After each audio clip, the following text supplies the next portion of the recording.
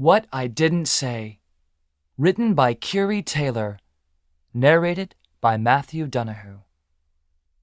For Justin. 10 months till the Air Force. 3 weeks since school started. There were 3 things that I knew for sure about Orcus Island. 1. The people here were generally weird. Half of its residents were your run-of-the-mill hippies. The other half was a mix of extreme liberals, hermits, and multimillionaires. Then there was a dash of us normal people. 2. I came from the biggest family on the island. 7 kids made our family stand out, and everyone on the island knew who the Hayeses were.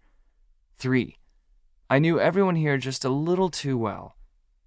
As I walked through the halls of Orcus High School, I could tell you the name of every single face that passed by. I could tell you that Christy Rose had lost her first tooth biting into a spoonful of macaroni and cheese in the 1st grade. I could tell you that Henry Asher had peed his pants the first day of kindergarten. I knew that Miss Pence, who taught ancient world history, attended hippie dance parties regularly in the Buff. I'd rather not say how I knew that one. And Principal Hill was a die-hard Star Wars fan, and had half a garage full of action figures, posters, costumes, and way too real-looking lightsabers. On an island this size, with its whopping 5,000 residents, there are no secrets. Hayes, my best friend since the first day of kindergarten, Carter Hill, called from behind me. A second later, his hand slapped down on my shoulder. "Your family doing the team dinner tonight?" "My mom's been cooking nonstop since last night," I said, as I stopped in front of my locker and yanked it open. "You know how she gets about these things." "Hey, I'm not complaining. Your mom's the only one who actually makes enough food. I'm not full until I feel like I'm going to hurl." Carter laughed as he dug into his locker, which had been next to mine since freshman year. "Just try to make it to the backyard this time, okay?" I sighed. The carpet had smelled off for weeks after last year's team dinner. "We talking about Carter's epic dinner hurl?" Rain Jones asked, opening his locker that was just a few down from ours as the warning bell sounded. "Unfortunately," I said, as I pulled out my AP history book and stuffed it into my frayed backpack. I should have let Mom get me a new one at the beginning of the year when she offered. "We eating in the backyard again?" Rain asked, unabashedly staring at my 16-year-old sister Jordan as she walked by. "Dude," I said, shaking my head at Rain. "Don't do that in front of me, it's gross." "What?" he said, still staring after her. "She's hot." "Seriously, just stop," I said, as I closed my locker and headed toward class. Rain whistled after Jordan in an attempt to draw a punch out of me.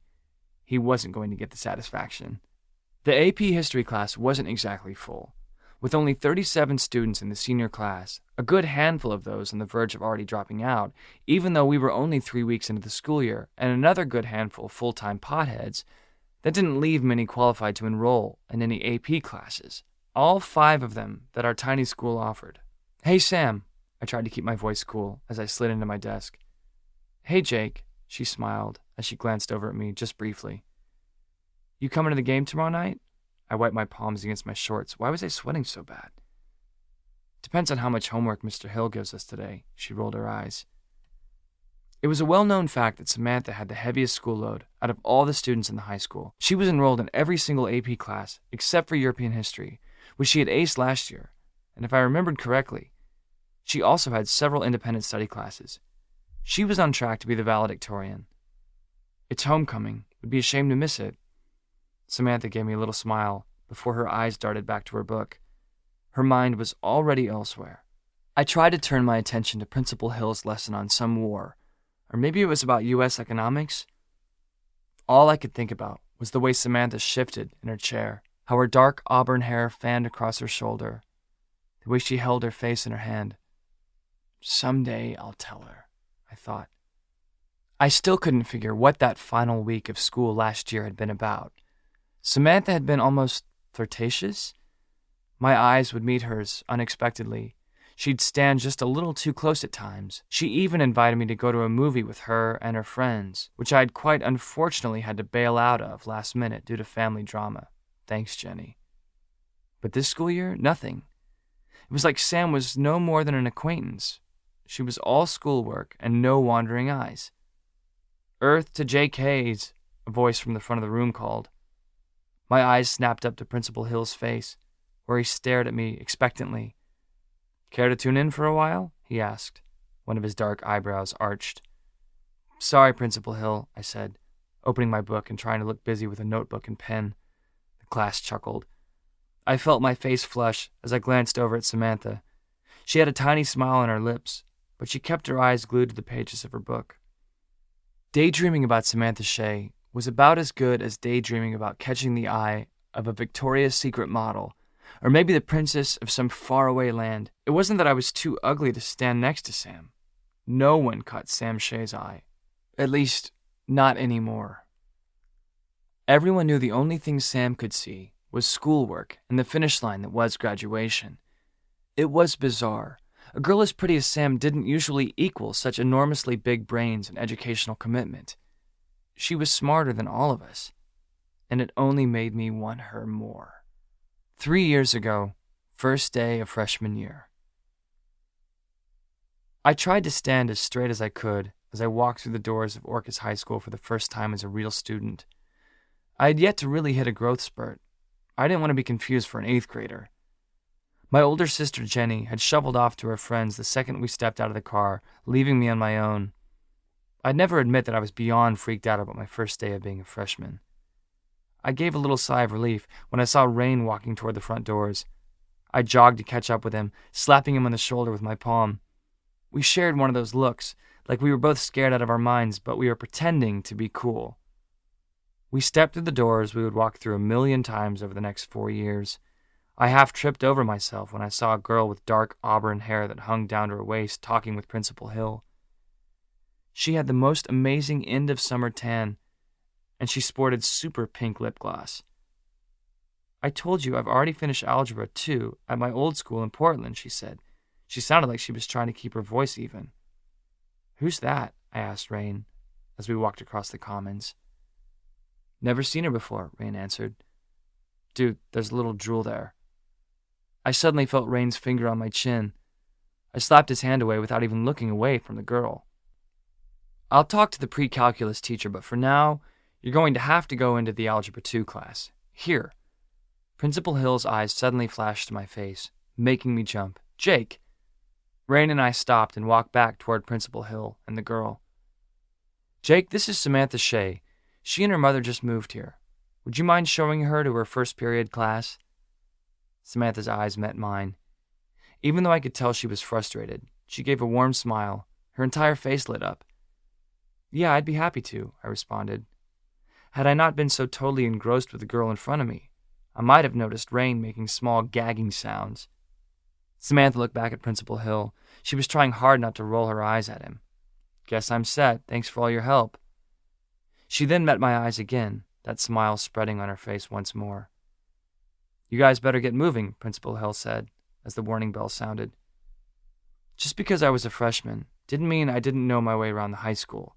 With how involved John and Jenny were, I'd been in the school more times than I could count. Thanks for showing me around, Samantha said, as we started up the stairs to the second floor. Rain had already made some excuse and went off to do something with his empty locker. I still can't get over how weird this school is. It's so tiny. Yeah, I said, hoping I could think straight enough for the new girl not to think I was an idiot. It's pretty small. You came from a bigger school? Yeah, she said with a laugh. I couldn't help but smile when she did. The high school I would have gone into down in Portland was a 5A school. Wow, I said, chuckling as we turned down the hall. I can't even imagine going to a school that big.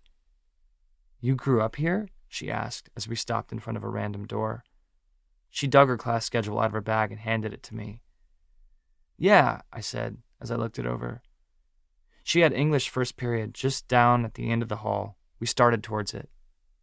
So are you like super smart or something? I asked, handing her schedule back to her. Most of her classes were ones only juniors took. She shrugged, her face turning slightly red.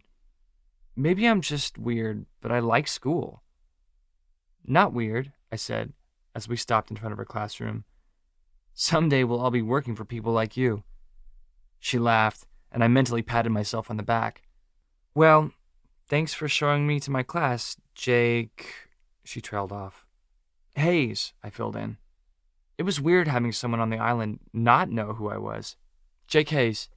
Nice to meet you, Jake Hayes, she said, her smile blinding me. You too, Samantha Shay, I said, stuffing my sweaty hands in my pockets.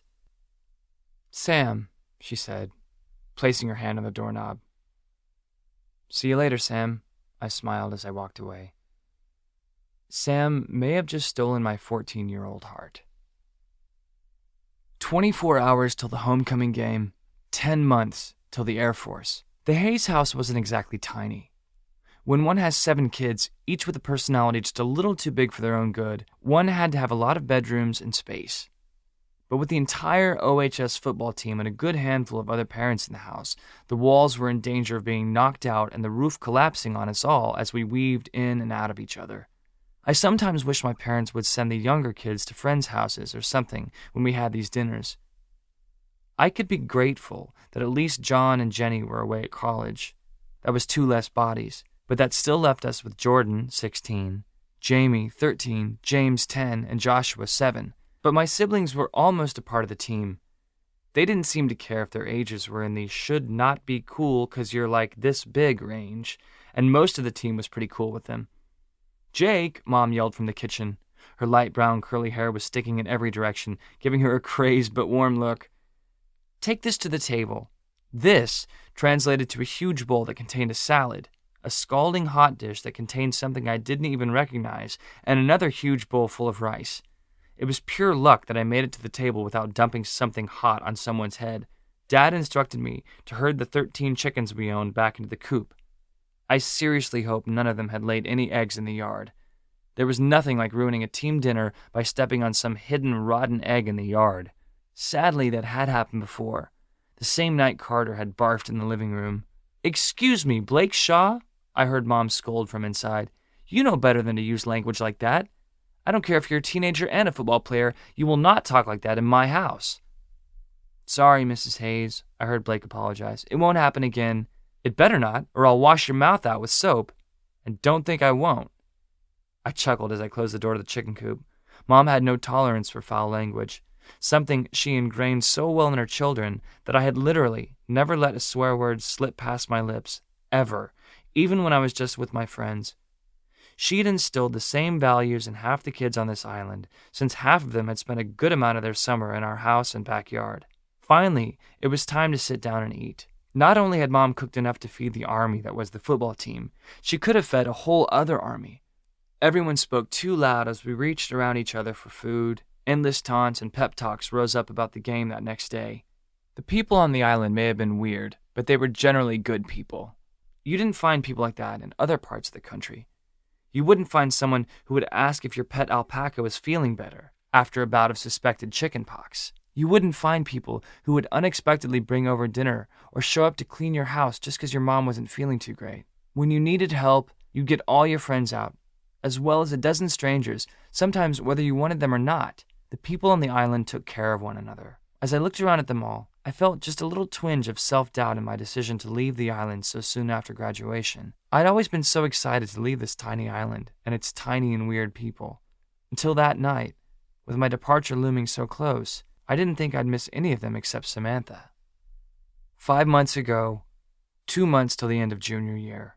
Every time I finished a solo flight, it felt like I was on some kind of drugs. I always wondered if that was what feeling high was like. I couldn't stop smiling as I walked from the Bronco to the front door. I didn't even notice how our huge 11-passenger van was missing. Mom and the younger kids out somewhere for the night. I closed the door behind me and peeled my jacket off. "That you, Jake?" Dad called from the back door leading out from the kitchen into the backyard. I could smell something floating through the house. Steak? Dad didn't grill steak often. With so many mouths to feed, steak got a little expensive. "Yeah," I said, following my nose. "Just finished flight number 7. I found Dad closing the door to the backyard behind him, carrying a plate with 2 monstrous-sized steaks. "One of those for me?" I asked hopefully. My stomach instantly started growling. "Yep," Dad said, setting the plate on the counter. "Your mom is out with a few friends, and your siblings are off playing with the other island hooligans. Just the 2 of us tonight?" I didn't hide my surprise. I couldn't remember the last time. It had just been me and Dad in the house. Dad just nodded. We didn't say a whole lot as we piled food onto our plates that was sure to clog our internal workings. When they were fully loaded, we headed to the loft and Dad turned on a basketball game. Halfway through dinner, and just after the second half started, Dad nudged something on the coffee table with his toe. "This came in the mail for you today." I glanced at the table and suddenly froze, the fork halfway to my mouth. It said Air Force on it in big bold letters. "You want to talk about that?" Dad asked, breaking his eyes away from the game to look at me. Letting out a big sigh, I set my fork down on my plate. "You thinking of joining the Air Force?" Dad asked, when I took too long to answer. "Yeah," I responded, my eyes not quite meeting his. "How soon you think you'd join?"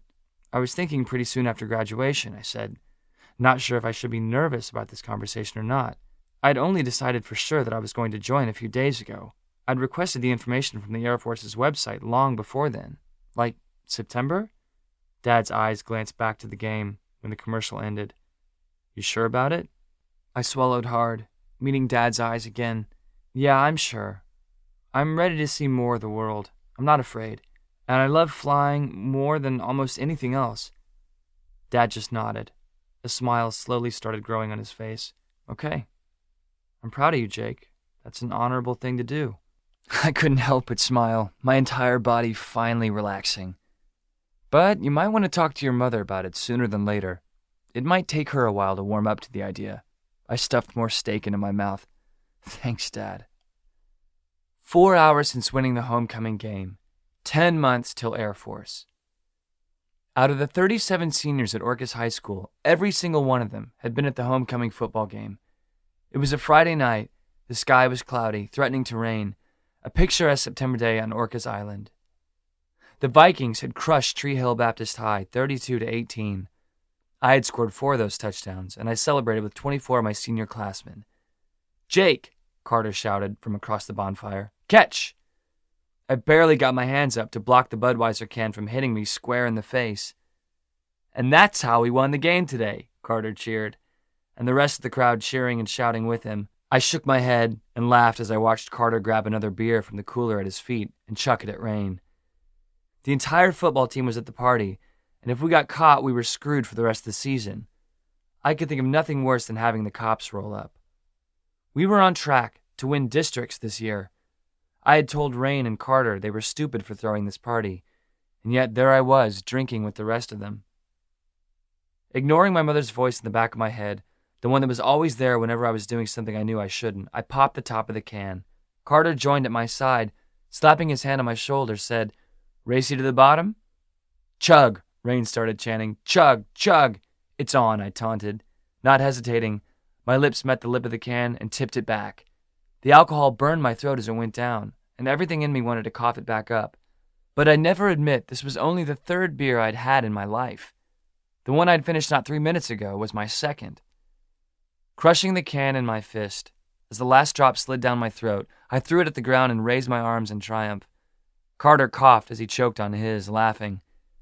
"That's how we do it, Hayes," Rain egged on, beating my back. "Maybe you aren't as innocent as we all believed you to be."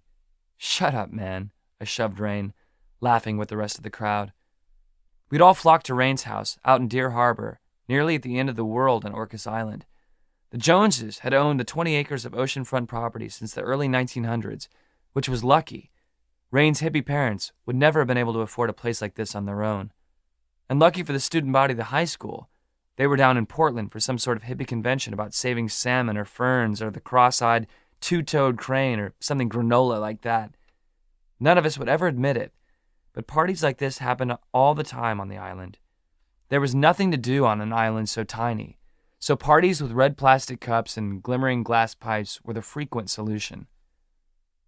"I seriously can't believe you guys invited all these people," River said, as she stopped at Rain's side, giving him the look of death. It was hard to believe they were twins, with River's nearly black long hair and Rain's nearly white blonde hair. They couldn't have looked less alike. "And yet, I see you have a red plastic cup in your hand," Rain taunted her. "Quit being a killjoy." "Whatever," she said with a very dramatic roll of her eyes. "Jake, don't get so drunk you can't make it to the dance tomorrow. I spent way too much on my dress for you to get too wasted not to wake up tomorrow.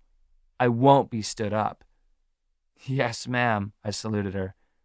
She winked at me once and walked back toward their borderline historic house. It is a little weird that she asked him to the dance, right? Carter asked, unabashedly staring after River.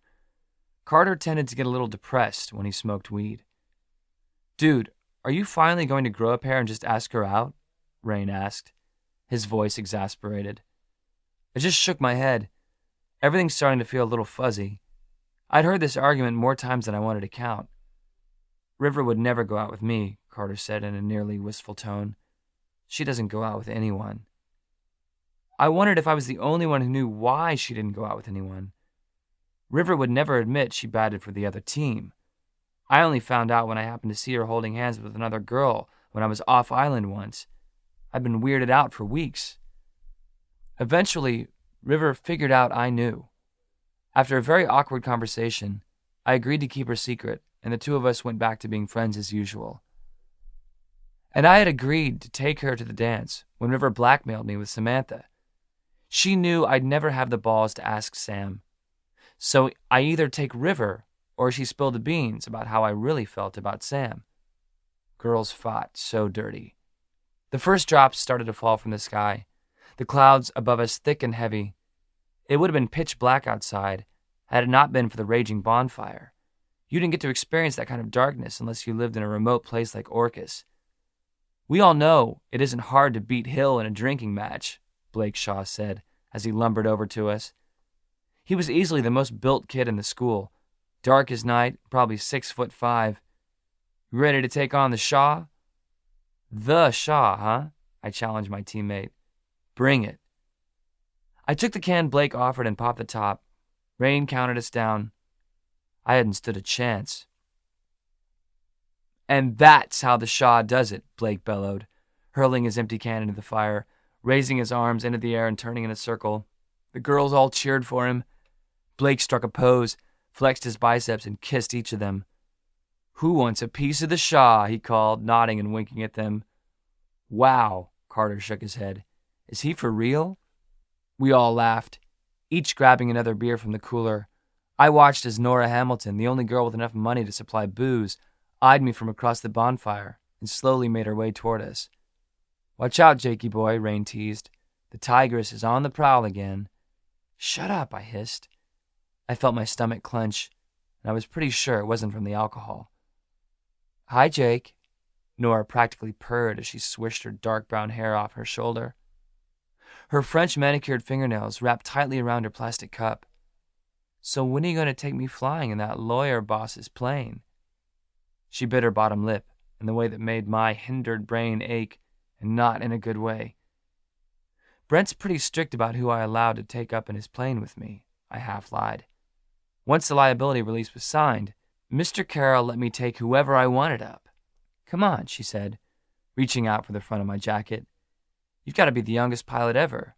You need to take me up before you leave for Air Force. I struggled to make my brain form an answer. I really hoped the alcohol wouldn't make me say something I regretted. I probably should have listened to Mom's voice in the back of my head. Maybe. We'll see.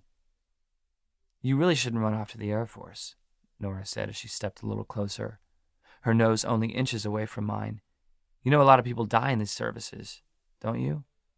It would be a shame if that pretty face didn't live past its 19th birthday. Yeah, I said, trying to disentangle myself from Nora. My speech was starting to sound just a little slurred. I'll keep that in mind. Be careful up in those skies, she practically whispered next to my ear. She pressed her perfectly glossed lips to my cheek just for a moment, her hand dropping to my belt. Okay, got it, I shouted as I jumped away from her. She simply winked and walked back to her pack of friends. I felt a shiver run through me that I didn't like. Oh, Nora the Hora has her sights set on Jakey boy, Rain said just a little too loudly, high-fiving Carter. Could you guys just shut up? My words were slurring a little more. Chill out, Hayes, Carter said, clasping me on the shoulder. We all know you're saving yourself for Samantha. I got quiet at the mention of Samantha's name, a hard knot tying itself around my chest. Samantha was one of the few students who weren't at the party. She was probably at home studying. No defense, Carter said, squeezing my shoulder again. It must be true love. Shut up, I said again, letting myself sink to the ground. It felt a bit like I was standing on a dock down at the marina instead of solid ground. "Just say it, my friend," Rain said, sitting on the ground next to me, another can between his hands. "You'll feel better if you get it out." My drunken brain didn't even register or care that he was still mocking me. I've been trying to drop the hint since the beginning of last year, but does she respond? No! I said this just a little louder than I should have. "Oh, Samantha!" Rain sang out in a terrible mock country voice. Carter slipped his phone out of his pocket and pointed it in our direction. I didn't even care that he was recording this. "Oh, Samantha," Rain continued, "why isn't Jakey boy good enough? With those beautiful green eyes and hair like sweeping chocolate." He held the note out long and dramatic. "Oh, Samantha," I joined Rain, singing in harmony. "I've been watching you for so long," I sang, "waiting for you to come around. 'Cause don't you know, Samantha, that I love you?" I hadn't even realized that I'd fallen onto my back until I was looking up at Carter and his recording cell phone. "I love you, Samantha," I said, with a lazy smile, straight into the phone. "And sent," Carter said, sliding it back into his pocket. I felt my phone vibrate in my pocket as I received the video Carter just recorded. "Okay, lover boy," Rain said, pulling me back to my feet. "It's time to go tell her. This is just sad." "Tell her?" I said as Rain pulled my arm around his shoulder to keep me on my feet. "Tell her what?" "Tell Samantha just how much you love her," Carter said as he put his arm around me from the other side. I hesitated, my foggy brain processing their words. It sounded like a pretty good idea. "Okay," I declared, standing up a little straighter. "Okay, I'm gonna tell her. Tonight, right now." "Yeah!" Rain and Carter both cheered. Carter reached into his pocket for his keys. "I'll drive." "Aren't you drunk, too?" I tried to be reasonable in an unreasonable state. "And high?" "Not nearly as drunk as you," Carter laughed. "And I'm not that high." The three of us called goodbye to the party and made our way to Carter's rust bucket of a truck. The doors squealed painfully as they were forced open. Carter slid into the driver's seat, Rain scooted into the middle, and I followed him and slammed the door shut. Reaching into his pocket, Carter pulled his cell phone out and set it on the dash. The engine just squealed when Carter tried to start it up. "Come on, you piece of crap," Carter yelled uselessly at it as he slammed his fist on the dash. His phone jumped violently. "We're on an important mission." A moment later, it turned over. "Where does she even live, anyway?" Carter asked as he worked his way back to the road. "I've never been to Samantha's house." "Me neither," I said, leaning my forehead against the cool glass. It felt good. Someplace at the end of Enchanted Forest Road. And so the three of us set out, driving down the winding road. Carter turned up the radio. I squeezed my eyes closed. Everything sounded too loud. Behind my eyes, I could picture Samantha, her dark hair, her warm brown eyes, her tiny nose, and perfectly smooth skin. I had loved her since the first day of our freshman year. I developed crushes on other girls, sure, over the last 3 years. But it always came back to Samantha Shay. Always. I just never had the guts to tell her. Samantha was intimidating. She was smart, by far the smartest girl in our school. She was confident. She was an athlete, at least until this year, when her school schedule became too crazy to try and balance sports and classes. And during an English class last year, she and Mr. Morrison got into a debate. We'd been reading some book that I no longer remembered, and one of the issues was about love. Samantha's argument was that she didn't believe in love. No one in the class doubted she really didn't believe in love after she finished her argument. Thus, I had never told her. But that was going to change tonight. As Rain had put it, I was finally going to grow a pair. Just as we went around a sharp bend in the road, Carter's phone started blaring some rap song. At the exact same time, it slid off the dash and onto the floor. "Got it," Carter and Rain said at the same time, both reaching toward the floor. "Hey," I muttered as I squinted out the front window. "Watch out for that deer." "What?" Carter mumbled, briefly glancing at the windshield before turning his eyes back to the floor of the truck. "Watch out for that deer," I yelled. I saw its eyes grow wide and white as we barreled towards it. Reaching over for the steering wheel, I jerked it to the right, narrowly missing the animal. Carter slammed on the brakes just after I jerked the steering wheel. The back end of the truck skidded, turning us in a half circle.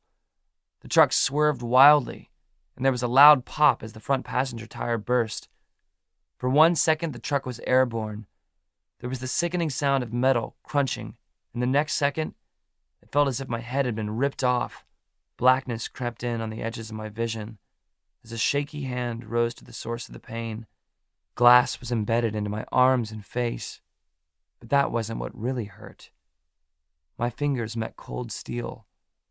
I traced my fingers up the metal, and then my fingers met my own bloody flesh, just a few inches under my chin. The steel and my skin were connected. I passed out. How many hours, how many days since... Even though I couldn't see her, I could smell her. Not the girl I really wanted to see, but my sister Jordan.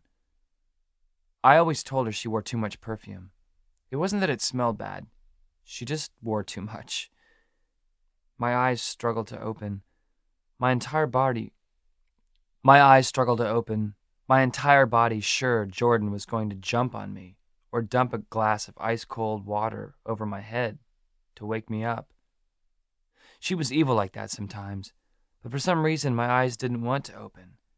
In fact, my entire body seemed pretty unwilling to do anything. "Hey, Mom," I heard Jordan say. "I think he's starting to wake up." I heard the sound of shuffling feet, accompanied by a beeping and a bunch of other sounds I didn't recognize. A sliver of light appeared as my eyelids struggled to open.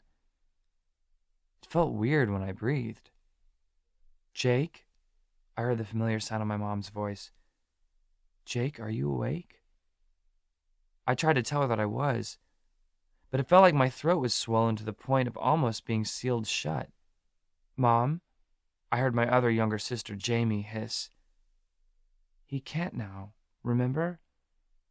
My eyes slid open just a little more, seeing my mom's face blanch. She was sitting on the side of whatever surface I laid on, and it took me a moment to realize that I wasn't lying on my own bed. The lights above me were all wrong. I finally registered the other faces in the room, all 8 of them. My big, crazy family. 3 brothers and 3 sisters and both parents. A stream of tears rolled down Mom's face as she looked at me, my eyes now fully open. I would have panicked at that sight. Mom didn't cry, but then I realized where I was. I was in a hospital. A hospital room that was decorated with seashells and cartoony sea creatures. A small whimper escaped Mom's throat as she reached for Dad's hand. Johnson Hayes, father to all 7 of the children in the room, just stared at me in a maddening way. I opened my mouth to ask, "What's going on?" when searing pain ripped through my throat. My hand shot to it, but my entire body screamed. "Don't move, Jake!" Jordan cried, her hands flashing to pull my hands away. My fingers brushed past what felt like gauze at my throat before she pulled my hands back. "Don't!" On instinct, I went to ask what happened, when the pain ripped through me again. My eyes turned frantically to my family. Something had happened to me.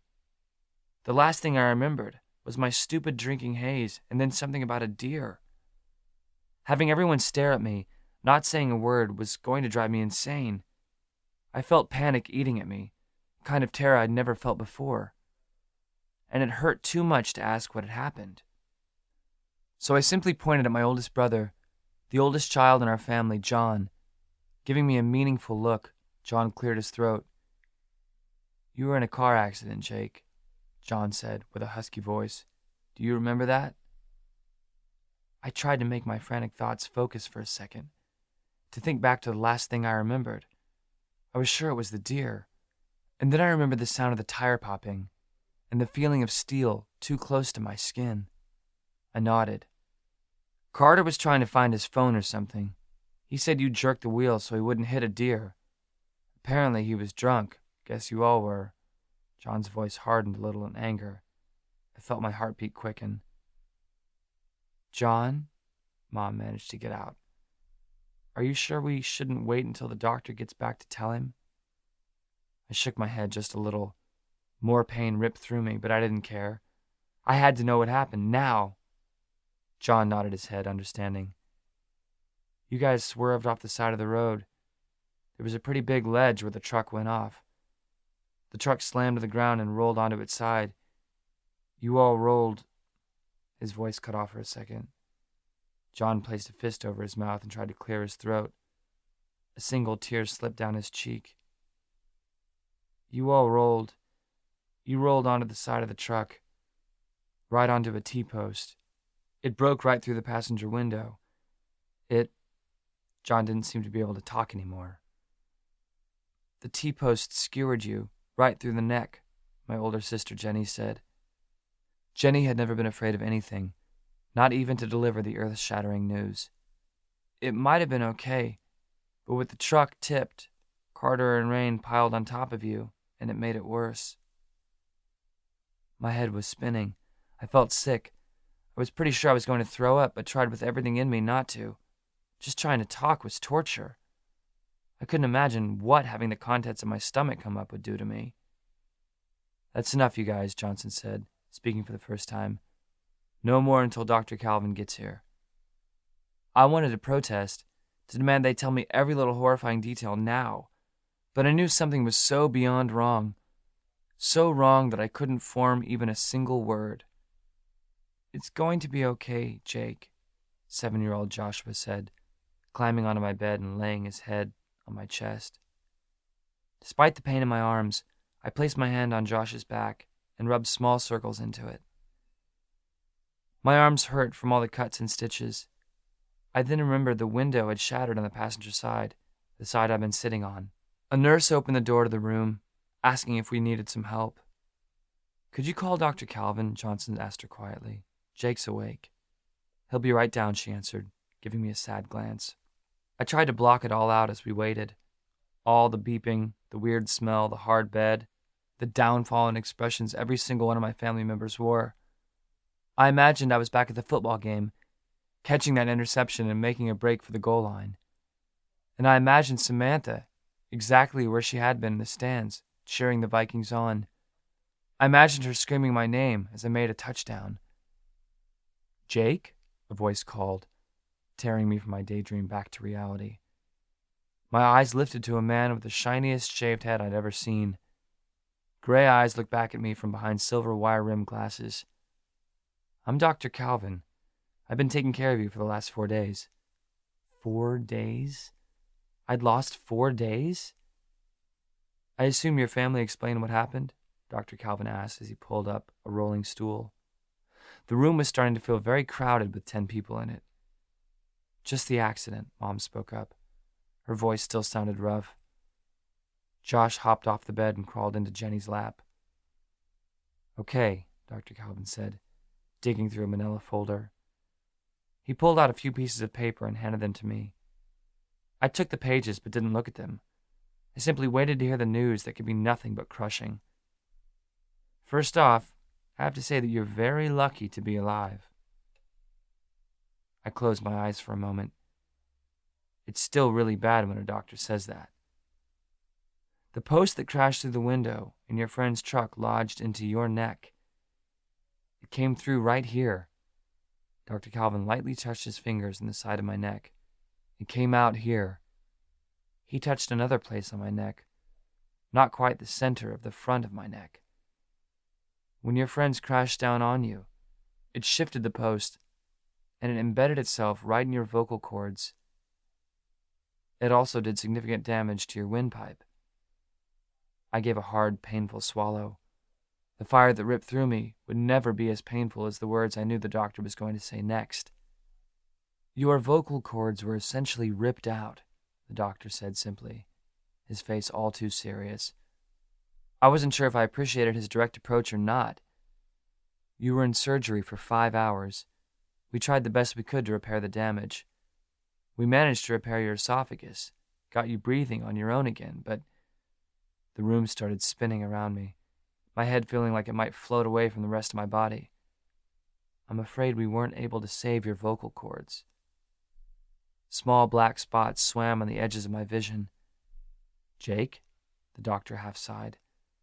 With how extensive the damage was, and with how the pole hit your neck, we had to remove the vocal cords completely. What little there was left to remove. He trailed off.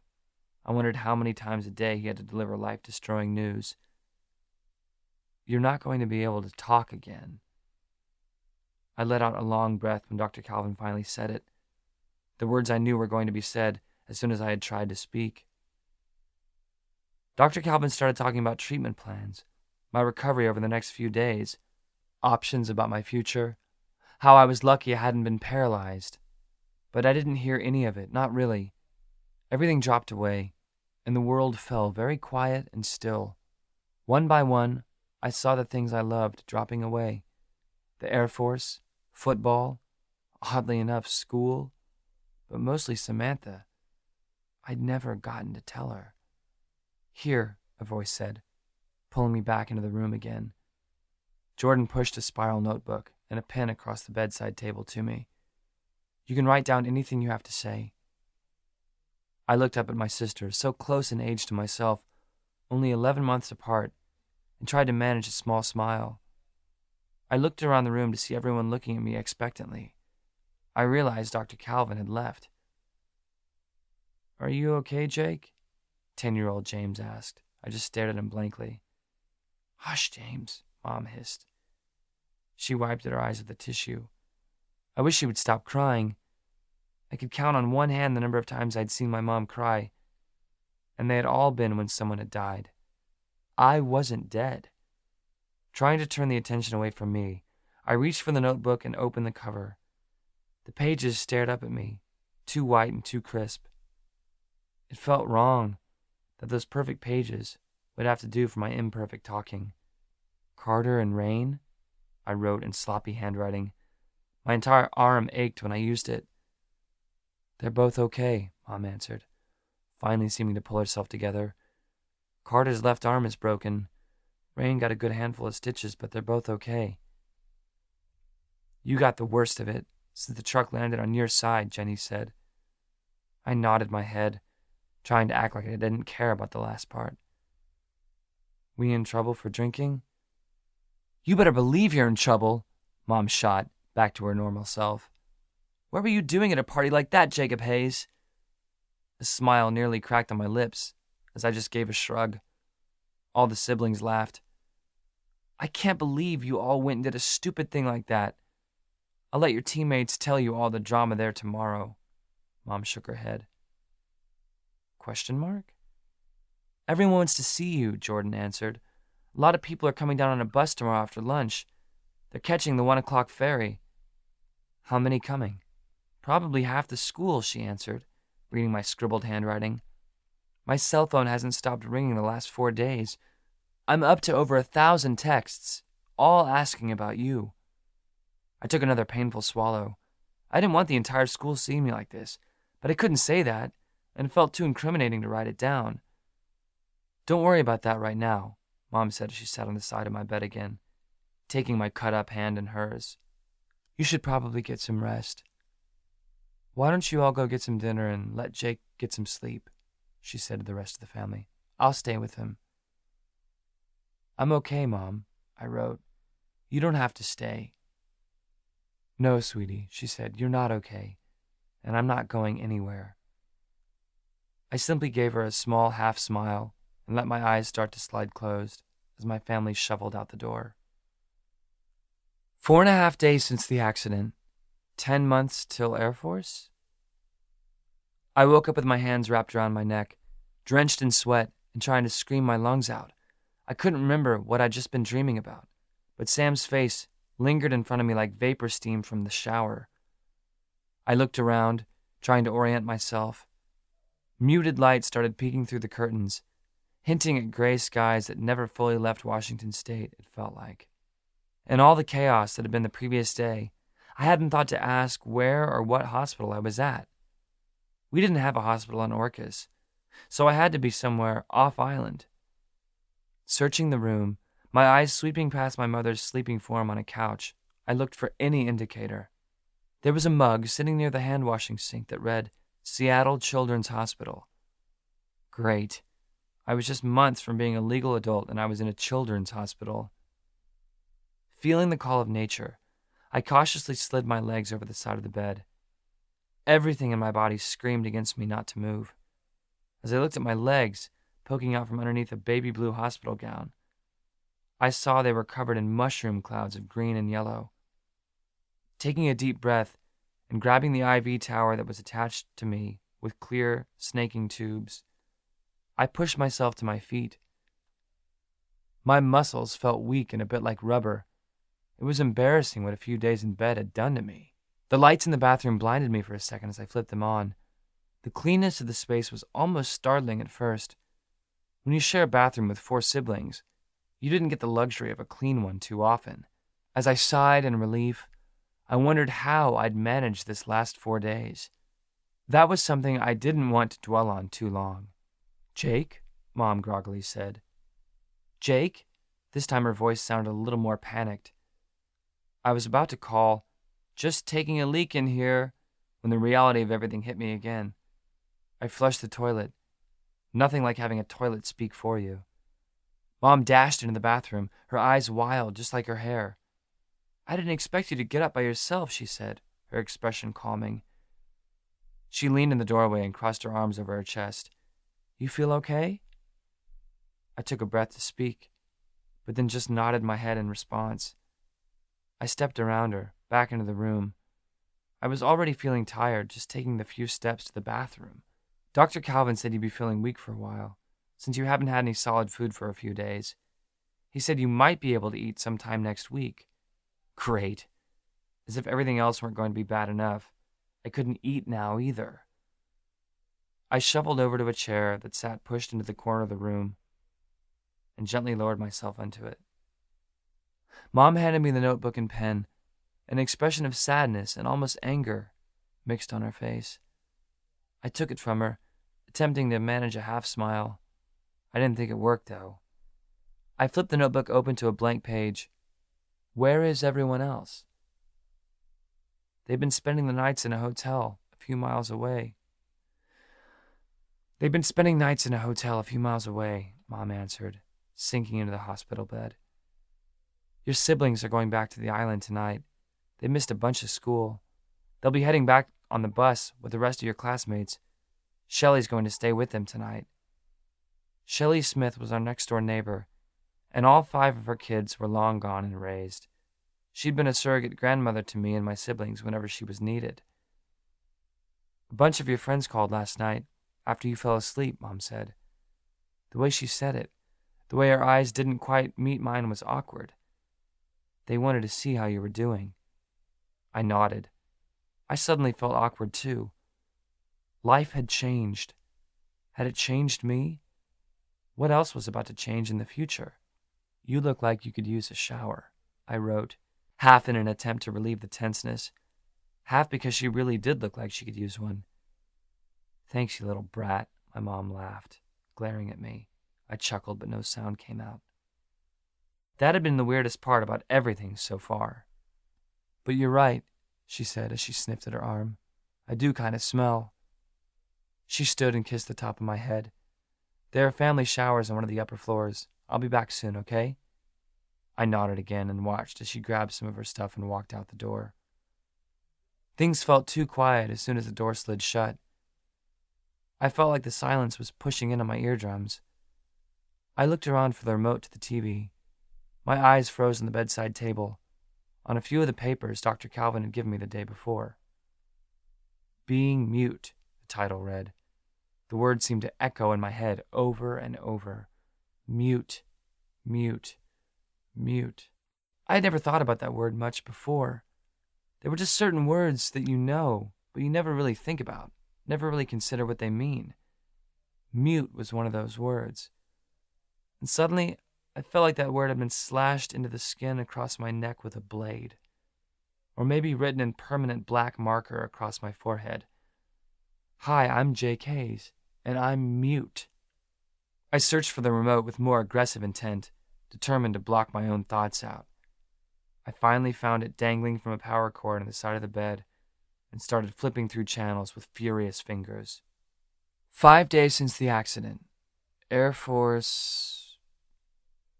The rest of the family got back to the hospital just after 9. It was easy to tell no one had been sleeping well, and everyone was just a little irritable, but they came prepared to entertain me. Jordan had bought a few card games. Joshua made up his own kind of Pictionary game. Dad brought a few action movies. I wondered how much being in the hospital was costing the family. We had insurance, but the ferry was 2 hours from the hospital, and then it was another hour on the ferry, and then a 20-minute drive to our house once you got on the island. They weren't driving back and forth to get all these things. Everything they were bringing for me was brand new, and housing 7 people in a hotel couldn't be cheap. My dad being an electrician didn't make us super rich. We weren't poor exactly, but we were careful with our money. How much work had Dad had to miss because of me? The day rolled by slowly. It was nothing but torture to watch each of them eat their lunches, even if it was crappy hospital cafeteria food. My stomach growled.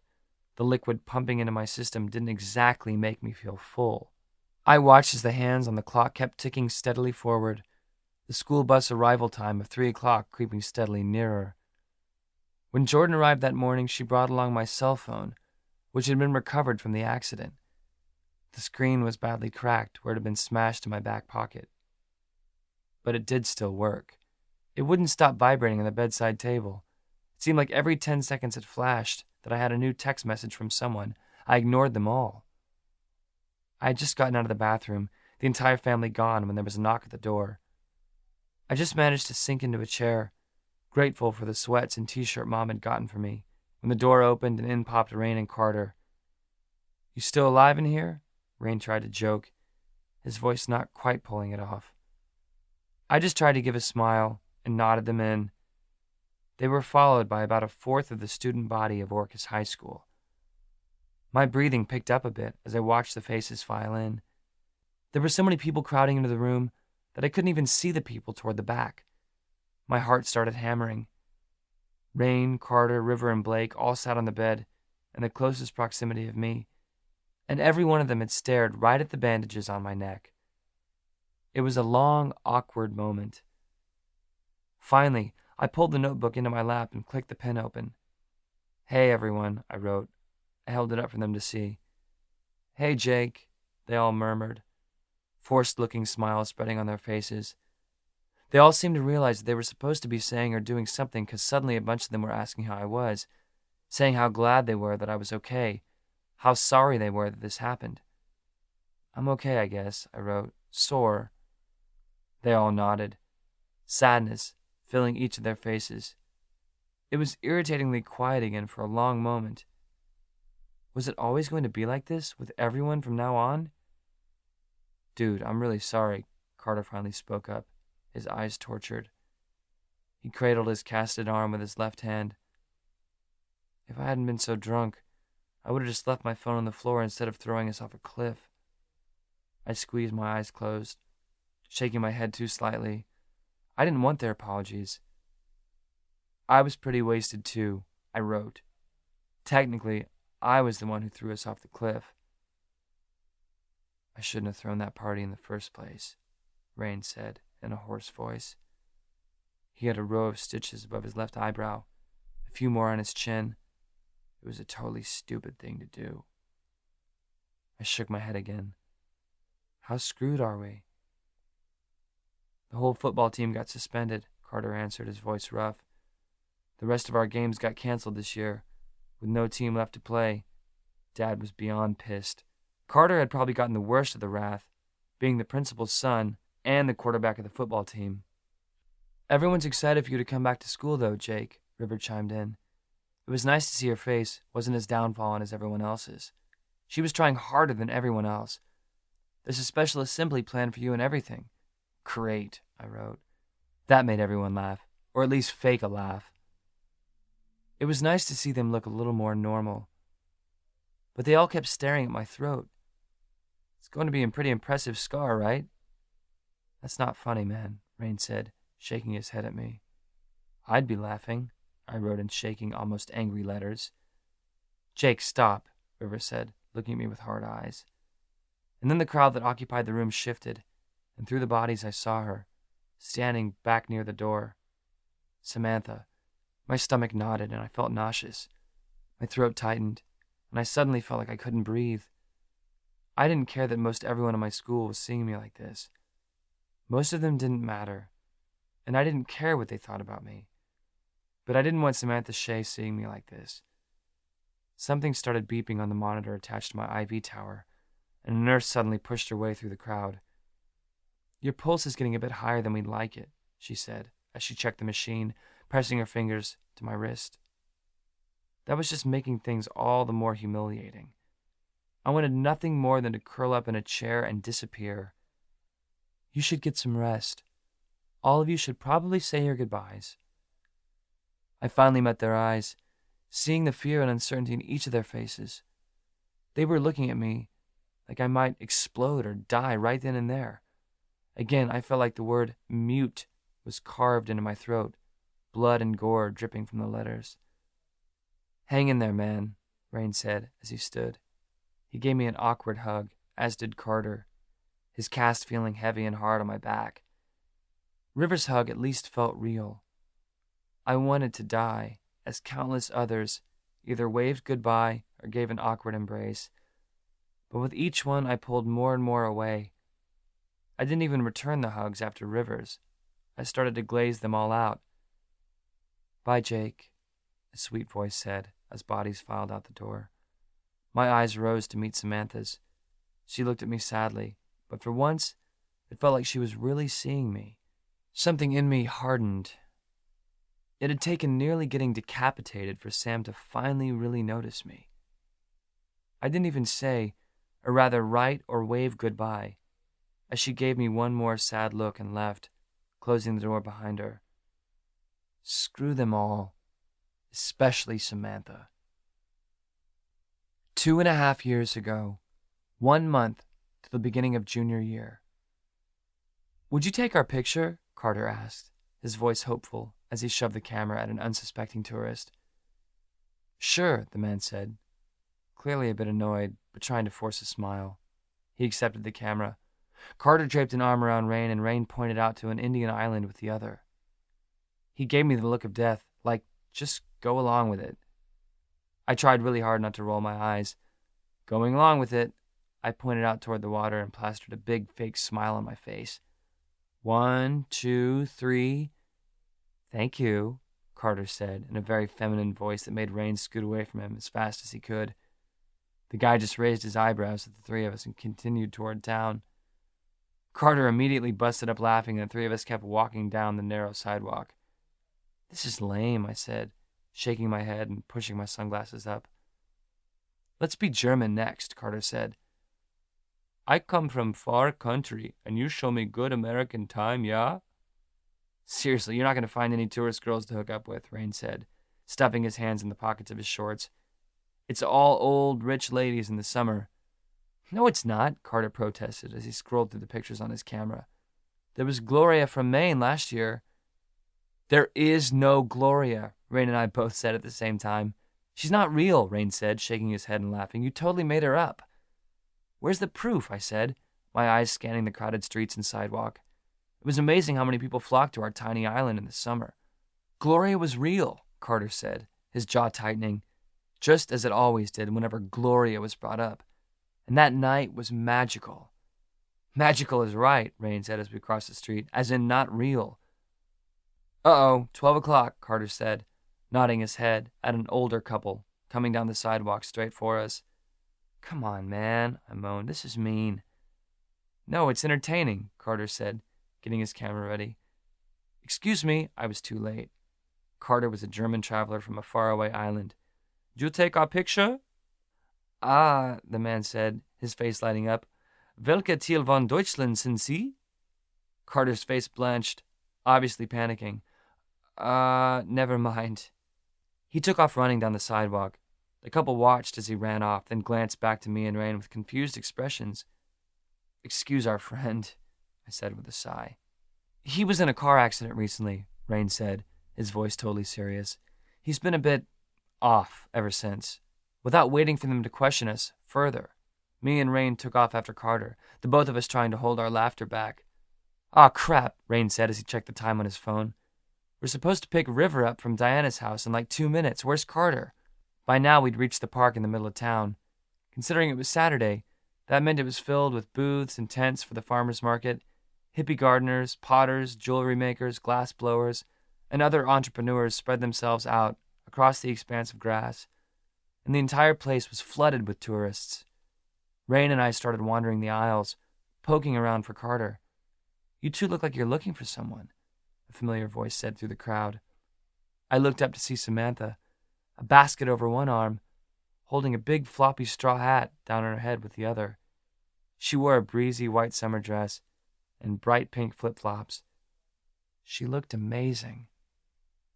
"You seen Carter?" Rain asked, speaking when I seemed to lose my ability to do so. "Yeah," she said, a brilliant smile flashing on her face. "I saw him near the food tents, talking to some girl." Rain and I exchanged a look.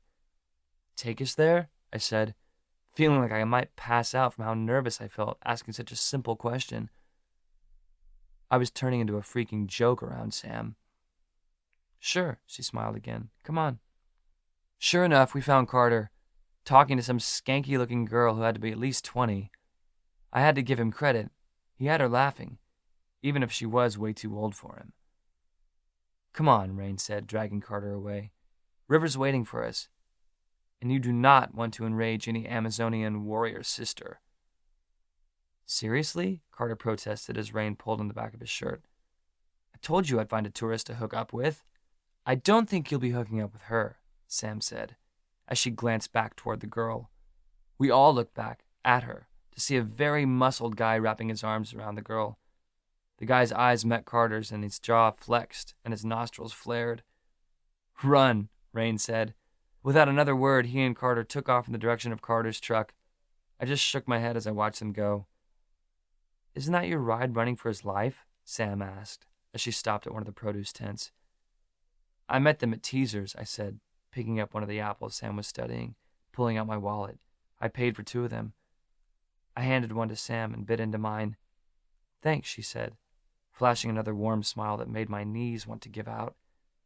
"Have you tried the horchata from the Mexican food stand?" I shook my head as I swallowed the bite of apple. "It's divine," she said, and we headed back in that direction. "It's going to ruin you, though. All other horchata is going to taste disgusting after you try this." I chuckled as I followed her. "Ruin me."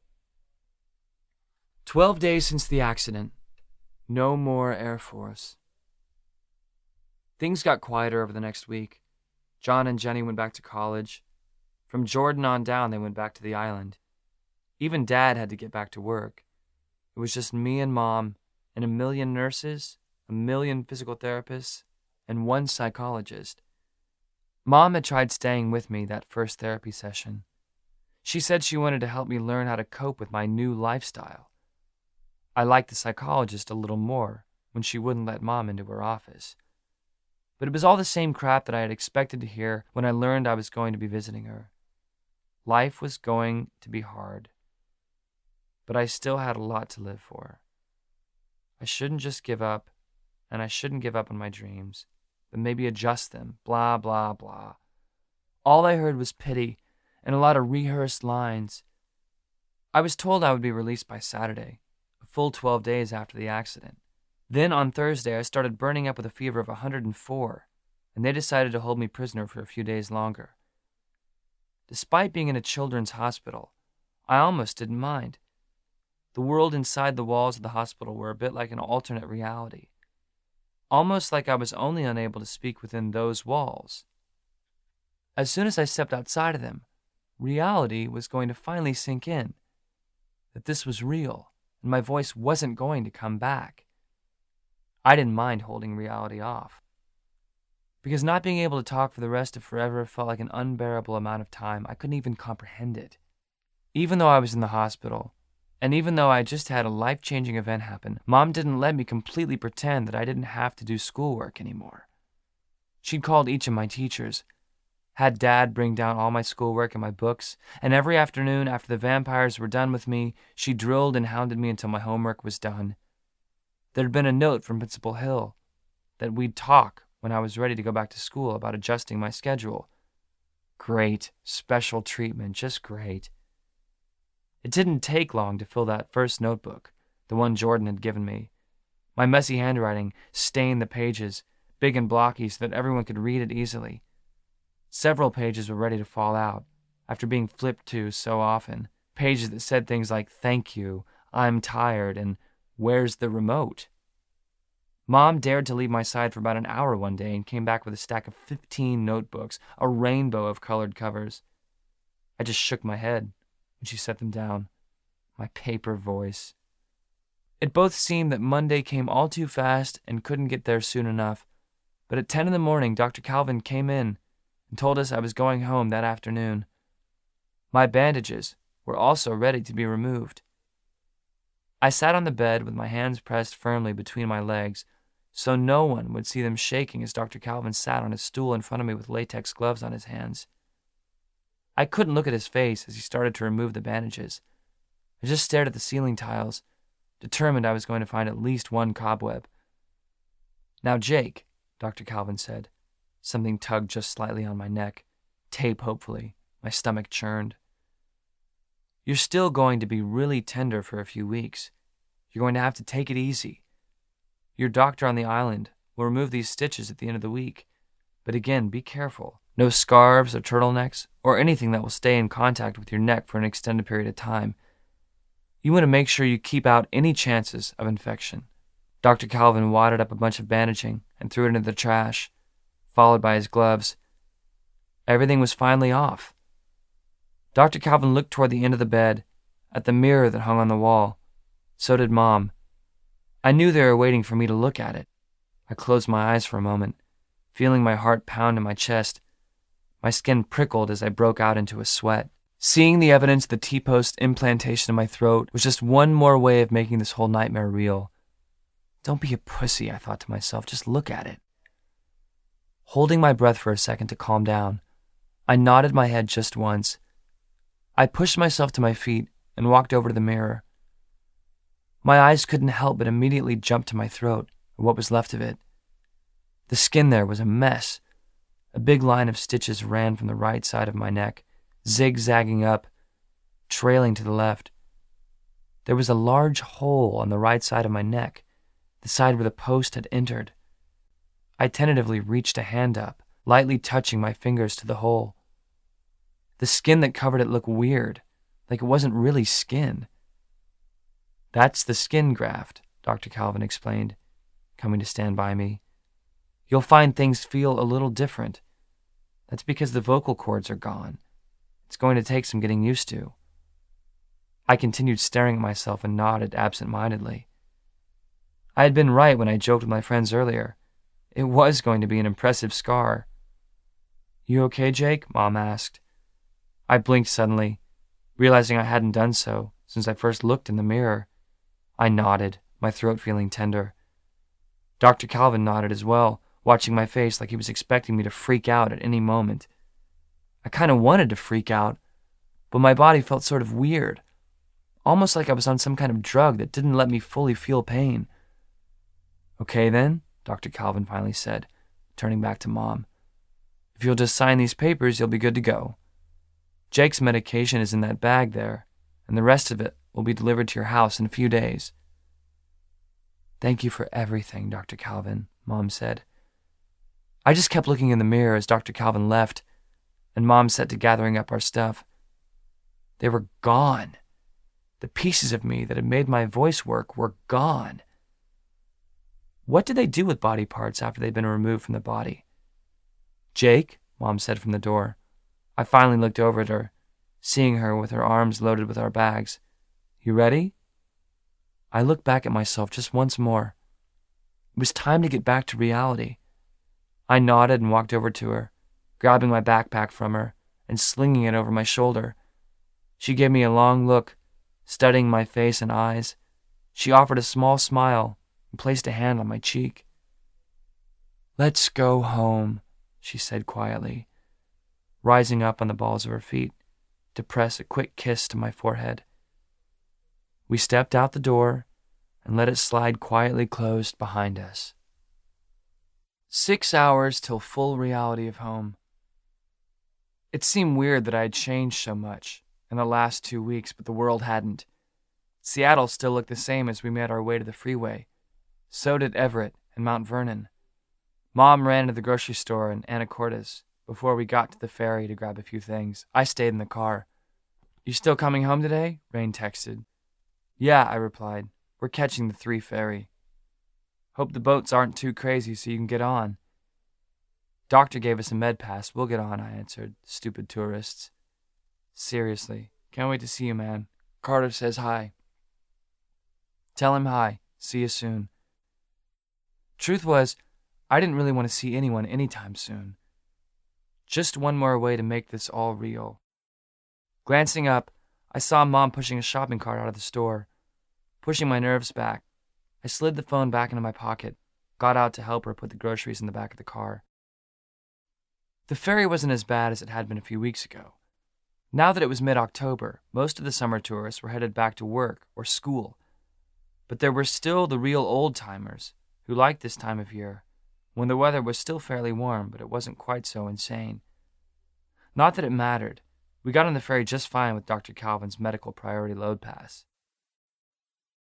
Mom and I didn't talk much as we slowly loaded onto the massive ferry. Before that day, we would have gone up onto the passenger deck as soon as we parked.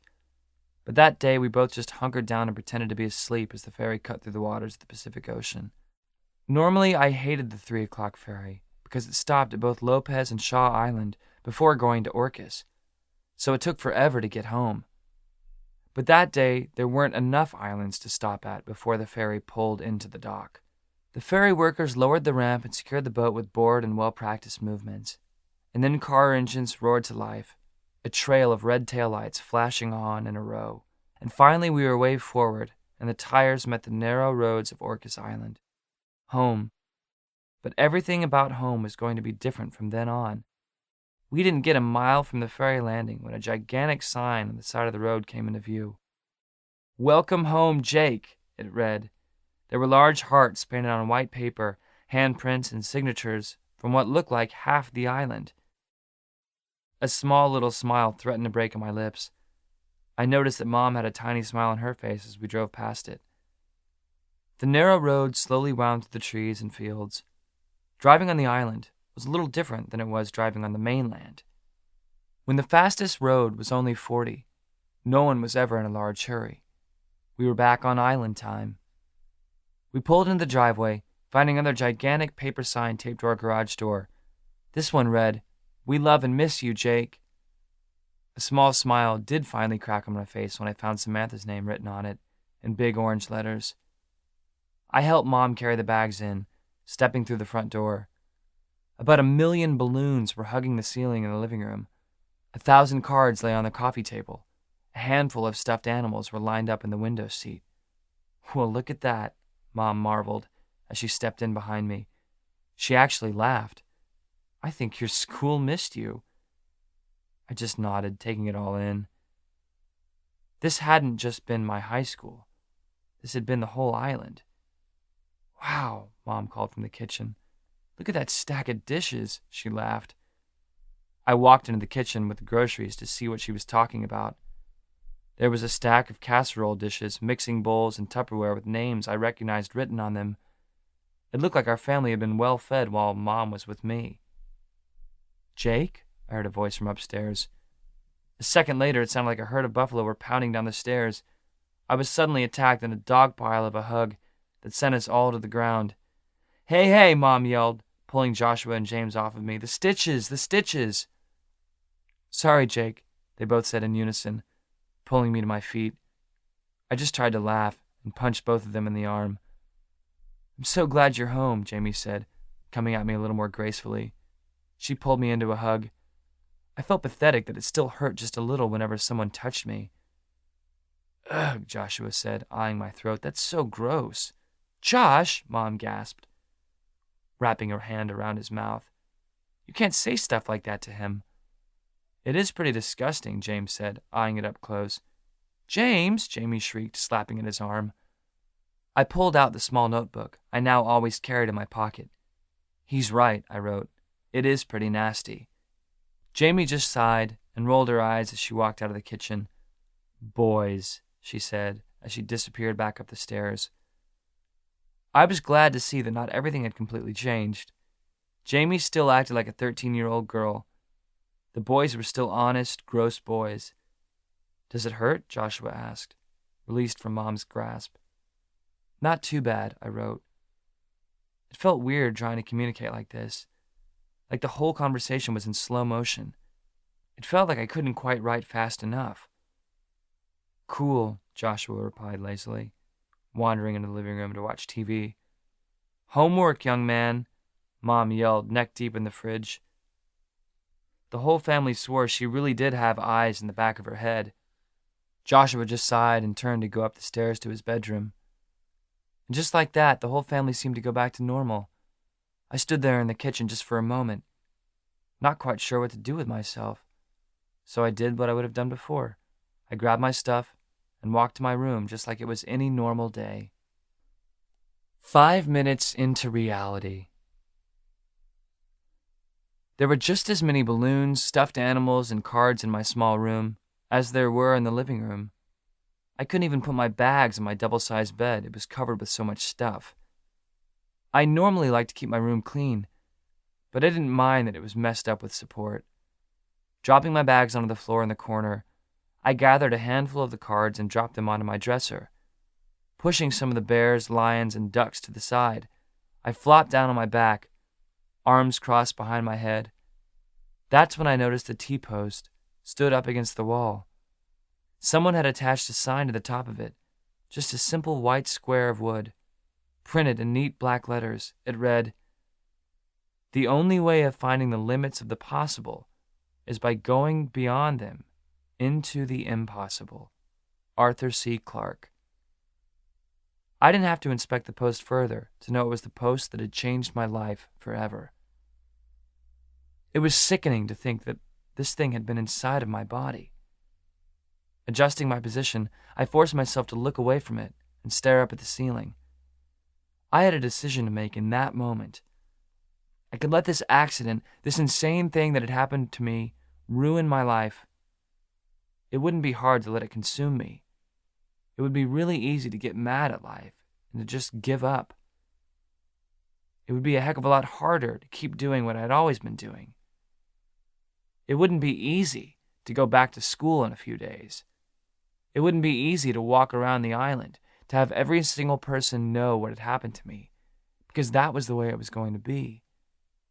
So I had a decision then. Was I going to take the easy way out or the hard, high road? I must have fallen asleep because when I opened my eyes it was pretty dark out. I heard muffled voices outside my door. "Mom, don't let them wake Jake up," Jordan said from the hallway. "He'd want to see his friends," she insisted. I faintly heard my doorknob jostle as someone's hand rested on it. "Yeah, Jordan," Rain teased her.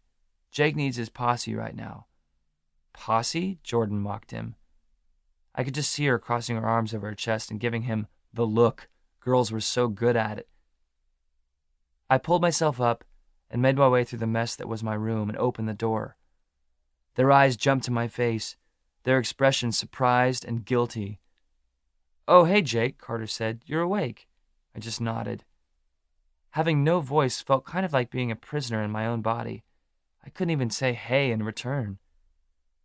"We're glad you're back," Rain said, wrapping his arms around me, pounding on my back in a very manly hug. "School hasn't been the same without you." "You okay, Jake?" Jordan asked. "I'll make them leave if you want me to." A smile cracked my lips and I shook my head. Jordan eyed them for a long moment and finally turned and walked away with Mom. The guys shuffled into my room, and I closed the door behind them and flipped the light on. "So how's it feel to be back on the rock?" Carter asked, picking up a very pink teddy bear and sitting on my bed. I sifted through my backpack until I found one of the notebooks Mom had bought. Finding a pen took a while. Frustration made my face hot when I couldn't find one. I finally found it at the very bottom of my bag. Opening the notebook, I glanced at my friends. I felt like an idiot. "Feeling the spotlight, that's for sure," I wrote. "The whole island hasn't been able to stop talking about you," Rain said, flipping through the cards on my dresser. A bunch of the old ladies put together a fundraiser to help pay for everything. I think they raised something like $6,000. My eyebrows rose, surprised. That was a lot of money. I think Mr. Carroll donated about half of that, Carter added, a little more quietly. I honestly hadn't even thought about Mr. Carroll since all of this had happened. Would I still continue to work for him? 90% of my pay had been in the use of Mr. Carroll's plane, and I couldn't fly anymore. I hadn't realized I'd been too quiet for too long until I saw the perplexed expressions on my friends' faces. Everything's going to be okay, isn't it? Rain asked. I mean, you're going to be all right physically and everything. I swallowed hard, my eyes falling to the floor for a second. This was that moment again where I had to decide. My insides felt like a bunch of lizards biting and snapping at each other. I nodded. Yeah, I wrote. Everything's going to be okay. It's just going to take some time, Carter said, a sad half smile on his face, and I nodded and tried to smile too. So, I wrote, you think Samantha missed me much? Time for a change of subject. That brought a chuckle out of them both. She's actually been talking to my dad a bunch about rearranging your schedule, Carter said, tossing a small bear from one hand to the other. Don't ask me why she's been involved. My brow furrowed, giving a small nod. Think I got a shot with her anymore? Hey, you never know. Some chicks like the sick and the helpless. I chucked my pen at Carter's face, shaking my head. What? He continued, throwing the pen back at me. It's true. I wondered how it was possible for things to go back to normal so easily. I may have been writing my words instead of saying them, but these two were still my best friends, and they were still going on like nothing was wrong with me. Week 1 of reality. The family, Dr. Calvin, and my psychologist all decided that I would go back to school as soon as I could eat solids again, and that meant Thursday. So the days between when I got home and then should have seemed peaceful. They were the total opposite. Mom hounded me about watching the sign language videos I'd been sent home with for 3 hours a day. On top of that, she still expected me to stay caught up in my schoolwork. And the phone wouldn't stop ringing. It seemed every hour on the hour someone else would call, talk to Mom for about 30 minutes, and ask how I was doing, and what was going to happen in the future, and what they could do to help. A lot of people would just show up at the house, too, wanting to see how I was doing.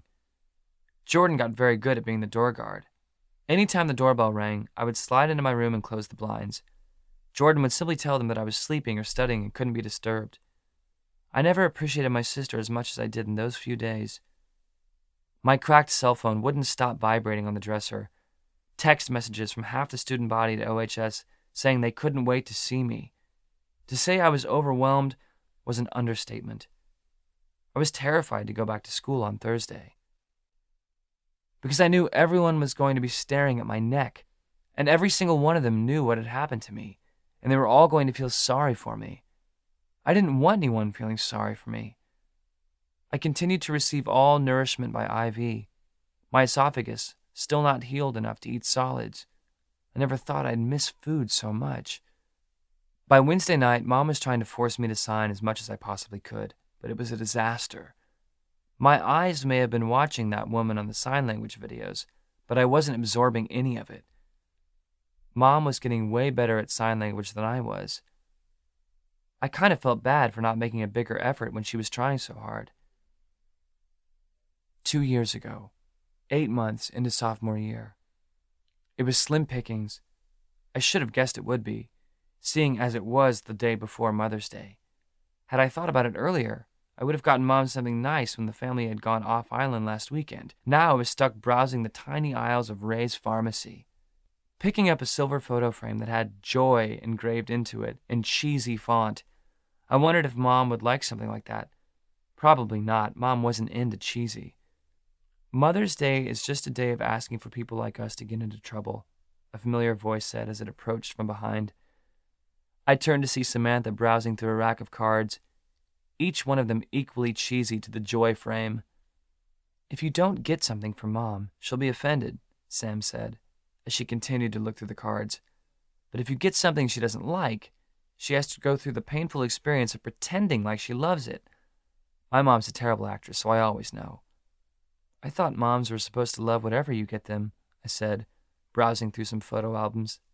Isn't that part of being a mom? It is, she said, as she picked up a card. After reading what was printed on it, she closed it and put it back. But they're secretly hoping for something really good. I chuckled and considered the small selection of scented candles. My mom wasn't really a candle person. Why are moms so hard to shop for? Seriously, Sam said, leaving the card rack and joining my side. I felt my heartbeat pick up just a little bit.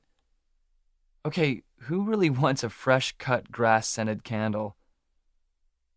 I don't know, I said seriously, picking the green candle up and giving it a whiff. Sure enough, it smelled just like grass. It might bring back good memories to someone who worked on a golf course. Sam burst out laughing, covering her mouth when she got strange looks from the other shoppers. I couldn't help laughing too as I put the candle back. Okay, so I have an idea, Sam said, swishing her hair over her shoulder. How about I pick out something for your mom, and you pick out something for mine? That way, if our moms hate what we got, which they won't say if they do, we can push the blame off on each other. A twisted but genius idea, I said, a smile spreading again on my face as I looked at Sam's proud smirk. I couldn't help but smile when I was around Sam. I have been told I'm the smartest girl in school, she said seriously. She couldn't hold it, though, and a smile cracked on her face a moment later. Did your head just get a little bigger? I said, my brow furrowed. Sam just laughed again and punched my shoulder. Get shopping, boy. Get my mother something nice. She deserves it. First day back at school. Thursday morning dawned brilliant and irritatingly bright. It would have been easier to talk myself and Mom out of me going to school if it had just been miserable and wet outside. But I'd kept myself cooped up in that house for days, and I couldn't deny I wanted to get out and soak up some vitamin D. You're going to do great today, Mom said, as she scooped up a mountain of pancakes and set them on a plate. She'd also cooked a huge pan of eggs, toasted an entire loaf of bread, and had bacon cooking on the stove. Mom was going all out. She had a tendency to do that when she was nervous or unsure about a situation. To her, food cured all. We called Principal Hill last night and let him know you were coming back today, Dad said from where he sat at the table reading the newspaper. He said for you to go straight to his office this morning. I nodded, barely listening to him as I bit into my first bite of solid food since the accident. Bacon had never tasted so good. It burned a bit as it went down, but it was totally worth it. Real food was so much better than food pumped directly into your system. After school, I was going to the family doctor here on the island to get the stitches and my IV line removed. Joshua, James, Mom suddenly yelled, making me jump and nearly slop orange juice down on my front. Get down here, you're going to be late for school. Their footsteps thundered down the stairs. James tripped down the last two and landed flat on his face. Nice, I quickly wrote, shaking my head at them. Shut up, James glared as he walked to the bar and grabbed a piece of toast. He stuttered, flushing red. I just shook my head and tried to laugh. You look like a mime or something when you do that, James said, his tone totally serious. Your body tries to laugh but nothing comes out. I just tousled his hair and grabbed another handful of bacon. I went to retrieve my backpack from my room. Loading my books back into it, I then stuffed 2 blank notebooks in as well. I zipped it up and stood there, staring at it on the floor there for a long moment. This was the final step back to reality. Taking a deep breath, I picked it up and slung it over my shoulder. Joshua, James, Jamie, and Jordan were already shuffling out to the family's 11-passenger van, piling in, backpacks slamming into each other, irritating morning voices yelling. I'd never yell at any of them again. The pity of my siblings was obvious as I climbed into the front passenger seat. It was normally a race to get there. They never would have left it for me if they didn't feel sorry for me. I stared longingly at my beat-down red and gray Broncos still sitting in the driveway as I buckled. The deal was, Mom could drive me to school for the first few days, just to make sure I was okay, and then I could go back to driving. At least one thing would go back to normal then. It was embarrassing to have my mom drive me to school. Mom expertly backed the massive van out of the driveway and started rolling down the road toward the school. "You got your notebooks?" Mom asked. She kept glancing over at me, her eyes flicking to my throat. I nodded. "You got your cell phone?" I nodded again. "You can call me any time today if you need me. I can come pick you up at any time." "Mom," I wrote in black ink on the palm of my hand, flashing it at her with annoyed eyes. "Sorry," she apologized, completely ignoring Joshua and James's fighting in the back seat. "I'm just worried about you today." "He'll be fine today, Mom," Jordan said from behind me, reaching up to squeeze my shoulder. I placed my hand over hers, giving it an appreciative squeeze.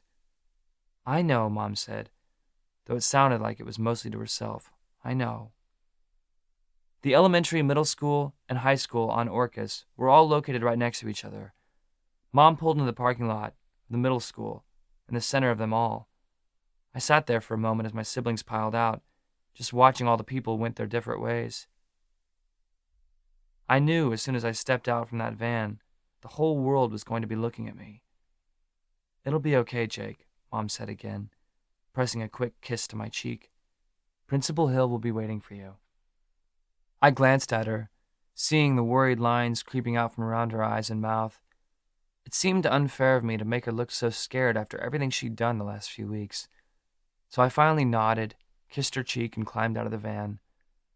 The sun was blinding as it reflected off the white high school in the distance. I squinted as I pulled my backpack over my shoulders and took in everything around me. One advantage to getting out at the middle school parking lot was that the crowd around me was younger, so they weren't all looking for me. I managed to get halfway to the high school before I started seeing the glances. "Hayes!" Blake Shaw bellowed from across the lawn, pounding his fist into his chest before pumping it in the air. I lifted my chin to him, trying to smile. Thanks to Blake, I'd been spotted. "Jake!" My insides turned cold when I heard Nora Hamilton's voice from behind me. "Jake, wait up!" I barely slowed as I continued toward the front doors. "Jake!" she called as she came up to my side. "I'm so glad that you're back. I was so worried about you." She twirled her hair around one of her fingers. Well, at least the ugly scar wasn't scaring the girls away. At least not Nora the Hora. "So, are you all better now?" "Oh, wait, how are you going to answer that question?" I tried really, really hard not to roll my eyes at her. I pulled the small notebook out of my pocket and flipped to a well-worn page that read, "I'm fine." "Oh, got it," she laughed. It was seriously annoying. "Well, if you're doing okay..." She was thankfully cut off as Rain wedged himself between her and I. "Thanks for your concern, Nora," Rain interrupted. She gave him the look of death, one of those other looks girls are really good at. "But I'm sure what Jake really needs is his posse." "Whatever," Nora said, as she rolled her eyes and walked back to her own group of friends. "Welcome back, bro," Carter said, suddenly appearing. He clapped his hand on my shoulder. I winced just a little. "You ready for this?" "No," I simply wrote, flashing it to the both of them. "Don't worry," Rain said, squeezing my shoulders. "We'll be with you the whole time. Well, at least until you get to Principal Hill's office." I just shook my head and gave a silent chuckle. "Kay, that really is a little weird when you do that," Carter laughed, eyeing me. I just swung a fist at him, which he too easily dodged. We were finally at the front doors, a whole herd of students following and staring. Pretending like I wasn't terrified, I stepped through the front doors and into the commons. Everyone slowed just a little when they saw the three of us, their eyes jumping to my face. Through the mass of people, I spotted Samantha, standing in the hall, her books clutched to her chest. She gave me a small smile, her eyes watching me with an expression that was hard to read. "Jake," Principal Hill drew my eyes from Sam. "Glad to see you." He stuck out his hand like I was supposed to shake it. It felt awkward as I did. I glanced at Carter, who just gave me a quizzical look, his brows furrowed together. "We've got a lot to go over this morning, so why don't you join me in my office?" he said. I took a deep breath, squeezing my hands into fists. I finally nodded my head. Rain and Carter patted my shoulders and muttered goodbyes. "We're really happy to have you back, Jake," Principal Hill said, as he draped an arm across my shoulders. It felt unusually heavy. But then Principal Hill was a very fit, very muscled man. At least I was going to pretend I wasn't physically weakened by the accident. "The entire school has really missed you." I nodded again. The man's office was small and crowded with stacks of papers, books, trophies, and more than a few discarded ties. I sank into the only available chair, pushing aside a few books. Principal Hill sat in his seat across the desk from me, unbuttoning his suit jacket and pulling his tie loose. He never looked comfortable in his suit, and I had a sinking feeling that I knew why he wasn't wearing it. "So, how are you feeling?" he asked, his eyes automatically going to my throat. That was just something I was going to have to get used to. It was the first thing people were going to notice about me for the rest of my life. I zipped my backpack open and slid out one of my new notebooks. Rummaging around for a pen, I clicked it open. Oh, how these slow-motion conversations were going to drive me insane. "Fine," I simply wrote. "You ready to get back into regular school life?" Principal Hill asked, shuffling through a few papers on his desk. I saw flashes of my name on a few of them. "I guess," I wrote. "I can't really sit at home anymore and do nothing." "I would guess that would be hard for an active guy like yourself," he said with a smile. "Well, I'm hoping we can make things as easy as possible for you. I've been reviewing your class schedule, and there are a few adjustments I'd like to discuss with you, if that's okay." I didn't want anything to change. I just wanted things to go back to the way they had been, back to when my world was boring and made sense, back to when the most agonizing part of my life was wondering when Samantha Shay was going to realize how crazy I was about her. I nodded. "Most of your classes won't really require any change, but I wanted to see if you were still wanting to stay in your woods and weight training classes. Oh yeah, by the way, you've been kicked off the football team, if you didn't guess." He gave me one of those looks that teachers were good at. "I figured," I wrote, giving him a sheepish look. "I'm not going to lecture you about what a stupid thing you all did. I figure you've been punished enough to learn your lesson," Principal Hill said, resting his elbows on his desk and clasping his fingers together. "Thank you," I wrote. "Anyway, back to my question. Would you still like to stay enrolled in your woods and weight training classes?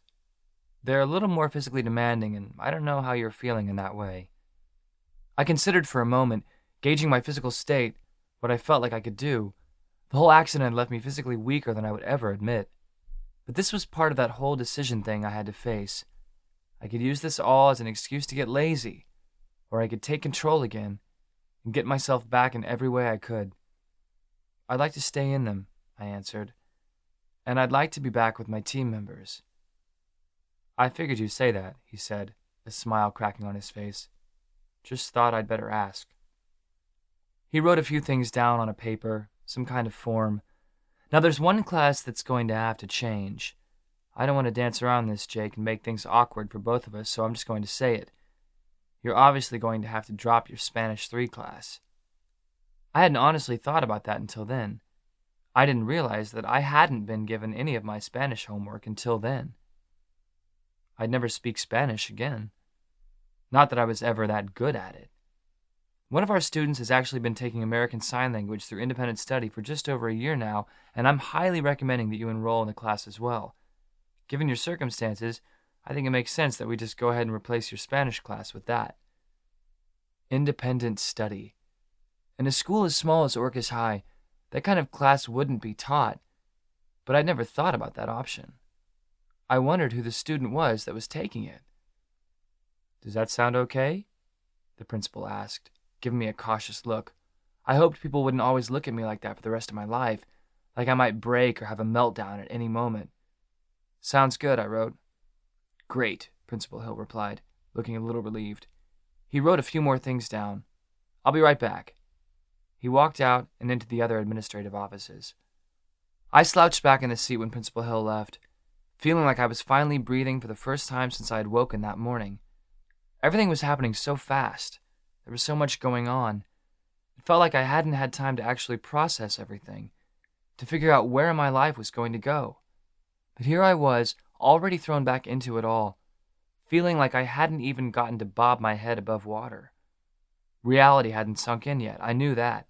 I didn't want to know what life was going to feel like when it finally did. "Here you go, Jake," Principal Hill said, re-entering the room. He handed me a sheet of paper, my new class schedule. A few of her classes have switched hours to adjust for that independent study class, but a lot of them are still the same. Well, about half of them were.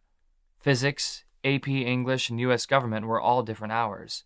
And I no longer had a single class with Rain and Carter besides weight training. Great. So do you think you're feeling up to your first class today? He glanced at my schedule. Calculus? I clicked my pen again. If that's okay, sir, I think I'll wait till next period.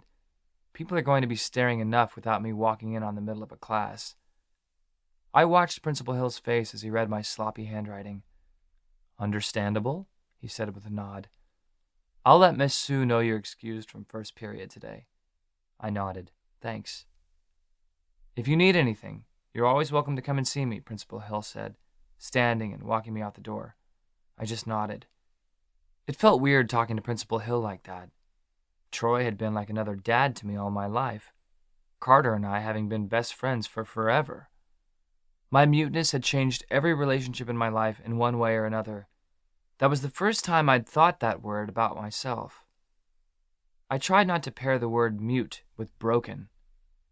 The halls of the high school were long silent as I worked my way toward my locker. It rattled deafeningly loud when I pulled it open. A single sheet of white-lined paper fell onto the ground. It must have been folded up and slid between the vent slats. I bent down and picked it up off the cold tile floor and unfolded it. See you third period was all it read. It was a girl's handwriting, that was for sure. Neat and organized looking. Third period was my new independent ASL class. Wondering who my new classmate was going to be, I stashed my books from my later classes and swung the locker closed. Heading toward the stairs to the upper level, I heard someone call out behind me. Jake, wait up! I turned to see River jogging up behind me, coming from the direction of the girls' bathroom. She smiled when she saw me, only briefly glancing at my beautiful scar. Rain said you might be coming back to school today. I just nodded, trying to manage a smile. Must be kind of awful, huh? She said, her nose scrunching just a little. Talk about attention. Seriously, I wrote on my pocket notebook. Hey, look, she smiled. To my surprise, she started signing, her hands moving slowly and cautiously. I learned that on the internet a few days ago. I gave a silent chuckle. Sorry, I have no idea what that means. She laughed at me, giving me a disbelieving look. It means you're a jerk. I gave her a puzzled look and a hard glare. Jerk? Excuse me? For leaving me hanging about the homecoming dance? She said in a very girl tone. It only took me a second to realize she was joking. She laughed all the harder. You really thought I was serious for a minute there, didn't you? I just shook my head, rolling my eyes at her. Hey, I'll see you at lunch or something, she said, turning in the opposite direction. I've got to get back to class. And Jake, just be prepared for sixth period. Before I could ask her to explain, she took off down the hall. With nothing else to do, I made my way to the upper floor, towards second period, physics. Dropping my backpack on the ground, I sank to the floor next to it. I fished my cell phone out of my pocket, barely getting 1 bar of service on this middle-of-nowhere island. There were 2 text messages, one from Mom and one from Jordan. Mom was going to kill Jordan for texting during class. How's things going? Mom's first text read. You doing okay? The second said. Jordan said practically the same thing. I had just finished texting them both that things were fine when the bell rang, signaling the end of first period. I pulled the hood of my jacket up over my head and tried to sink into the floor as much as I could as students came pouring out of classrooms and into the hall. As soon as I was sure the classroom was empty, I slipped into physics. Mr. Roy didn't even glance up at me as I settled into a seat near the back of the classroom, grateful that he didn't assign seats. Hopefully I wasn't stealing anyone's regular seat. I couldn't be sure, since this was one of my rearranged classes.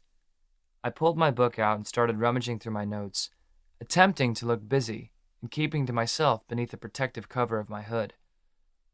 I heard someone slide into the seat next to me as the warning bell rang. Other bodies shuffling through the door. I stole a sideways glance. My heart jumped into my throat when I saw Samantha was the one sitting right next to me. She did a little double take, her eyes locking with mine. Jake? She said, leaning forward. She pushed her bangs out of her eyes in that adorably annoying way of hers. Hey, I didn't realize you were switching into this class. I tried to manage a smile and pressed a finger to my lips, glancing around to see if anyone had heard her. Eyes had flashed to my face, including Mr. Roy's. I glanced back at Sam and saw her mouth sorry and give an apologetic smile. "Mr. Hayes," Mr. Roy said as he rose from his seat and started walking toward me as students continued to fill the classroom. "Glad to have you back. Principal Hill called me just a few minutes ago to let me know you were transferring to this hour." I could only nod. "If you need any help getting caught up with everything we've gone over since you've been gone, just let me know. Your homework has all looked fine." "Thanks," I scratched on the notebook in front of me. Mr. Roy looked at my page contemplatively for a moment, and then glanced at my face. He gave a little grunt that I didn't quite understand, and then sauntered back toward the front of the classroom as the tardy bell sounded. As Mr. Roy started rattling off about stuff that I really didn't understand, a folded piece of paper was flicked into my desk from the right. I glanced over at Sam as I reached for it. She stared intently at what the teacher was scrawling on the whiteboard. "Sorry," it read. "I didn't mean to expose you."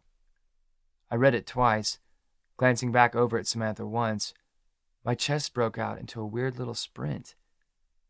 "No worries," I replied. "They're all going to see me eventually." I flicked the note back onto her desk. She very stealthily wrapped her fingers around it and opened the page under her desk. A small, sad smile spread on her face as she turned her attention back to the lecture. I had no idea what we were supposed to be learning about that day. 3 hours since stepping into the spotlight. The bell finally rang, ending second period. I couldn't decide if the hour had gone by too fast or not nearly fast enough. Samantha gave me a little sideways smile as she left the room. Her books gathered up into her chest. I sighed and shook my head as I slid my things back into my backpack and pulled my hood over my head again. Man, I'm pathetic. What am I, some love-struck girl? Somehow, I made it to my next classroom without anyone seeing me, or at least I didn't see them seeing me. My independent study class was located at the far end of the high school, in a room that was used only to teach ancient world history 1 period a day. Whoever my fellow independent studier was, they weren't there when I got to the room. I flipped the light on, the fluorescent bulbs buzzing to life above me. Pulling my hood down, I dropped my bag onto one of the dozen desks and sank into it. Rummaging through my backpack, I pulled out a fresh notebook, one with a red cover. I remembered then how the psychologist had advised me to write in a journal frequently. Something about how I couldn't voice what I had to say, and sometimes I would have things to say and didn't want anyone else to hear. It seemed like the normal mumbo-jumbo crap psychologists always spouted off. But for some reason, I wanted to say something about this crazy weird day and the unexpected benefit that came from my new class schedule. The door squeaked as it swung open, and my eyes jumped from the notebook to it. The last person I expected or wanted to be standing in that doorway was Samantha Shay. "Hi, Jake," she said with a small smile, giving a little side wave, even though we were less than 10 feet apart. Out of pure instinct, I tried to say hi back, but instead just felt like an idiot when no sound came out. I could only give a little awkward wave back. She was at least kind enough not to smile or laugh at my attempt at talking. She closed the door behind her and walked to the desk next to mine. She dropped her messenger bag on the floor as she sank into her seat. "Okay, this feels too weird sitting side by side like this when it's just us," she kind of laughed. "Let's turn these so we're facing each other." I felt awkward and weird as we both stood and grabbed our desk chair combos and shuffled them until they were touching each other at the front. As we sat back down, our knees accidentally bumped. I hoped I wasn't blushing or something embarrassing like that. "So," she said with a bright smile, glancing at me as she pulled her books out of her bag. The half-dozen rings she wore on her fingers flashed in the light. She produced a book that looked like it weighed about 10 pounds easily. "You glad to be back in school?" I gave a shrug, feeling like my stomach was filled with acid or something. Everything inside of me felt like it was squirming. Why did my tutor have to be Sam? I was glad I had more classes with her, but I didn't want her to be with me constantly seeing the effects of that stupid drunk night. "I'm really glad you're okay," she said, her eyes suddenly growing more serious.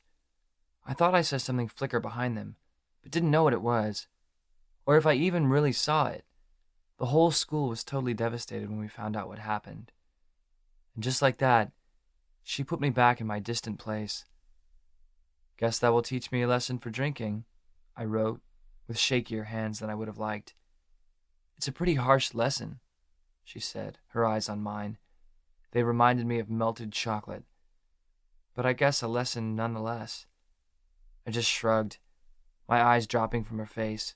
In that moment, I wasn't sure if I was going to make it through third period without dying or shriveling up from humiliation. Okay, Sam said, taking a deep breath and sitting up straighter.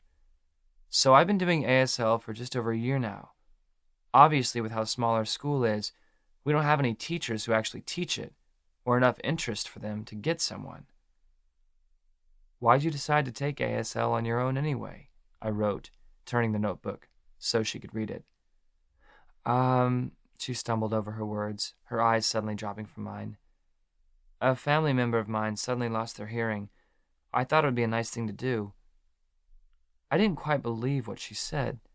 Pretty much everyone on the island knew Samantha didn't have any family besides her single mom, who traveled for business frequently, leaving Samantha at home by herself most of the time.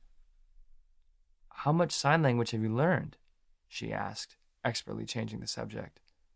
I know you probably haven't had much time to pick it up, with everything that you've probably been through since the...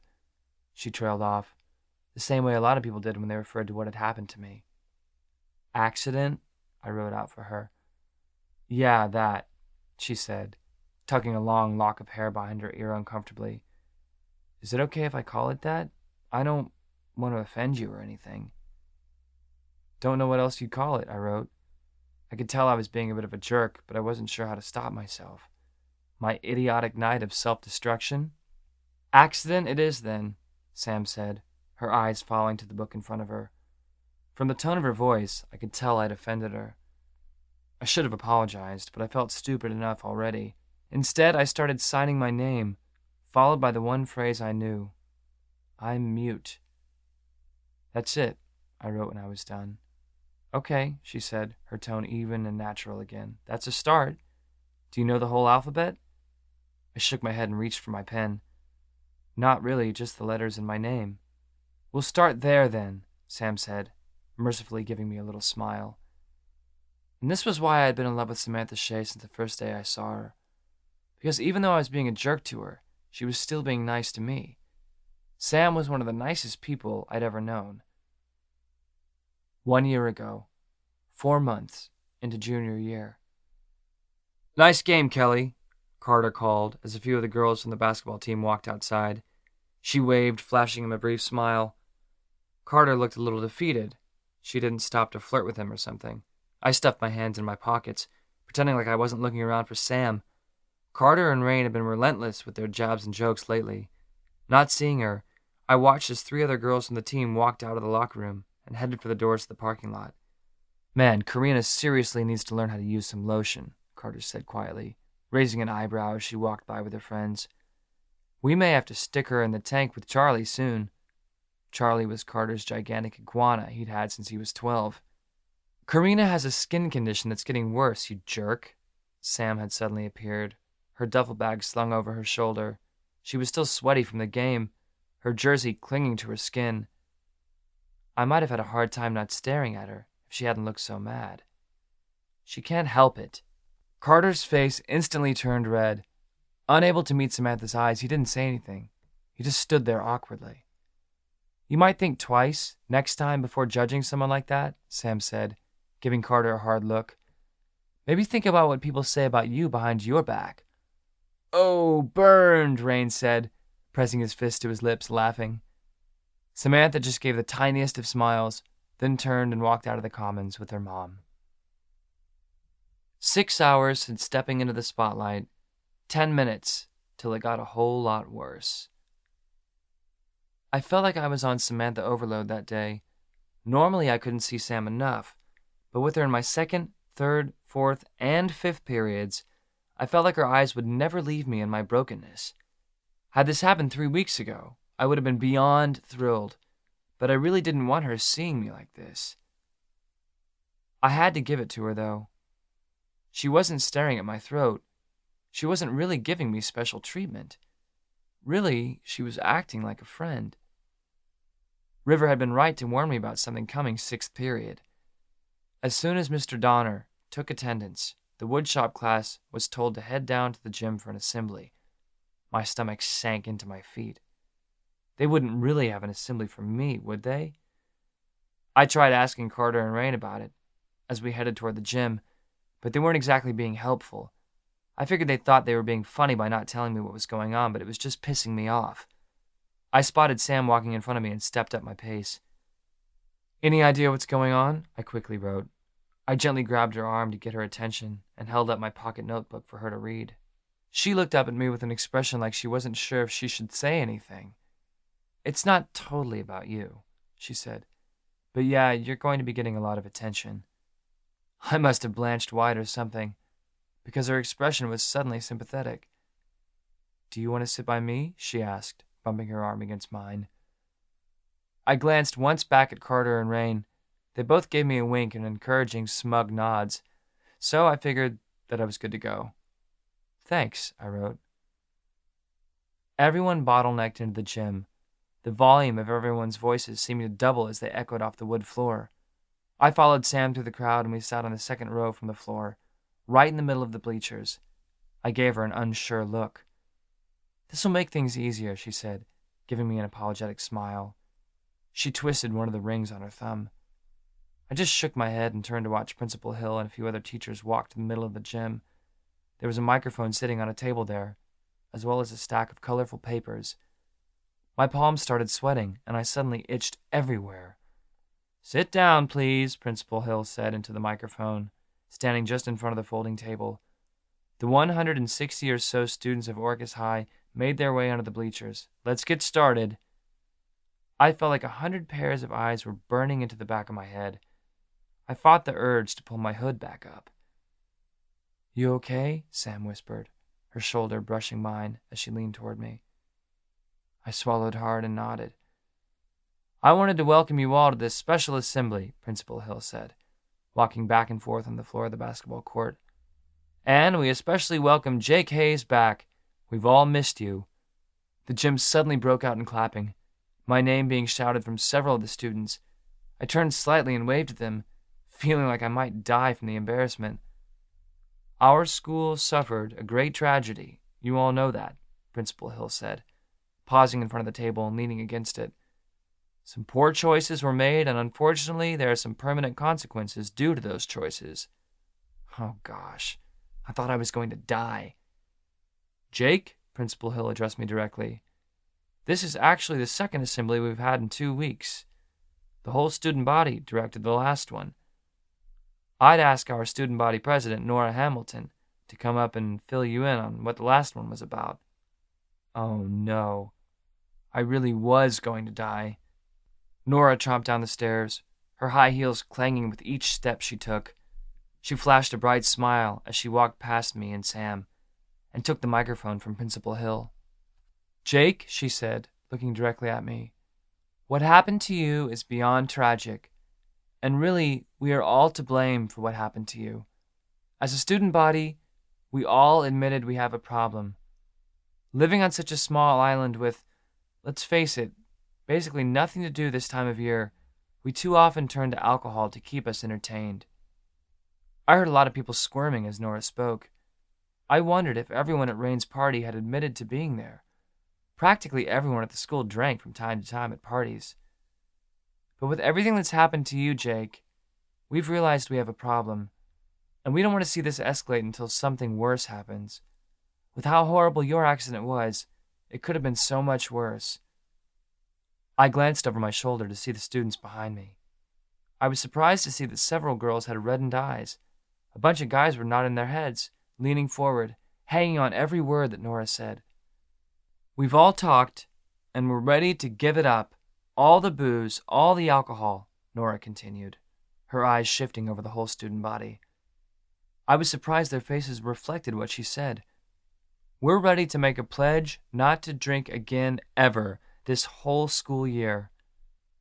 Nora grabbed one of the colorful papers off the table and held it up. "I'm asking all of you to sign with me to not drink again and to not let another tragedy like this happen ever again at our school. There are pins up here and some tape. We're going to make them into a mural in the Commons as a reminder of our commitment." No one moved for a second, everyone waiting for someone else to take the first step. And then Samantha rose to her feet and walked to the table. She grabbed a bright green pledge and wrote her first name across it in big, bold letters. Grabbing a piece of tape, she turned back and looked at me. I climbed to my feet and crossed to the table, barely glancing at Nora. I grabbed a blue paper, scratched my name across it, and grabbed a piece of tape. I heard a massive feet behind me and turned to see the entire student body climbing down the bleachers.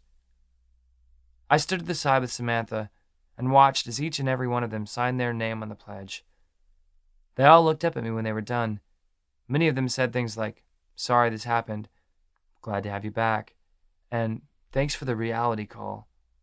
And then, as a student body, we all filed out of the gym and into the Commons. The U.S. government teacher, Mr. Crow, stood at the top of the ladder. One by one, each of the students handed him their pledges, and he taped them to a side of the walkway that overlooked the Commons area, with Nora directing where to put them as he taped them up. They would be the first thing everyone would see when they walked through the front doors every day. As I looked around at my fellow students, I was surprised to see that each of them meant it when they signed that pledge. I saw it in each of their faces. They really were sorry for what happened to me.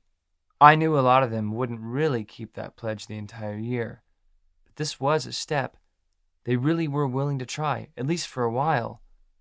Out of all the bad that had happened the last few weeks, at least one good thing had come around. Maybe with what had happened to me, I could keep something worse from happening to someone else.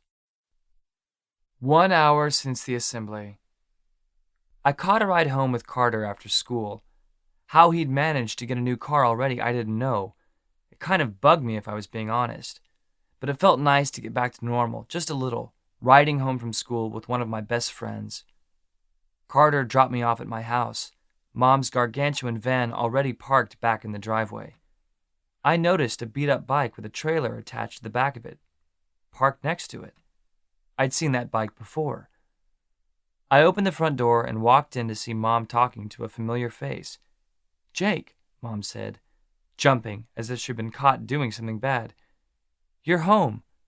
You remember Collie." I wouldn't say I remembered him. Everyone always saw Collie riding around town on his bike with his trailer hooked up. Collie had ink-dark skin and a head full of some serious dreadlocks. Collie was hard to miss. I just nodded.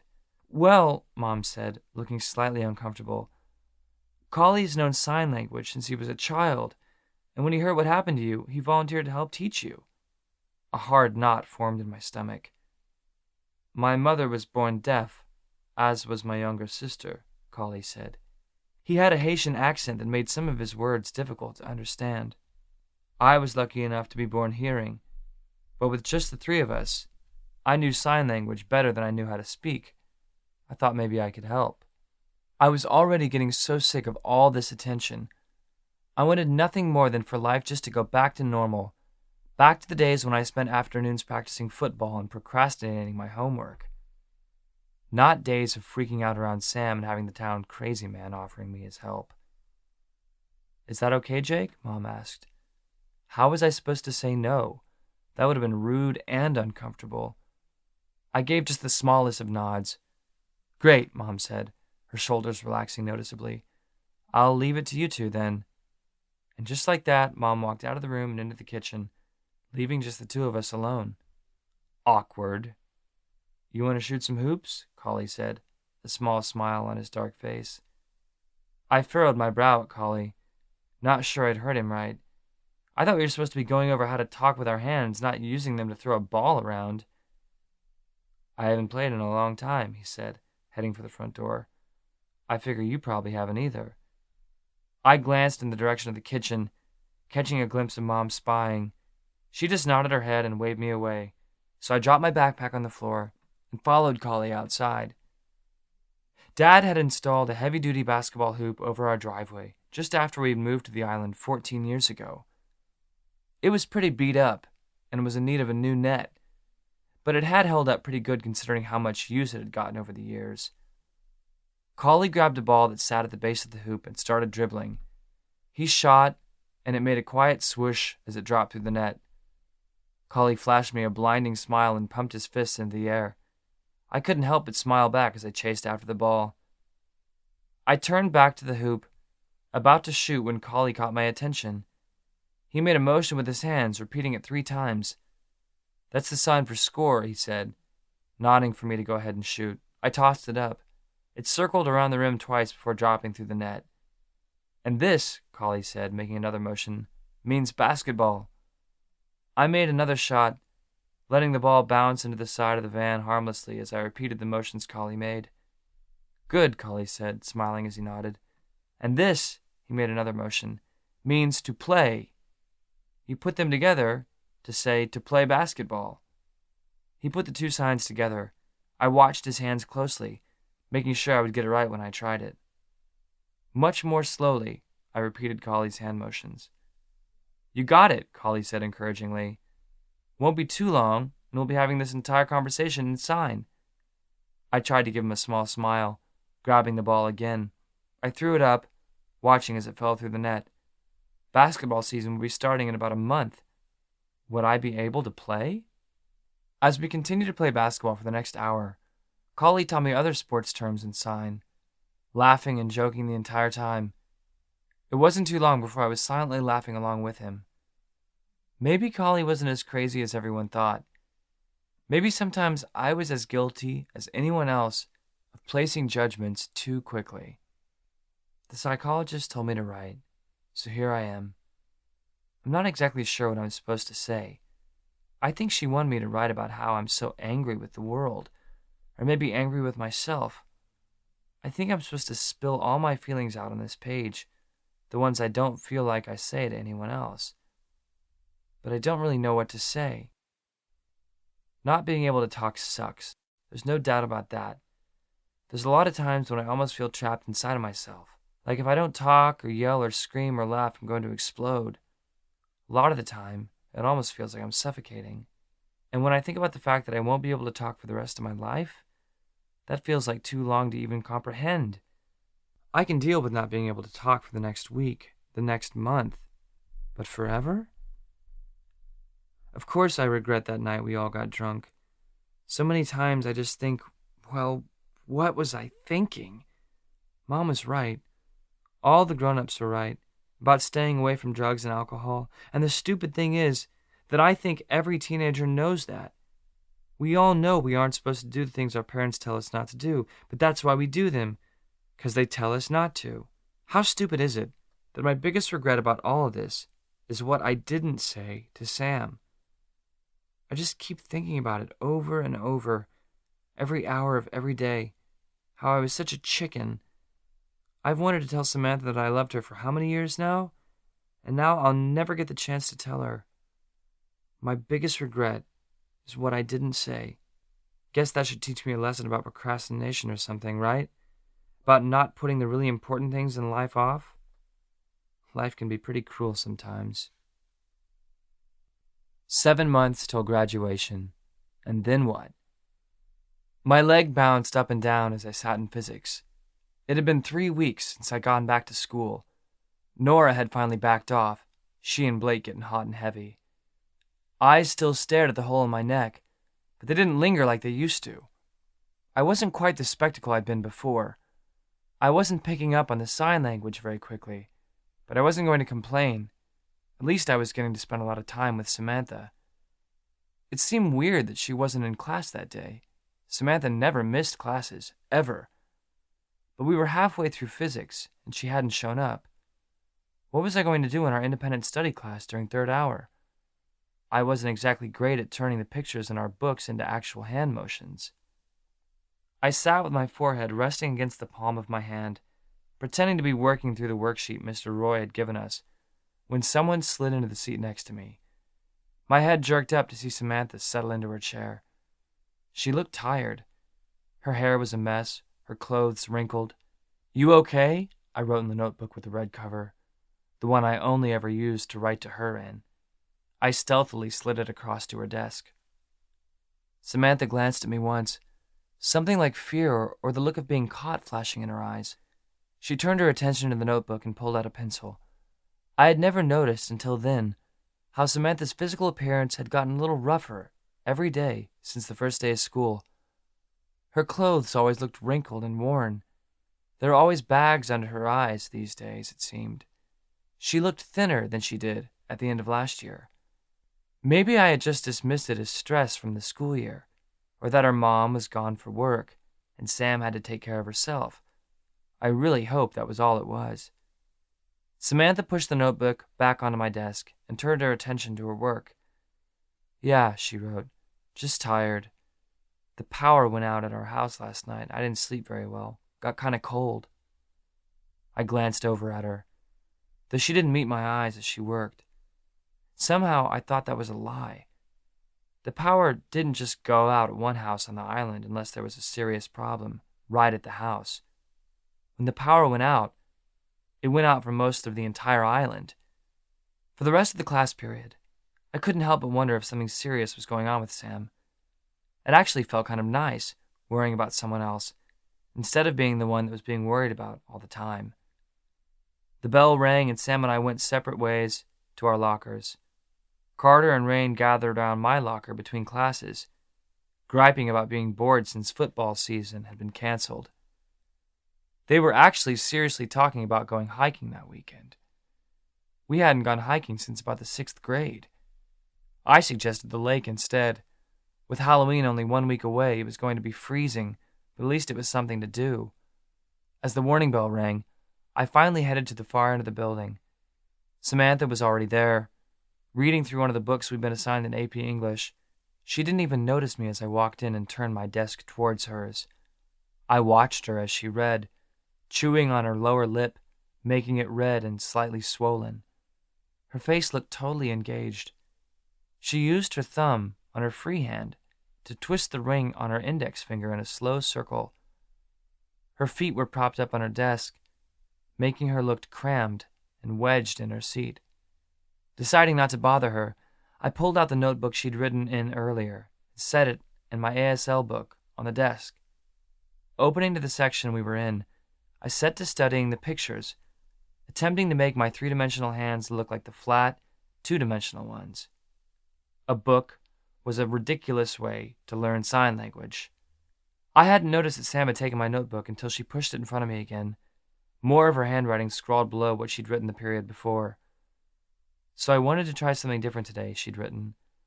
"I'm not going to talk the entire period either. So it's either writing or signing. Maybe that will help you to pick up on it faster." I looked up at her, giving her a doubtful look. She just smiled at me innocently, resting her chin in her small hands, and batted her eyes at me in a teasing way. A small smile spread on my face as I shook my head at her. "This ought to be interesting," I wrote beneath her neat handwriting. She reached for the book. "I have to admit, I've been curious what it's been like for you, not being able to talk. Maybe someday I'll try it for a whole day." "Ooh, a whole day," I taunted her on the page. "Hey," she said defensively. Realizing her mistake, she covered her mouth with her hands, her eyes growing wide. I just silently laughed and shook my head. I scratched "whole day" out on the page and replaced it with "minute." "Okay," she wrote. "This might be a little harder than I thought." "Hey, it's kind of nice," I wrote, not to be the only silent one. "I can't even imagine. It must feel pretty lonely." "It could be worse," I wrote. I watched her face closely as she read it. Her eyes lingered there for longer than it would have taken to read them, making me wonder what was going through her head. "Ready to get started?" she wrote, sitting up a little straighter. She looked slightly uncomfortable. Nice going, I thought to myself. Way to ruin whatever we had going on. 4 days to the lake. Finally, something to count down to. The plans for the lake that weekend were getting more elaborate as the week went on. It really helped that the weather was supposed to get to 70 degrees.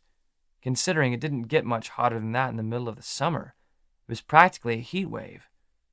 From what Carter and Rain said, at least half the school was planning to go Saturday. Even Samantha was coming. I tried not to imagine too much what Sam looked like in a swimming suit. By the end of the week, Things were starting to feel almost normal. Principal Hill had allowed most of the guys that were at the party the night of my accident to get back onto the basketball team. Practices would be starting on Monday. I had met with most of the guys every day after school in the weight room for extra workouts and preparation. Collie and I had gotten into a routine over the past few weeks. He'd come over in the evenings on Tuesdays and Thursdays. We'd go for walks or play basketball, or once we even went on a bike ride. And he'd teach me signs, always applicable to whatever we were doing that day. But I felt pretty stupid for not catching on very fast. Collie was patient with me, always easygoing. Other times, he didn't even really do any sign. He'd just tell stories about when he was a kid in Haiti. I didn't feel as sorry for myself after hearing about Collie's childhood. By the time Saturday came around, I could officially introduce myself in sign, explain that I was mute, and could tell someone what I liked to do in my spare time. For some reason, I felt bad that I was learning more sign with Collie than I was with Samantha. I could tell she was getting frustrated that we weren't making very fast progress. I guess that would be frustrating for the smartest girl in the school.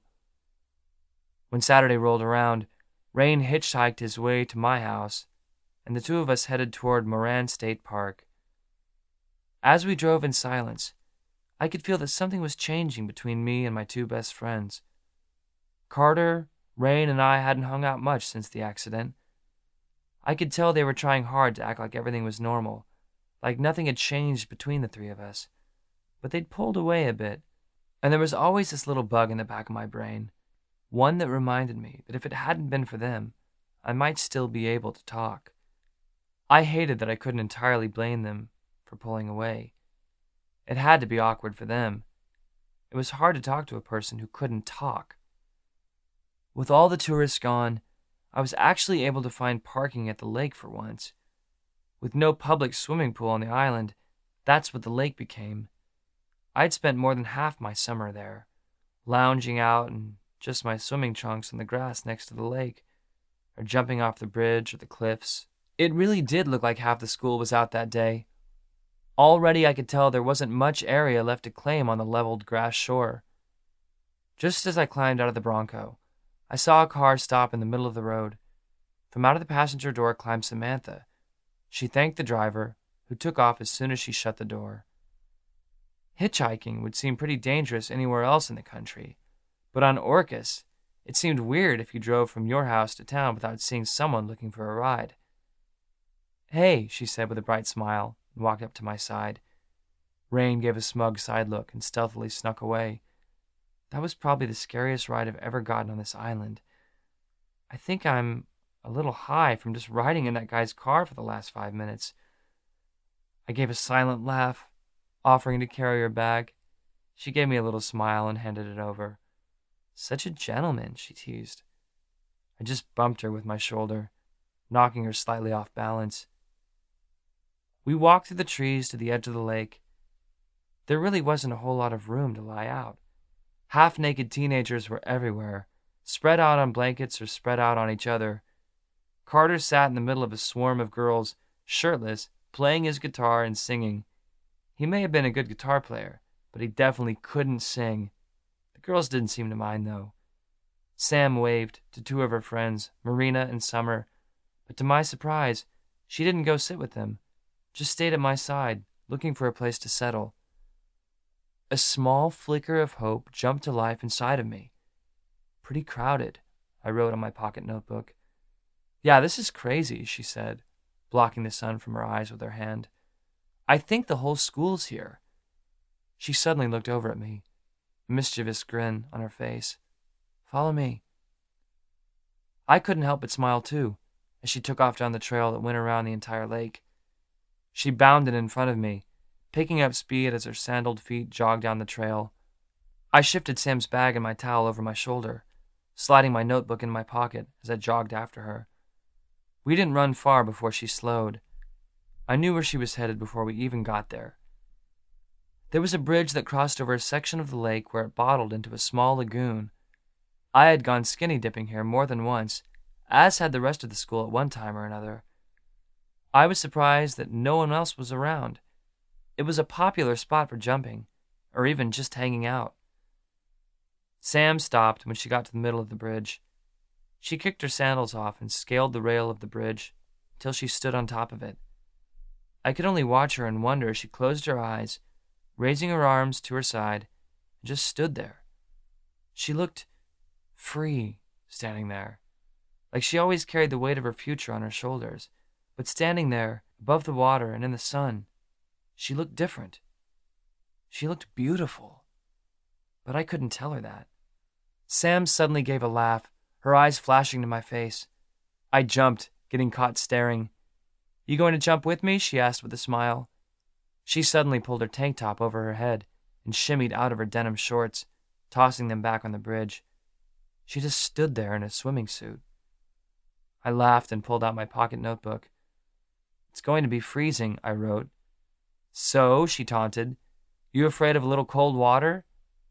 I chuckled again and shook my head. Setting our stuff down, I pulled my shirt over my head. Maybe I just imagined that Sam stared for a moment too long, the same as I had done with her. Pushing that thought aside, I climbed the railing until I was balanced beside her. "You should know I'm not a very good swimmer," she said very seriously, her eyes glued to the water. And before I could react, Sam grabbed my hand and pulled me off the railing with her and into the water. The water felt like ice as it enveloped my skin, sucking me into its depths. My head surfaced and I gasped for air. As Sam's head popped out of the water, I realized she was still clinging to my hand. Her arms flailed, and she gasped as her head started to sink back underwater. Crap. Sam wasn't lying when she said she wasn't a very good swimmer. Gripping her hand tighter, I pulled her upwards. Maneuvering her so she was behind me, I pulled her arms around my neck. She coughed violently, squeezing tight around me. Thankfully, I was a good swimmer, and I slowly made our way to the rocks at the end of the bridge. "Wasn't that fun?" Sam said, coughing violently as we climbed back up to the bridge. I just looked at her like, seriously? As we walked back toward our things, I grabbed my notebook and furiously wrote, "What was that about? Were you trying to kill yourself?" She gave me this sheepish look that was so irritatingly cute, it virtually washed away my frustration. "I've never jumped off that bridge before," she said as she dried herself off with her towel. "There's always been too many people around, and I didn't want to embarrass myself in front of them all. I just wanted to try it." I just stood there, almost not believing what she had said. Sam was unwilling to try a bridge jump in front of everyone else. Everyone but me.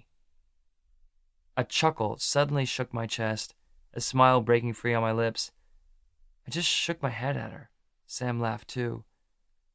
We both spread our towels out on the bridge, each of us lying down on our stomachs. "Oh yeah, I brought something for you," Sam said, shifting so she could reach her bag. She pulled out my red notebook, the one I only used to talk to her. "You left it on my desk after AP English yesterday." I smiled, taking it from her extended hand, and set it to the side. Sam folded her arms in front of her and rested her head on them, letting her eyes slide closed. "This is nice," she said, her voice relaxed, all warm and quiet. I nodded, letting my head rest in my own arms. We didn't say or write anything for a long time. Normally, silence like that was uncomfortable and awkward, like you needed to say something to fill the empty space in the air. But it didn't feel like that with Samantha. Maybe it was because I couldn't say anything and fill the quiet. But I thought it was more about two people just being with each other, enjoying the slowdown and the rare sunshine. I lifted my head to turn it the other direction when my neck started hurting, and I realized Sam was lying with her chin resting on her arm, staring at me. I froze there, my eyes locked on hers, just looking at her. Even though Sam had lost so much weight lately, she was still beautiful. I had thought so the first day I saw her, just after she and her mom moved to the island. Sam had been a little different then. She was always the smartest in our class, outshining everyone by a long shot. But back then she used to be more involved in everything. She'd been on the girls' basketball team, she used to go out with friends all the time. She had seemed a little more alive. But Sam was different this year. She wasn't going out for sports. I didn't see her interact with anyone very often. besides Summer and Marina occasionally. She seems so much more reserved. She seems so much older. I think my back is getting sunburned. I jumped violently when she spoke, causing her to laugh. Mercifully, she just rolled over onto her back, letting one of her arms fall over across her eyes to block out the sun. I tried not to overthink the moment we just shared, just staring at each other, and rolled over onto my back as well. We were quiet again for a while, just soaking up the sun, but I could tell there was something on Samantha's mind. "Will you ever be able to fly again, Jake?" she asked quietly, as if on cue. Something sank inside of me as I considered her question. I thought about the powerful feeling of controlling a plane, of the rush I felt knowing I was thousands of feet above the earth, the only thing keeping me from falling to my death being 2 aluminum wings. I held up my hand and made the sign for no, when I faintly heard her slide her arm off of her eyes. "I'm sorry you can't anymore," she said, her voice filled with thought. "I know how much you love to fly." I just stared up at the perfectly blue sky, trying not to let myself feel too much. I've been doing that a lot since the accident. Like I'd set up a screen over myself that wouldn't allow all my emotions to drip through and drown me. "I always meant to ask you to take me flying sometime," she said. I was surprised when her hand reached up and she linked her fingers with mine, the backs of our hands resting against the wooden planks of the bridge. I'd never been in a small plane before. With everything in me, I wanted to tell her that I wished I could have taken her flying, but writing it down and showing her would have broken the moment, and an even bigger part of me didn't want to have to let go of Sam's hand. Ever. So instead, I just squeezed her hand tighter. There was a lot about my life that was crappy now that I couldn't talk, but if I hadn't gotten drunk that night, if I hadn't gotten in that accident, would I have ever had this moment? Lying there in the sun, holding Sam's hand like time didn't exist and the real world couldn't touch us? Somehow, I didn't think so. 5 hours since, what was that with Sam? I lay down gingerly on my bed that night, after spending 4 hours at the lake and not bothering to use sunscreen. Not that I ever did, I was pretty fried. Living in the Pacific Northwest, one didn't get a whole lot of sun exposure. My skin wasn't used to it. Having showered and said goodnight to my family, each of them signing it to me, I hunkered down into bed, 2 of my notebooks in one hand, a pen in the other. One was my journal, the other was me and Sam's notebook. I smiled, recalling the events of the day, as I flipped through the pages of the red notebook. Me and Sam's handwriting alternated through the pages, her handwriting neat and careful, mine always rushed and messy. I was about to set it aside when I noticed some writing at the very end of the notebook, upside down. Folding back the back cover, I flipped it over. It was an entire page of Sam's handwriting. "I saw that you left your notebook at the end of class today. I put it in my bag and meant to give it to you after school, but I didn't see you. I figured you'd already left. Sitting here by myself at home sucks. Mom's out of town again as usual for work. She's gone more than she is at home these days. You never expect you'll miss your parent until they're gone all the time. Do you think you miss your mom if she were always away? I bet you would. Your mom's got such a big personality, she'd leave a big hole if she was gone. I keep thinking that maybe I should have kept up with sports this year. I see you, and know how badly you still want to be playing football but can't anymore, and I feel bad that I'm not doing it when I could. School just feels so overwhelming this year. I don't think I could keep up with it all. Jake, I'm really sorry about what happened to you. It's awful, but don't hate me for saying this, okay? Maybe I shouldn't. What the heck, if I change my mind, I could just rip this page out and throw it away. You'll never have to see it. But I'm kind of glad it did happen. There are not a whole lot of people I feel like I can talk to lately. Things have changed for me recently, but I feel like I can talk to you, Jake. You listen, and I feel like you actually see me for more than just the super smart girl at school. Thanks for being my friend, Jake. I really need you. I reread the entire page 3 times, feeling like I couldn't entirely absorb everything she had said. A small knot formed in my chest as I read Sam's words. Samantha was so alone. I'd seen it happening since the beginning of the school year, how she'd been pulling away from her friends. Just earlier today, I noticed how she seemed so much older. It was kind of scary to see what was happening. That night, I made a resolution. I wasn't going to let Sam keep slipping into her solitude. Thanks for returning this. I guess I didn't even realize I'd left it. My mind feels so distracted every day after class, trying to think of how to take the least crowded way to class, so the least amount of people will stare at the hole in my neck. Sometimes it feels like it has a beacon in it, flashing for the entire world to see, except it's not cool like the bat signal. I'm sorry your mom has gone so much these days. That must be hard, being home by yourself all the time. I've always thought it'd be nice to have the house to myself for a while. This place gets so loud all the time, and there are always so many people in it. But I guess I'm grateful for all the noise and chaos. I don't know if I want to be alone in the quiet with my thoughts these days. Until just now, I haven't realized how everyone at school except you doesn't get it, how crappy this is.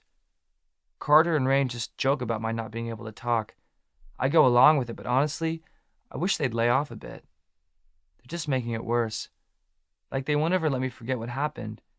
They're good guys and my best friends, but so I'm grateful that with how bad everything's been, you've been the way you have. I think I need you too, Sam. My chest was pounding as I wrote the letters. I fought with myself for a full 5 minutes, debating if I should just rip out the page and pretend I never wrote any of it. Pretend that I'd never seen Sam's note either. I could just throw the entire notebook away, pretend I lost it, and force everything to go back to the way it was. That seemed the least dangerous thing to do. But I kind of wanted a little risk. I wanted to see what was down the end of this tunnel. The tunnel eventually had to lead to light, right? 2 days since whatever that was. The weekend was agonizing, even though there was only Sunday left until I could go back to school on Monday. I'd never been as eager to go back to school as I had been when Monday finally rolled around. I parked my car in the parking lot, and Jordan bounded away to join her friends. I walked through the halls, my heart hammering in my throat as I made my way to Sam's locker. To my relief and panic, she was standing there, digging through something at the bottom of her locker. Picking up my pace, I slipped the notebook onto the top shelf, reaching over her. I glanced back just once as I walked away, her eyes catching mine. She looked up to see the spiraled pages sticking just over the ledge of the shelf. She glanced back at me, a smile spreading on her face. I couldn't help but smile too as I turned my head back in the direction I was walking and made my way to calculus. My good mood was brought down a bit when Sam returned the notebook during physics, and she had only drawn a smiley face. I wasn't quite sure how to take that. Nothing seemed different between the two of us for a few weeks after that day at the lake and after I read her note. We were friends, I was sure about that, but she never tried to hold my hand again. Not that I had really expected her to. It was stupid of me, and I never should have done it, but one day, before I slipped our notebook into Sam's backpack, I wrote, "Do you really not believe in love?" I really wished I never would have asked. "No," she had written back. "I believe people become infatuated. Maybe they even really like each other, but I don't believe in love. Those kinds of feelings just don't last. You feel them for a while, maybe even a few years, but eventually the feeling goes away. That's what happened to my parents. My mom was only 19 when she met Mike and fell in love with him. He was only 20. They were head over heels, and my dad wanted to give her everything in the world. I guess they were happy for a year or so, happy enough to decide to have a kid. And eventually that man called my dad stopped loving my mom, stopped loving me. Maybe love is real, 'cause he sure loved his alcohol. He stopped coming home, stopped being around, and finally he just left. I haven't seen him since I was 6. If a man can't love his own offspring, what can anyone love? So my mom and I did what we had to do. We changed our last names to her maiden name after the divorce finalized, and we moved on with our lives. Love doesn't last. It's a fantasy. That crushed me. Any hope, any fantasy I'd ever had about telling Sam how I felt, about the slim possibility of her ever feeling the same, was demolished. 7 months till graduation. I was thankful for the distraction of basketball drills. Practice had been underway for 2 weeks, and our first game was going to be a week from Friday. I had started feeling just a little off a week and a half before the game, but I was brushing it off as nothing more than a cold. Sam kept asking me if I felt okay, and I always told her I was.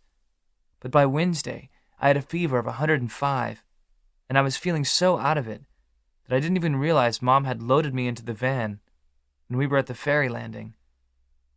I was headed back to Seattle Children's Hospital. The aches I had brushed off as just being sore from working out so much made me curl into a ball on the seat and groan in pain. My clothes stuck to my skin. I was sweating so bad. Everything in my body hurt.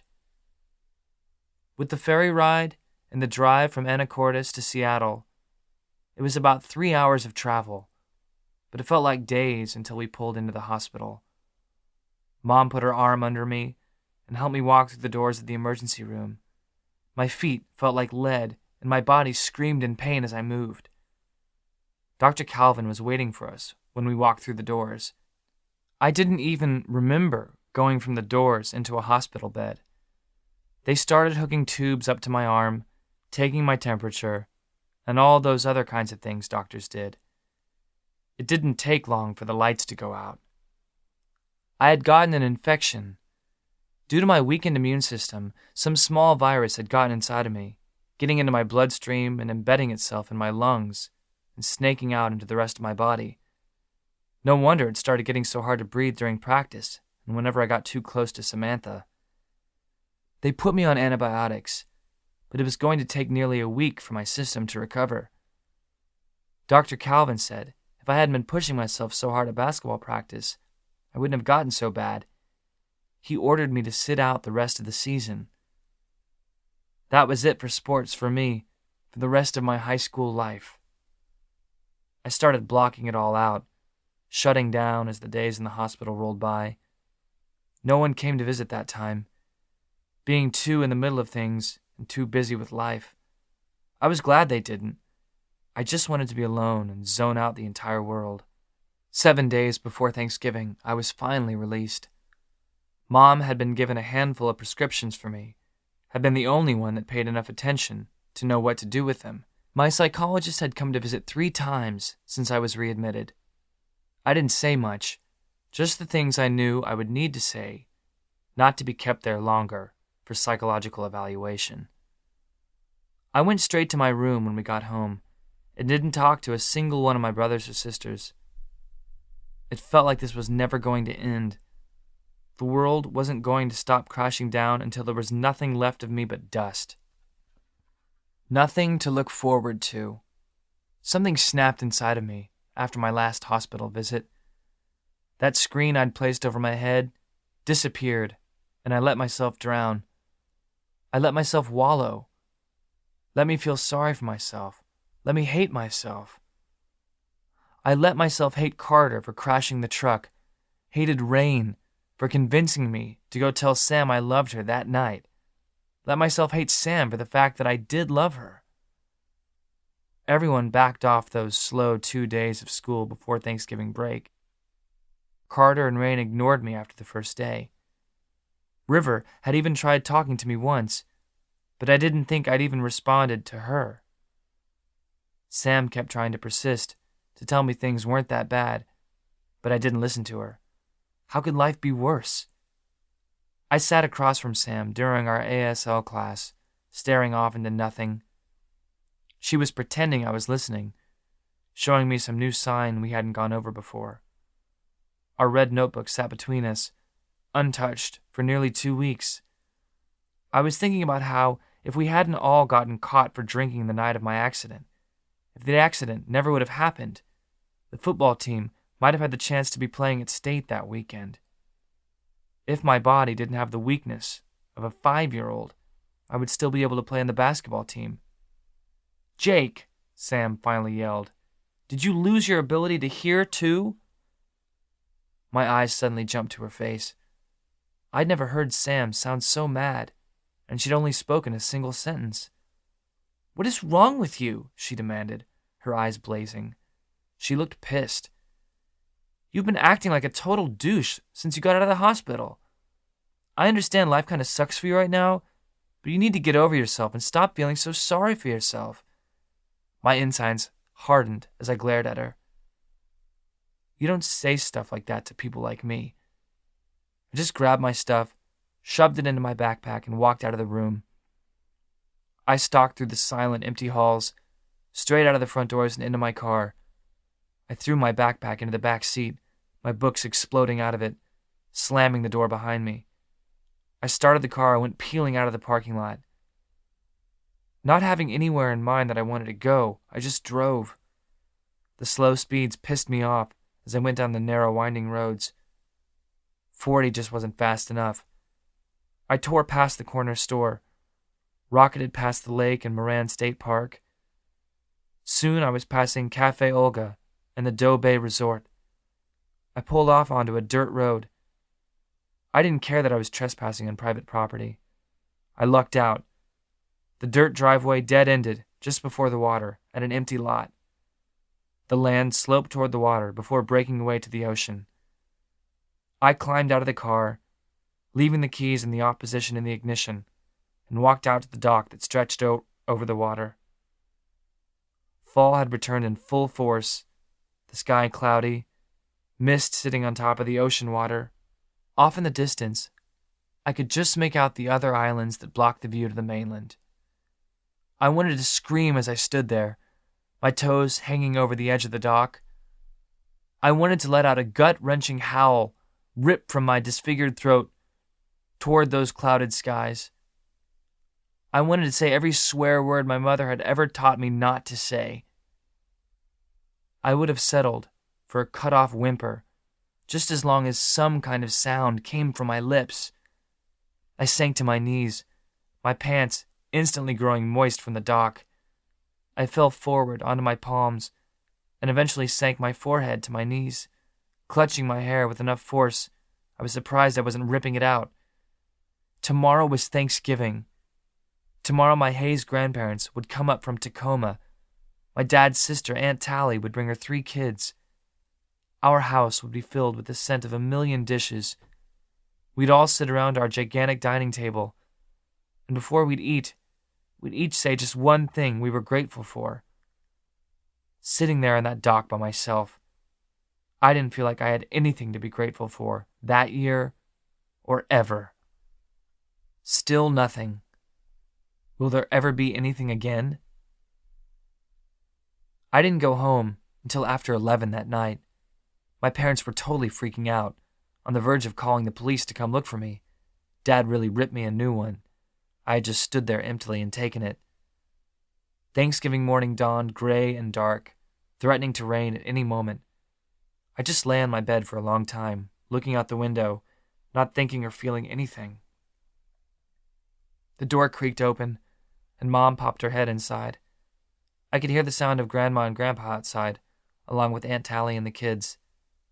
"Jake," she said cautiously, not fully coming into the room, "I forgot to grab a few things for dinner tonight. Would you mind running down to the market for me and grabbing them? If not, I could send Jordan." I sat up, rubbing a hand over my hair that was sticking up in all directions. I shook my head and reached for a notebook. "No," I wrote, "I'll go."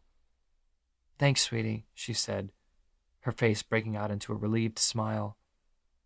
I was surprised when her eyes suddenly started watering, turning red. Before I could write "What's wrong?" she crossed the room and wrapped her arms around me. "We have a lot to be grateful for this year, Jake," she said, her voice filled with emotion. "I know it's hard, but don't forget that." She stepped away from me, a few loose tears rolling down her cheeks. She placed a kiss on my forehead, and I tried to return the smile. I didn't think I managed it, though. Mom handed me a list and then walked back out. I pulled clothes on in a weird slow motion, not really feeling like I was in my body. Someone else's legs were sliding into those jeans. Someone else was pulling on that jacket and putting on those shoes. Not even really thinking about it, I slid the window open and climbed through it. I didn't really feel like seeing everyone at the moment. Closing the window behind me, I crossed the dewy grass to my car. Island Market was a small grocery store, and you couldn't help running into people you knew there, even on Thanksgiving morning. Or maybe especially on Thanksgiving morning. I ran into Officer Ryan, the police officer who found Carter, Rain, and me after the accident. I ran into Miss Sue. I even caught a glimpse of Collie from across the store at the checkout, though I didn't actually talk to him. I got the things from Mom's list and loaded them into the back seat of the car. I was just headed out of the parking lot when I saw Sam walking around the corner. By that point, it had started to misty rain, and no one would be walking around without an umbrella, but for some reason Sam was, her hair growing damp. I turned left instead of right to follow her. It didn't take long to find her as she walked down the sidewalk. I slowed down as I drove alongside of her and rolled down the window. She walked with a brown paper bag in one hand, a book in the other that her nose was glued to. Looking around for something to get her attention, I settled on a pin and threw it at her. It hit the brown paper bag she was carrying and made her jump in surprise. Looking around, she finally saw me through the window. I waved over, pulling over halfway into a parking lot. She looked at me, glancing back the way she had come. I could tell she was debating on just walking away. I couldn't blame her, after the way I'd been acting for the last week. Finally, she crossed the street and walked around the car. She opened the passenger door and sank into the seat, her bag dropping to the floor by her feet. "What do you want, Jake?" she practically spat. "Shouldn't you be at home with your family right now?" I pointed to the shopping bags in the back seat and fished around for a notebook and pen. I unearthed a pen, but without finding even a single notebook, I settled for my arm. "Shouldn't you?" I wrote. Sam's eyes lingered on my words for a long moment, her entire frame stiffening. I thought I saw her eyes redden just a little bit. Sad realization hit me. "Your mom's gone again," I wrote. "Isn't she?" Samantha looked out the window away from me. I wondered if she'd looked away so she could wipe tears away without me seeing. "She's snowed in at an airport back east," she said, her voice stiff.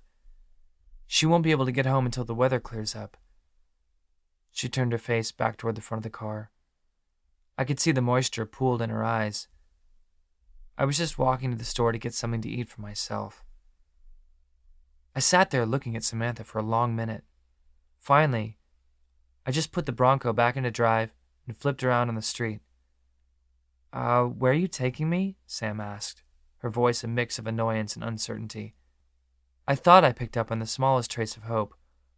"I'm going the opposite direction." I didn't bother responding to her, just kept driving. Sam didn't say anything else. She sat there stiff for a minute, as if she wasn't sure if she should demand to be let out of the car, or maybe even jump if I didn't allow her to get out. But by the time I passed the airport, she finally relaxed into her seat, watching the scenery as it went by. I parked the car in the driveway, and pushing up my sleeves again, wrote, "Come on in." "Jake, I don't want to impose or anything," Sam tried to protest, though it sounded pretty half-hearted. "I mean, I'm pretty set up with my wheat thins, banana, and frozen pizza." I just rolled my eyes and shook my head. "Get inside," I wrote on my skin. She gave an appreciative smile, keeping my eyes for a minute. "Okay, fine," she said finally, "but I'm helping you carry these bags inside." And she did. We both paused in front of the door, our hands full. I gave her a look that I hoped said, "You ready for this craziness?" Samantha took a deep breath, squeezed her eyes closed for a moment, and then nodded. The house was complete chaos. Joshua, James, and Tally's two youngest kids ran like maniacs throughout the house, chasing each other with a mix of plastic swords, lightsabers, and Nerf guns. Mom, Jordan, Jenny, Grandma, and Aunt Tally were in the kitchen, talking to each other in raised voices. Anyone outside of the family would have thought it was a heated fight. I knew it was just the way they talked to each other when they were discussing how best to bake a pie or dress a turkey. Grandpa, Dad, and John sat looking at something on one of their laptops. Jamie lay in the window seat, reading one of the half-dozen books she read a week. There was so much going on that no one even realized I was back and had brought a guest with me. "Are you sure it's okay that I'm here?" Sam asked nervously. "I don't want to stay if there's not going to be enough food or make it awkward for anyone." And then through the kitchen, we both noticed Collie helping out. I looked back at Sam with a look on my face like, "Are you kidding me?" Sam just smiled. My mom's reputation for having the ability to feed armies at any given moment was well known. I gave a nod of my head. "Come on." And cautiously, Sam followed me into the kitchen. "Finally," Mom said as she glanced up at me from something that was cooking on the stove. Her eyes then caught sight of Sam. "Well, hi there, Samantha," Mom said with a bright smile, just as I had expected her to. "Glad you could join us." That was just the way Jackie Hayes was. The more the merrier. Just look at our family of 7 kids. "Thank you, Mrs. Hayes," Samantha said, offering Mom the bag of groceries she was carrying. "I really appreciate you letting me stay." "Well, someone needs to eat all this food," she said as she glanced back at the stove. All 4 burners had something going on them. "Will your mom be joining us?" Samantha stiffened, her eyes dropping from Mom's face. "My mom's been traveling, as usual, the last little bit. She was supposed to fly home last night, but her flight's grounded for snow. She won't be able to get home until tomorrow at the earliest." "I heard about that snowstorm," Mom said, as she grabbed for some spice from her cluttered drawer of bottles and baggies. "I'm so sorry she's stuck all by herself, but I'm glad Jake brought you home so you're not alone." "Thanks, Mrs. Hayes," Sam said again.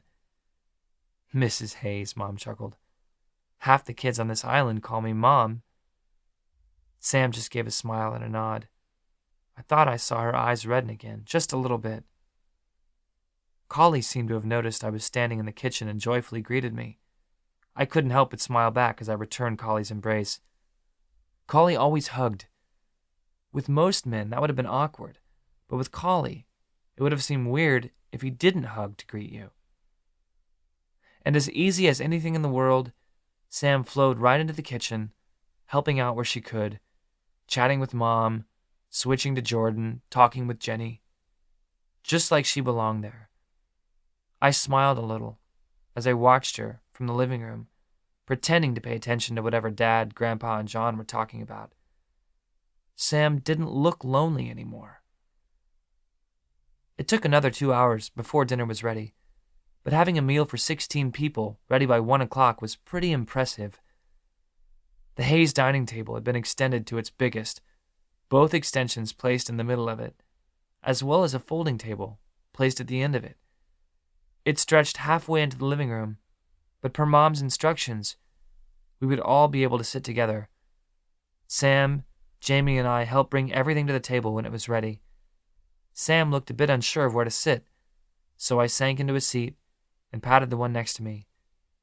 Joshua sat next to her, and Aunt Tally sank into the chair on the other side of me.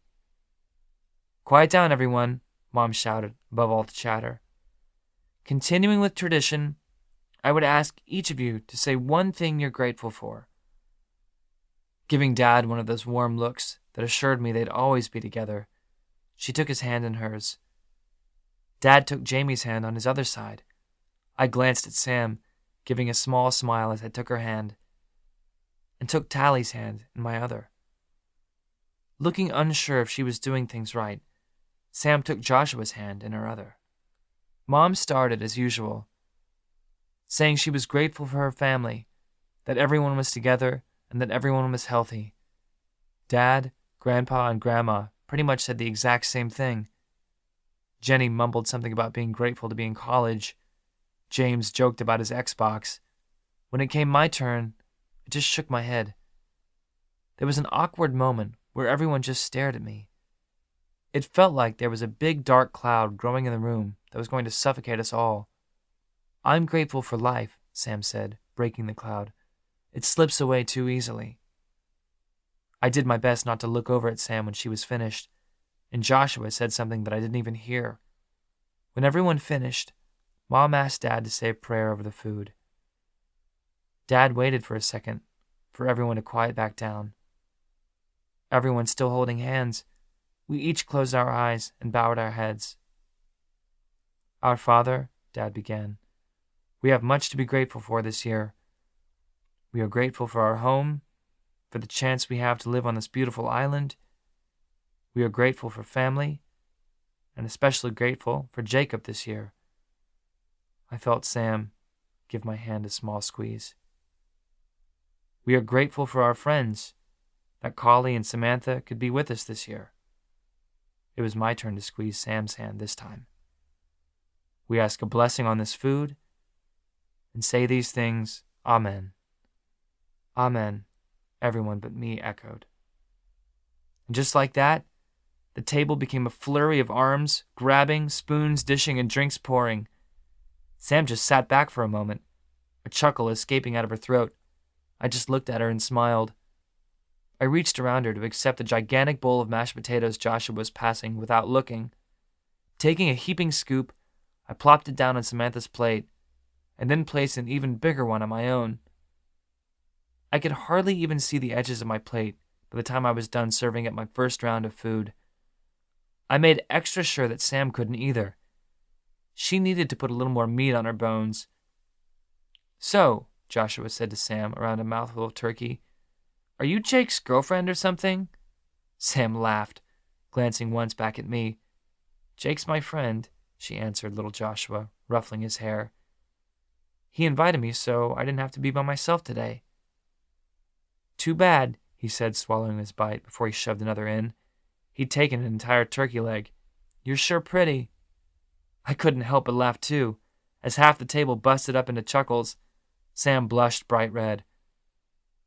The rest of the meal passed in similar fashion, relaxed, joyful chaos. By the time everyone was finished, there was still about a third of the food on the table. I knew Mom would be running around plates of food to different people on the island later that night, determined to feed half of Orcus. As everyone waited for their stomachs to digest enough room for pie, we cleared the table and started 3 different sets of games. A round of dominoes started on one end, with everyone under the age of 13 playing. Another round of a card game that I didn't really understand how to play started at the other end with Tally, Grandma, Jamie, Jenny, and Jordan. Mom, Dad, Grandpa, Sam, and I played some new game that consisted of cards, a board with plastic pieces, and dice that I'd never played before. I was losing badly, only half paying attention to the game. Of course, Samantha was winning, too smart for the game to really be fair to the rest of us. I felt like I should have been happier that day. Life was pretty good. I had my family all together. Everyone was getting along. I had a warm house, good food. The girl of my dreams was with me and my family like she was one of us. But I couldn't seem to shake the self-pity from my head. I couldn't join in any of their conversation. I kept catching my extended family staring at my throat. I couldn't even laugh along with them all. Everything just felt wrong. Eventually, as it started to get dark outside, which it did at close to 4:30 that time of year, Sam, Jenny, and Mom went back into the kitchen to serve up pie for everyone. I didn't realize Sam knew me so well when she brought me a plate of all 4 different kinds of pie. She just gave me a little smirk as she walked back into the kitchen. Everyone was pretty quiet as we sat in the living or dining room, savoring the pie. I sat in the window seat, Sam right next to me, so close our shoulders kept brushing each other. I knew the entire family was watching us, looking for signs that we were something more than friends. I knew how happy that would make most of the girls in the room. They'd never say it, and it wouldn't be a big deal for a few years, but I knew it worried at least Mom that I'd never get a girlfriend who could be understanding enough about my inability to talk. But I wasn't really thinking about that then. I was trying pretty hard not to think about anything at all, because my thoughts kept trying to turn dark on what should have been a pretty freaking good day. 8 hours since picking Sam up. Sometime around 5:30, the grandparents and Tally headed back toward the ferry to go home. Sam and I offered to do the dishes, which we did in the comfortable silence we had experienced that day at the lake. But on that Thanksgiving day, the day at the lake didn't seem real anymore. "Well," Sam said as she dried her hands, all the dishes done, "I guess I'll start walking home." I made the sign for laughing, getting the message of very funny across. "Really, it's fine," she said. She suddenly sounded nervous. I don't mind walking." Having found a pen in my pocket, I grabbed a paper towel and scrawled, "It's pitch black outside and raining." My face must have looked pretty annoyed, because Sam's suddenly hardened, her eyes narrowing. "Fine," she said, her voice sharp and cold. Rolling my eyes at her, I turned and walked towards the door. The entire family called goodbye to Sam as the two of us walked outside, she returning their goodbyes warmly. These days, it felt like their smiles were never quite that real when they looked at me. Neither of us said anything as we got into the Bronco, each of us slamming the doors as we got in. I could tell there was something on Sam's mind again as I backed out of the driveway. I hadn't even put it into drive before she exploded. "What is your problem, JKs?" she practically yelled. I looked over at her as I started to pull forward, my brows knitting together. "Besides your stupid accident, you have the perfect life and you're moping around like, I don't know, but like a spoiled little baby." I wanted to yell back at her, to ask her how dare she, but I could only glare at her, glancing back and forth from her to the road. "You have a family, one who loves you," she continued, her face growing red. "You have a roof over your head and more than enough food to eat. Your friends might not get it," she made little quote marks in the air, "but they're still trying to be there for you. And all you can do is shut out the world and feel sorry for yourself?" There was nothing like getting yelled at and not being able to defend yourself. I turned on my blinker, about to turn down Enchanted Forest Road. "No," Sam said suddenly, shaking her head. "I don't live down there anymore. Cut through town and start out toward the lake."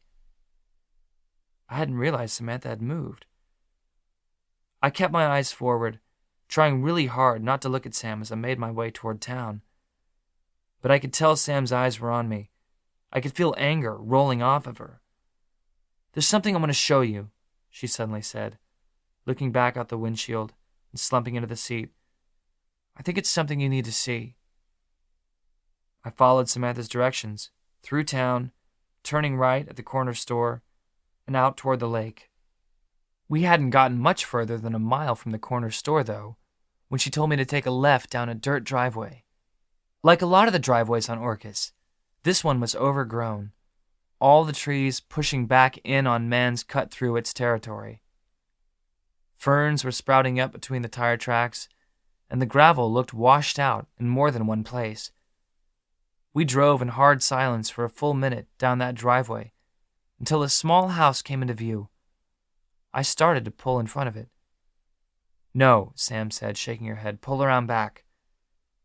I gave her a quizzical look and did as she said, pulling around the side of the house to the back. There was an old motorhome parked just behind the house, out of view from the driveway. A green garden hose ran from the house to the motorhome, and another orange line I assumed was a power cord. The motorhome was covered in moss, the same moss that claimed everything on the island that wasn't kept up. "Come on," Sam said, getting out of the car. Her demeanor was still cold as I climbed out after her. She walked up to the motorhome and climbed up the shaky stairs. She opened the door and stepped inside, me following right behind her, our notebook in hand. The inside was cleaner than the outside, but it was still dark and old. A small kitchen consisted of a tiny cluttered counter and sink. The dining table was covered in school books and pages from notebooks. Toward the back, there was a door that opened to what looked like a bedroom and a broom closet of a bathroom. I looked at Sam, searching for an explanation as to what we were doing out here instead of going into the house. "This is where I live, Jake," she said, her eyes holding mine firmly. "All by myself." Not sure I was doing it correctly. I made the signs for where and Mom. Sam didn't respond immediately. Her eyes reddened, and a little moisture pooled in them, but they never left mine. "My mom died in August," she said, her voice cracking. I just kept looking at Samantha, my brain not quite processing the heavy words she had just spoken. Kids our age didn't have to say sentences like that. Dropping her eyes from my face, Sam sniffed, wiping at a tear that had broken free onto her cheek. She walked back toward the bedroom, me numbly following her. She sank onto the messy bed, and I sat next to her. Opening our notebook and pulling a pen from my pocket, I wrote, "I don't understand." Sam read my writing, sniffing again, looking completely exhausted. Finally, she raised her eyes to meet mine. "My mom quit her job in June," Sam started. "She was getting tired of all the traveling, and I didn't want to travel with her anymore. It was just getting too hard with school. She didn't want to leave me alone all the time. The same week she quit, she went to the doctor because she wasn't feeling very well. A week later, we found out she had stage 4 brain cancer. She'd always written her headaches off as just stress from work. She'd joke around and say her diminishing hearing was because she was getting old. And that was the real reason Sam had started taking sign language." I let out a long, slow breath, leaning back on my hands, like I needed to give some space to the huge thing that had just been revealed. This was much, much bigger than I ever would have expected. Only a few people on the island knew. Sam moved forward. "My mom didn't want people feeling sorry for her, you know?" I did. So she kept it quiet. It wasn't that hard. Not a lot of people on the island really knew Mom because she was always gone. Not many people survived stage 4 brain cancer. By that point, it's too late. It was for my mom. They said she could start treatments, but it was only going to slow it down for a few weeks, and it was just going to make her feel sick all the time. Sam's lower lip quivered a little bit. She only had 10 weeks after we found out. We had some money saved up after she quit her job, but it wasn't anywhere near enough to pay for all the hospital bills. We put the house up for sale at the beginning of August, hoping we could keep her in the hospital for just a little longer, give her another week or so. The house sold just 8 days before she died. She signed all the papers for it in the hospital. We got the money for it the day she died. Tears were freely slipping down Sam's face now. I reached a hand out and brushed a stream of them from her right cheek. She squeezed her eyes closed, pressing her hand against mine, trapping my hand against her face. "No one ever came to get me, Jake," she said in a hoarse whisper, her eyes still closed. "I talked to people, thought my grandparents were coming, or Mike, my father. Child services kept going back and forth on who would take custody, but no one ever came for me. Finally, I caught a bus after Mom had been buried in Everett and came back to the island. By then I realized I was on my own. So I took what money we had left after we sold the house and paid Mom's bills and bought this crappy motorhome. That house is just a summer home, so I figure I'm good to stay here until they come back in June." I brought my other hand up to the other side of Samantha's face. Her eyes opened to look at mine, so uncertain looking, I could only stare at her. This explained everything. Why Sam had withdrawn from everyone so much this year. Why she had lost so much weight. She had no money for food.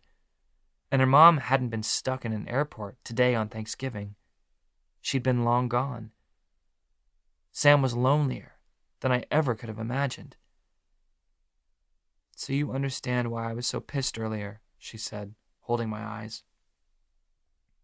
"Maybe you can't talk anymore, and that sucks, but you still have family. You still have a house. You still have food. Her breathing was coming out heavy and tired. "You still have everything, Jake, and you just didn't see it." I felt something behind my eyes prickle and was surprised when a tear rolled down my own cheek. I wanted to tell her I was sorry. I wanted to take back the entire last 7 days. I wanted to crawl into a hole and disappear. There were a lot worse things that could happen to you than losing your voice. Opening the notebook again, I set to scribbling a confession. I had to tell her now. "The night I had my accident," I wrote, "I was coming to see you. I was drunk, but the guys talked me into it. I was coming to tell you." Samantha ripped the page out of my hands, her eyes reading along as I wrote. I looked up into her face, confused, on the verge of being hurt that she wouldn't let me write it. "Don't say it," she whispered, her eyes locked on my face. Her eyes misty. She shook her head. "Don't say that." Everything within me wanted to say, "But it's true." My hand rose to the other side of her face again. Sam's eyes studied my lips and I studied hers. We each leaned in closer until our foreheads were touching. It felt like currents of electricity were running through the two of us, making me feel like I was going to melt from the intensity. I wanted to whisper a million things to Sam, all the things I didn't say, but I couldn't. So instead, I leaned forward and let my lips show her. Sam's lips were hesitant at first, as if overthinking if she was going to regret this, and then they softened under mine. Her hand came to the back of my neck as my hands pressed into her back. There was a lot of pain in that kiss. There was so much hurt and so much fear in it. I felt tears rolling down the both of our faces. But in that kiss, there was even more want. We both wanted to smother out that pain, to not have so many horrible things in the all-too-recent past, to just be normal, to do the types of things we were supposed to be dealing with besides death and disability. Sam shifted on top of me, pressing me back against the bed. Her lips moved with mine in a way that was so familiar, I could have sworn we had done this 1,000 times before. And yet it was so new. I never wanted to stop, because I was afraid if we did, I would realize none of this was real. Sam's lips tasted like strawberries and bananas. Sam leaned back away from me, her eyes studying mine. She had that look again, like there was something on her mind. As if she could read what on my face, she answered. "I've liked you for a while, Jake," she said. "I meant to do something about it this summer, but then Mom got sick, and I couldn't be worrying about the boy I liked when my mother was dying." She stopped for a second, studying my eyes again. "I just wanted you to know that." I brushed the back of my hand against her cheek, my eyes still locked on hers. She hadn't told me she loved me. I believed Sam when she had written about not believing in love. But she had said that she at least liked me. In that moment, that meant everything. I lifted my head off the bed and pressed my lips to hers briefly. She smiled in a way I'd never seen her smile before. I committed to making her smile like that as much as I possibly could. I reached over on the bed for our notebook and the pen. "This changes things," I wrote, turning it so she could see it. "Yeah," she smiled, kissing my lips again. "It does." We spent the next 2 hours talking, filling a full 10 sheets of paper. I asked how she survived, where she got money from. I was surprised when she told me she made money from some girl who went to a prep school down in Seattle, doing homework for her and sending it online. She told me how she was afraid someone would eventually realize she was still here and try to come take her away. The plan was always to go to UW after graduation and get her teaching degree. But to secure her scholarship, she needed to make sure she kept her valedictorian status, and she couldn't do that unless she stayed here at Orcus High School. She just had to stay hidden for the next 19 weeks until she turned 18. About 3 weeks ago, she'd moved the motorhome to this house from somewhere just past the golf course when the owners moved back into their house. And a few weeks back, she'd looked so terrible because she'd gone 3 days without power. Some rodents had chewed through her wires. I was impressed she'd fixed them herself. I couldn't feel sorry for myself anymore. I knew that. Seeing what Sam had to live with, how she'd kept going after she'd lost everything made me feel like a criminal. I did have everything except a voice. I wasn't going to waste any more time acting like an idiot and letting my life go unlived. I vowed to live every second of it after that day in Sam's motorhome. 19 weeks till Sam's birthday.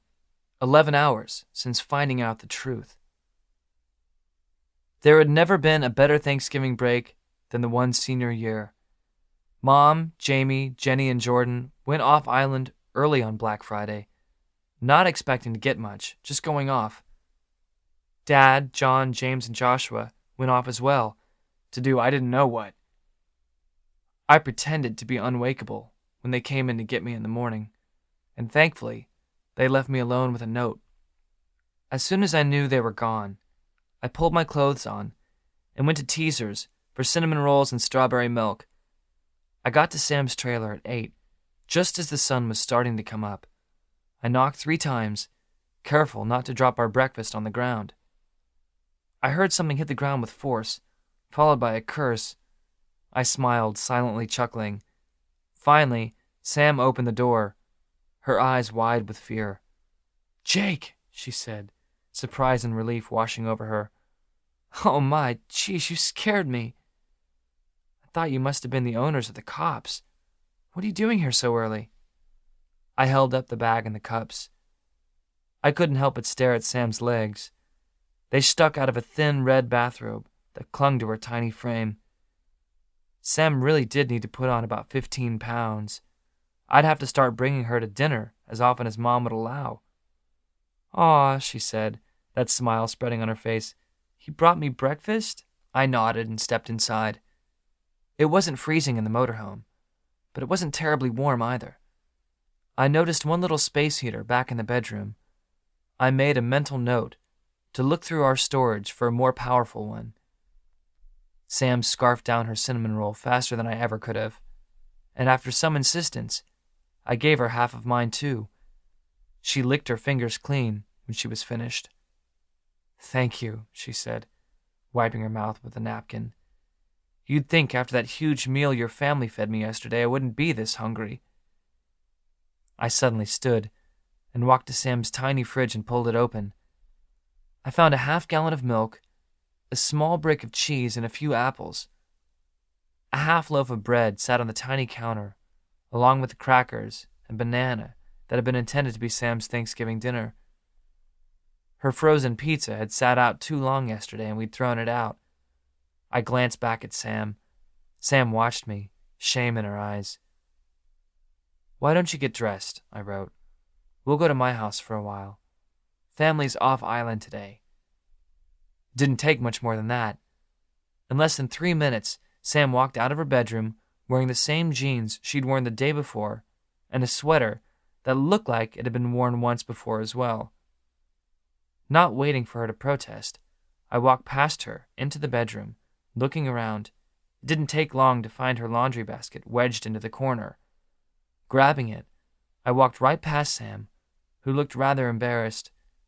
Not saying anything, Sam grabbed our notebook off the table and followed me out to the Bronco. Sam seemed relaxed in a way I hadn't ever seen her before as we drove through town into my house. She was quiet as we rolled along, watching the trees and small shops around us. It was one of those rare times she didn't seem to have something on her mind, just enjoying the moment and being.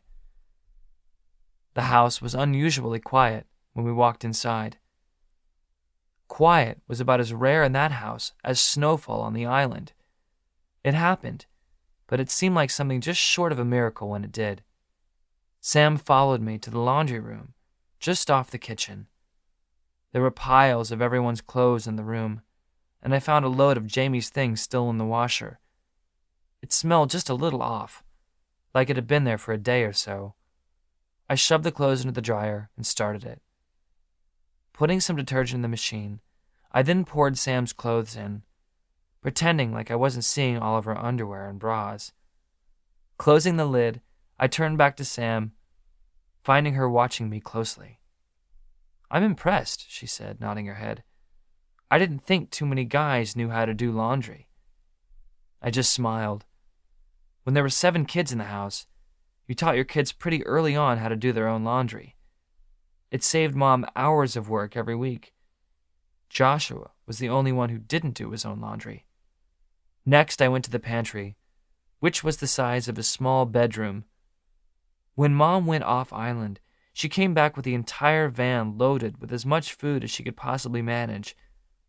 With so many people, shopping off island was way cheaper than shopping on. Finding an empty box on the floor, I started filling it with stuff.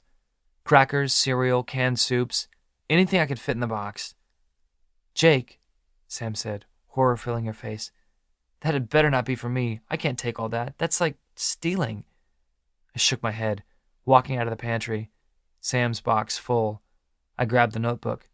"Trust me," I wrote. "Mom won't notice, and if she does, I'll just tell her I got extra hungry today." "Jake," she protested, shaking her head, I can't." "Look," I wrote, rolling my eyes at her as I glanced up. "I'll get Mom and Dad an extra nice Christmas present this year to repay them."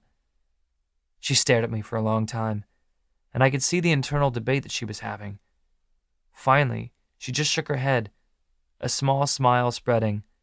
Her stomach won out. Digging up a small cooler, I filled it with a bag of leftover turkey, a couple bags of frozen vegetables, and a few pieces of frozen chicken. Setting it next to the box of non-cold stuff, I went out to the garage, Sam trailing behind me.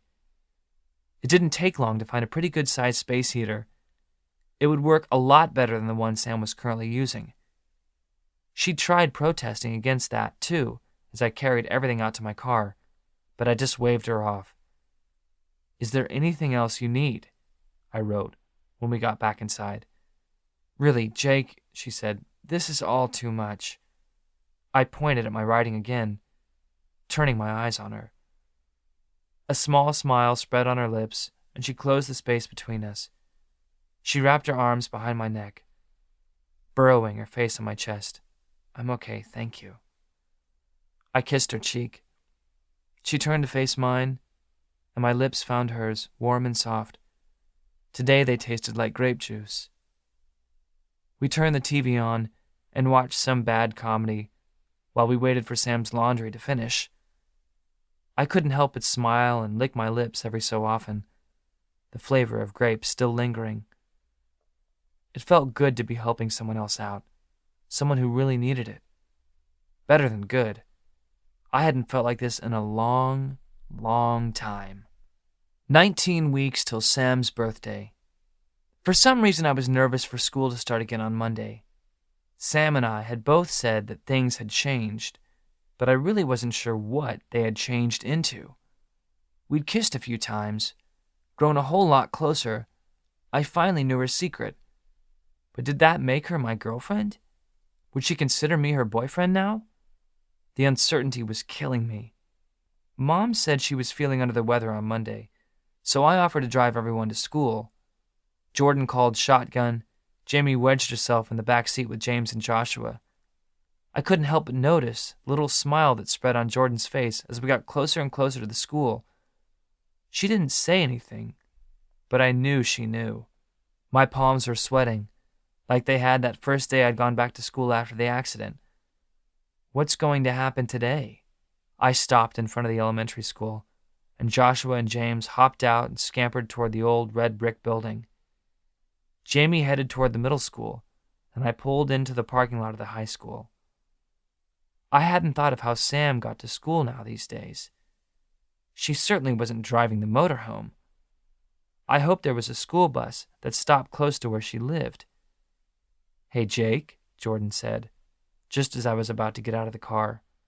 I glanced back at her, already knowing what she was going to say. "I'm really happy for you," she said, giving a smile. "Samantha seems perfect for you." I simply returned her smile and gave a little nod before climbing out of the car. Jordan dashed ahead to join her friends. I watched her as she went, feeling incredibly appreciative of everything she'd done for me. Even though she was 11 months younger than me, Jordan had always felt like more of a big sister, even more so than Jenny ever had. Jordan always had my back. She always looked out for me. I was disappointed when I didn't see Samantha before school started. Calculus felt like it took forever, as if the subject wasn't bad enough. My heart jumped into my throat when the bell finally rang for second period. But Samantha wasn't in class. She wasn't in our ASL class or AP English. I tried not to let myself have a total panic attack when I didn't see her at all before lunch break. Had I scared her away? It would take some major scaring for Sam to skip school. As I wandered in the direction of Sam's locker just after lunch period started, I felt a hand clamp down on my shoulder. I turned to see Rain and Carter. "Hey, how was your Thanksgiving break?" Carter asked, shifting his books from one hand to the other. "Feels like I haven't seen you in forever." I nodded, pulling out my pocket notebook. "Fine," I wrote. "Yours?" "Boring," Carter said. "Just went up to Bellingham to my grandparents. There was only 6 of us there." I nodded in Rain's direction. "Well, let's see," he said, as we started for the parking lot. No one at the high school really ate the food from the cafeteria. It was a mass migration at lunchtime to the deli at the island market. I think every one of Mom and Dad's hippie friends showed up. It's not quite a real Thanksgiving dinner when everything's all organic or raw or vegan. Carter and I both laughed. As much of a circus Thanksgiving was at my house, I couldn't even imagine what it must be like at Rain's. We all loaded into the Bronco and headed for the market. "So Blake's putting this party together, out somewhere in Olga this weekend," Carter said from the back seat as he flipped through some of my notebooks. I was grateful that mine and Sam's was safely tucked in my backpack. "Sounds like a lot of people are going." "You going to be able to make it, Jake?" "Promise there'll be no booze. Everyone's sticking to those pledges." My stomach clenched a bit at the mention of a party, especially one that sounded a lot like the one that had changed my entire life. And there were other things I wanted to do that weekend, all of them involving Sam. But maybe this would be the perfect time to make something public, if there was anything to actually make public. Finally, I nodded, letting them know I was up for it. "Awesome," Carter said as we pulled into the parking lot. "Think you could invite Jordan?" Rain asked as he hopped out of the car. I just gave a silent chuckle, shaking my head at Rain. Rain was every bit as much of a chicken as I had been about Sam. "I'll think about it," I wrote, flashing the page at him. "Thanks, man," he said, punching me in the arm. The market was insane during lunch hour, being flooded by the high school students. We all loaded up on chicken strips, JoJo's, corn dogs, and burritos. I glanced around the store briefly when we got inside with a dim hope that I might run into Sam. She wasn't there. I went back to school after lunch with a heavy weight in my stomach. School just seemed boring and dull without Sam around. I didn't absorb a single word Mr. Crow said in government. I nearly chopped my finger off in wood shop, and I almost got Carter's chest crushed in weight training when I was supposed to be spotting him. I just kept wondering where Sam was. Everything in me was afraid she was avoiding me. Maybe everything had been ruined. I hadn't felt like anything had been ruined over the weekend, though. Everything had felt like it was going great. But sometimes girls were complicated like that. You never could read them. My heart leapt into my throat as I walked out to my car after school. I saw Sam leaning against the driver's door of the Bronco, her backpack resting at her feet. "Hey, stranger," she said with a small smile as I walked up to her. I smiled back, my chest doing weird things. Really hoping I was doing it correctly, I signed something like, "Where were you?" "Yeah," she said, dragging the word out.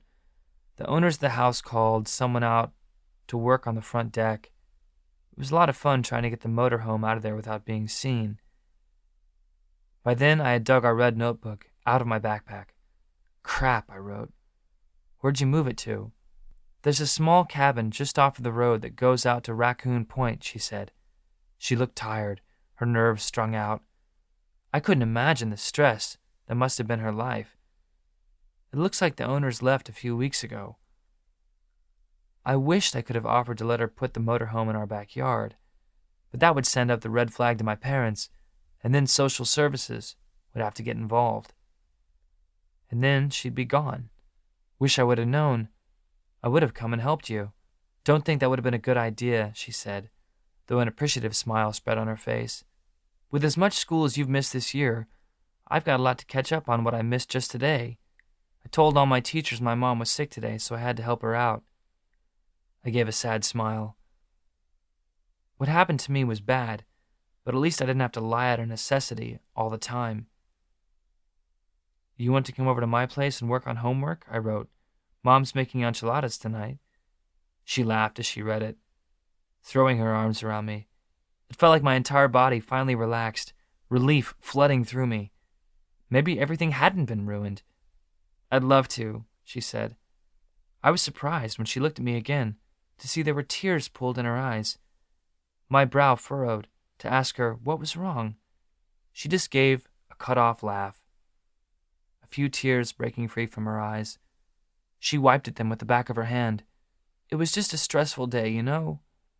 I feel like I can't ever relax, always afraid I'm going to get caught, and I can't afford to miss school and let my grades slip. I pulled Sam into my arms again, hugging her tightly. I could feel all the pain she was in, as if it clung to her like a heavy, itchy wool sweater. She relaxed in my arms, almost as if she was relieved to have me holding her together for just a few moments and not have to do it herself. I stepped away from her. Come on, I wrote. Let's go. I set our backpacks in the back seat, and we both climbed in. As soon as I started pulling out of the parking lot, Sam slid her hand into mine, our fingers intertwining. She squeezed my hand tightly, as if she were afraid if she let go, she'd crumble. 19 weeks till Sam's birthday. It was amazing how easily Sam fit in with my family. I brought her home with me, and everyone went out of their way to say hi to her. And everything just felt so normal. Sam talked with Jordan for a second, and then she and I went into my room and worked on homework. And we did actually work. There was no pressure in the air to have to do anything physical. It didn't feel weird that we were in my room alone together. It just felt like something we'd done 100 times before. Just like she was a part of the family, Mom set up a place for her at the dinner table, and she ate with a lot of us. I took her home that night and kissed her goodbye just once. Her lips tasted like cherry. But something felt off at school the next day. Sam was still friendly. She still smiled that smile she only smiled at me. We still sat next to each other during class, but she never did slip her hand into mine. She never came with me to the market for lunch. She'd just quietly say she needed to do her homework in the library. Sam was just distant. And I honestly wasn't sure how to react. I felt like I was being whiplashed. Any time we were alone or at my house, she was the sweet girl who felt like my girlfriend, who held my hand and kissed me and ran her fingers through my hair absent-mindedly. But at school, she felt like nothing more than a really nice girl who was my friend. Considering what she was really dealing with, I didn't dare push her about it. She was already trying to balance so much in her life, and I wasn't going to make things worse.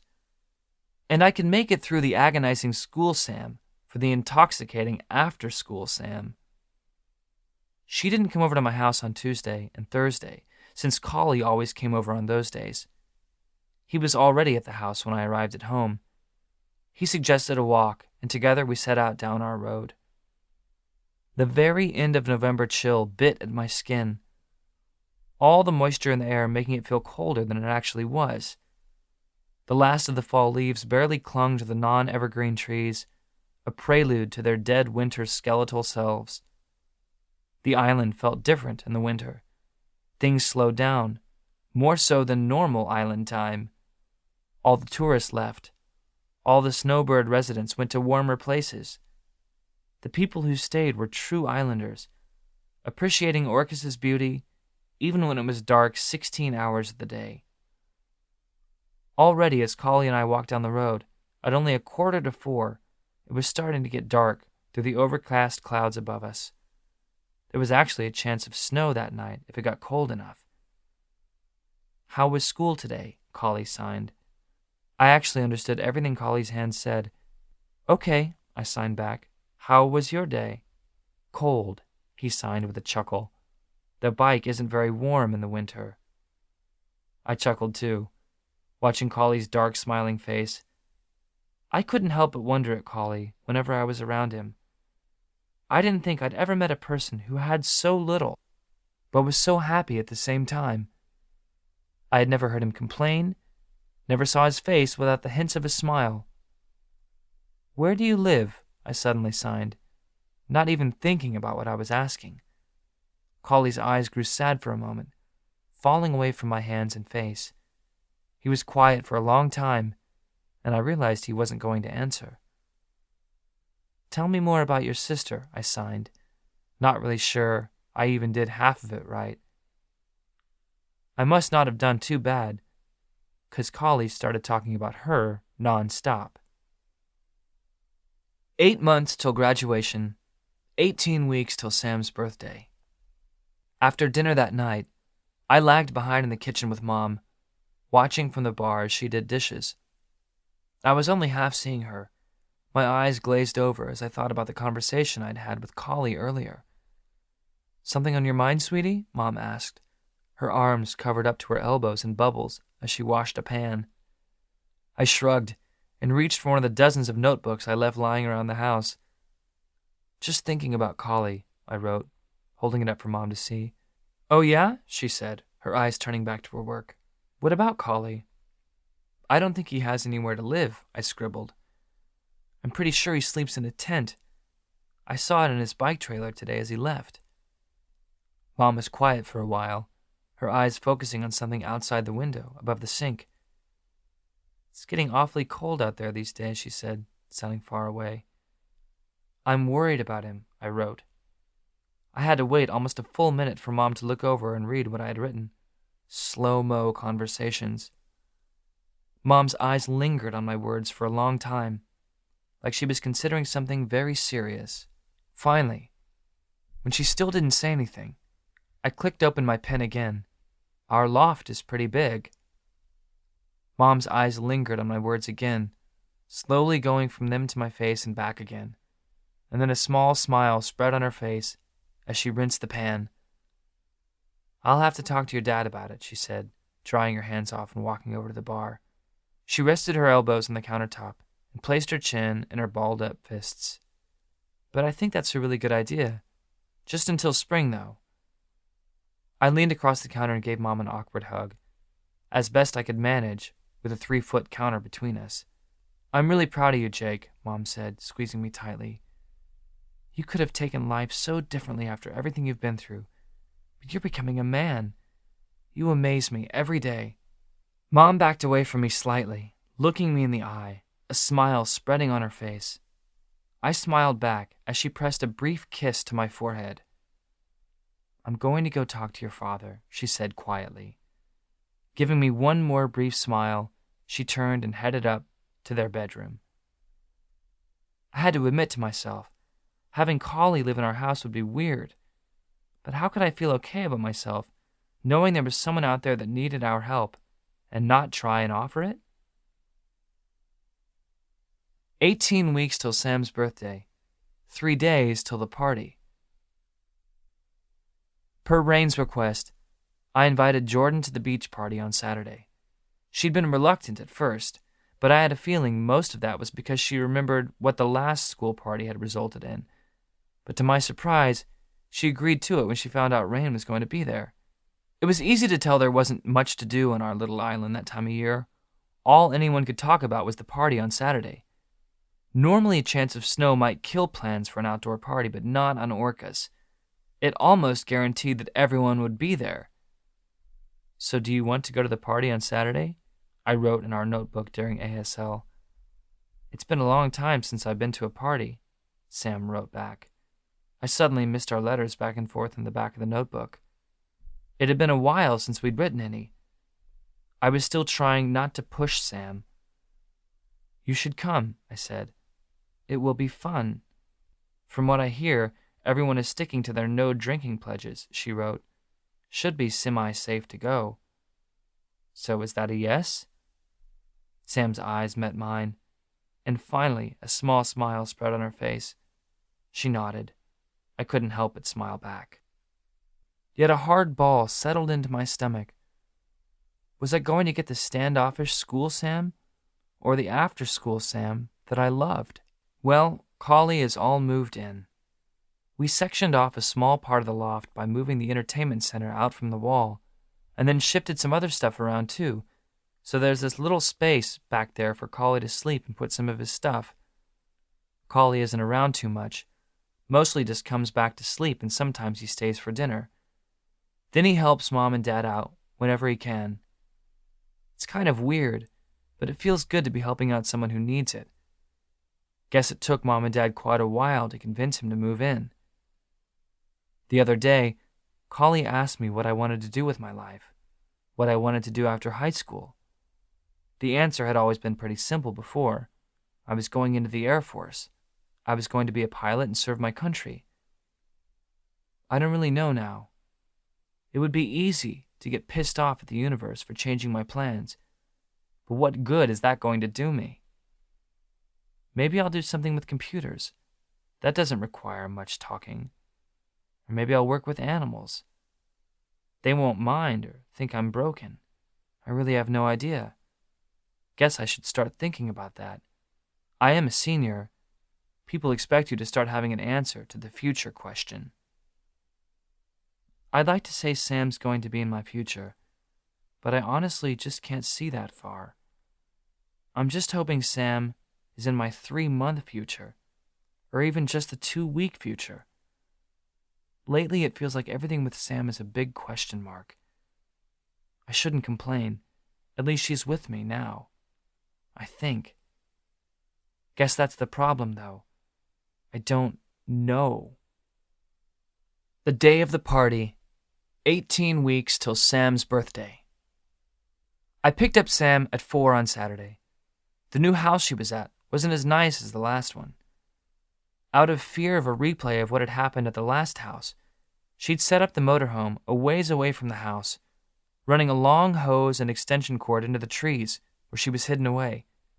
It would make it easier if she had to make a last-minute escape again. Sam looked tired when I picked her up. Of course she looked tired all the time in those days. We drove out toward Olga in silence, as seemed usual for us when we were in the car. But I had a sick feeling in the pit of my stomach. It felt like things had come to a stop, as if the two of us weren't going to go beyond pecks and a few scattered handholds at my house and occasionally at hers. I had been pretending that it would be enough for me, that I could live with it, as long as Sam was a part of my life in some way. But I had to admit to myself that I wanted more. The feeling of dead weight inside of me kept growing heavier and heavier as we made our way down the slow winding roads. I was suddenly dreading the party, even dreading spending time with Sam. I just wanted to hunker down in my room and blast my earbuds too loud. There were only a few places to park at the beach, so it was pretty obvious we were only the second group to show up. I saw Blake and 2 girls, one of them Nora, stacking wood on the beach to start the fire as I put the car into park. Despite all their public fights, Nora and Blake were still together. Sam and I both sat there, just staring out the window at nothing. It felt like there was a big suffocating cloud filling the car that wouldn't dissipate until one of us said something. "Just say it, Jake," Sam finally said, keeping her eyes glued forward. I felt everything seize up inside of me, dread filling every corner of my body, but I had to get it out, or it was going to kill me. Grabbing our notebook from the back seat, I clicked a pen open. "What's going on with us, Sam?" I wrote. I tried not to let my hand shake. Whether from frustration, anger, or fear, I wasn't sure. "What are we?" I underlined the last sentence. Samantha's eyes stayed glued to the page for a long time. Her jaw clenched tight. I could feel the defensiveness building up inside her. "I don't know what you want me to say, Jake," she said, turning her eyes forward again. "I like you. I like being with you. But you know how I feel about that L word. So don't expect me to proclaim my undying love for you. I've got a lot to deal with these days, and I'm sorry if I'm not paying enough attention to you or fawning all over you all day, every day." It would have been better if Samantha had raised her voice, if she had started getting mad, but she didn't. She kept her voice calm and even, just a little too quiet. She clenched her jaw more, her gloved hands balling into fists. Suddenly, without saying anything more, she climbed out of the car and shut the door behind her. Great. As if things hadn't been bad and weird enough, I had just made them worse. Seeing another half-dozen cars pull up, I climbed out. Rain, River, and Jordan pulled up in one car. Carter and 7 other people climbed out of his car. Within about 2 minutes, pretty much the entire school piled out of various vehicles and flooded down toward the beach. I hung back by the Bronco as I watched them go. I suddenly envied them. Their lives seemed so uncomplicated. The biggest worry for most of them that day had probably been what to wear, or thinking of tactics to dodge snowballs. I had a girlfriend, well, maybe girlfriend, who was homeless, and 3 words I wanted to say more than anything. But the person I wanted to say them to wouldn't let me, and I literally couldn't say those 3 words. Finally, as the dark sky started to grow dark, shadows dancing on the sand, I made my way down to the party, trying to pretend like I wasn't really looking. I noticed Sam seated on a large log, talking with Summer and Marina. It was stupid that I felt almost betrayed when she was talking to her old friends. I didn't want to be the jealous type of guy. I should have been glad she was socializing. Carter found me before too long, Rain having successfully engaged my sister in conversation. Carter was moping too. River more into talking to some girl named Ashley than him. I felt kind of bad for him. It would seem fairer to tell him he wasn't her type, rather than to let him suffer. The guy needed to move on. But I had promised River I'd keep her secret. So us loser guys sat by ourselves on a log by the fire, and Carter pretended to be interested in sign language, and I taught him a few signs. This sucks. When I pictured the party that night, I hadn't imagined I'd be spending it with Carter, teaching him stuff I could barely manage to remember. I kept catching Samantha's eye from across the fire. We were pretending not to see one another, knowing it was a lie. My pride wouldn't let me feel sorry for her, and hers wouldn't let her do anything but pretend nothing had changed between the two of us. Trying to ignore her, I watched my classmates around me. I was impressed that I didn't see one brown bottle or red plastic cup. They'd taken that pledge seriously. Here we were 9 weeks later, and they were sticking to it. I hadn't expected them to take it so seriously. And they were still having a good time.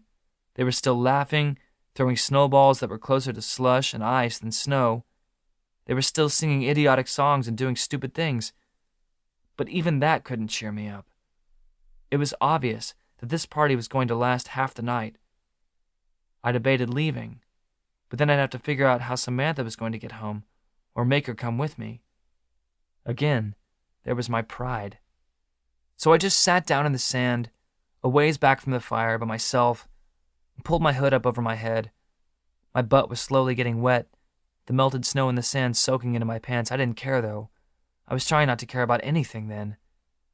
A few minutes later, a crunch in the sand from behind me caught my attention. Considering that it was probably just some couple trying to sneak away from the crowd to make out, I just ignored it. But then a pair of skinny legs settled on either side of me as someone sat on the log behind my back, and a pair of arms wrapped around my shoulders. I didn't have to look up to know it was Sam. She pulled my hood down, and pressed her cheek against mine, giving me a squeeze around my chest and shoulders. I faintly detected the scent of kiwi coming from her lips. "I'm sorry," she said quietly. Her lips brushed my cheek as she spoke. "I was a really big jerk earlier. What I said was really mean." I turned my head slightly, so I was looking at her face. She really did look sorry, her eyes downfallen, more tired than usual. "I have been pushing you away this whole time," she said. "When we're at your house, I just feel safe. But when we're at school, it just reminds me how fast my whole life could fall apart. I've worked so hard these last few months, and it could all crumble if anyone were to ever find out I'm only 17 and living on my own." "You're a part of all that," she said, her eyes growing serious. She placed a hand on my cheek. I placed my hand over hers. "While I can't say that word, the thought of letting you in, really letting you in, just to have you ripped away." She trailed off, closing her eyes. "If my own dad could walk away from me so easily, what's to keep you from getting tired of me too?" I turned so I was kneeling in front of her. Her eyes still closed. I pressed my lips softly to hers. I'd been right earlier. Kiwi. I loved how her lips tasted different every time hers met mine. I placed a hand on either side of her face. Slowly, she let her eyes open. Reaching into my pocket, I pulled out my small notebook and pen. "I'm not going anywhere," I wrote, "so don't keep pushing me out." A small smile cracked in the corner of her mouth. A small gleam came back into her eyes, and she took my hands in hers. "I'm sorry," she said. "I've never had a boyfriend before. Guess I really don't know how to treat one." The smile that spread on my face must have looked ridiculous. Boyfriend. I was Samantha Shay's boyfriend. I kissed her kiwi lips again before. Holding my hand out, I caught her eye, testing to see if she was really ready to do this. She looked at me for a long moment, her smile faltering and strengthening.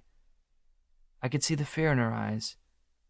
If we walked back to the party together, her hand in mine, it would change things again.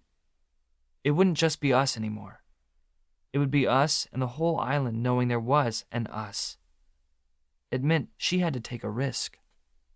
The smile finally spreading to show her white teeth, she placed her hand in mine. Our gloved fingers wrapped around each other, and finally, our shoulders bumping in the dark, we walked back to the fire. As soon as Carter saw the two of us walking toward everyone, he started clapping, his hands above his head, and gave a huge whoop.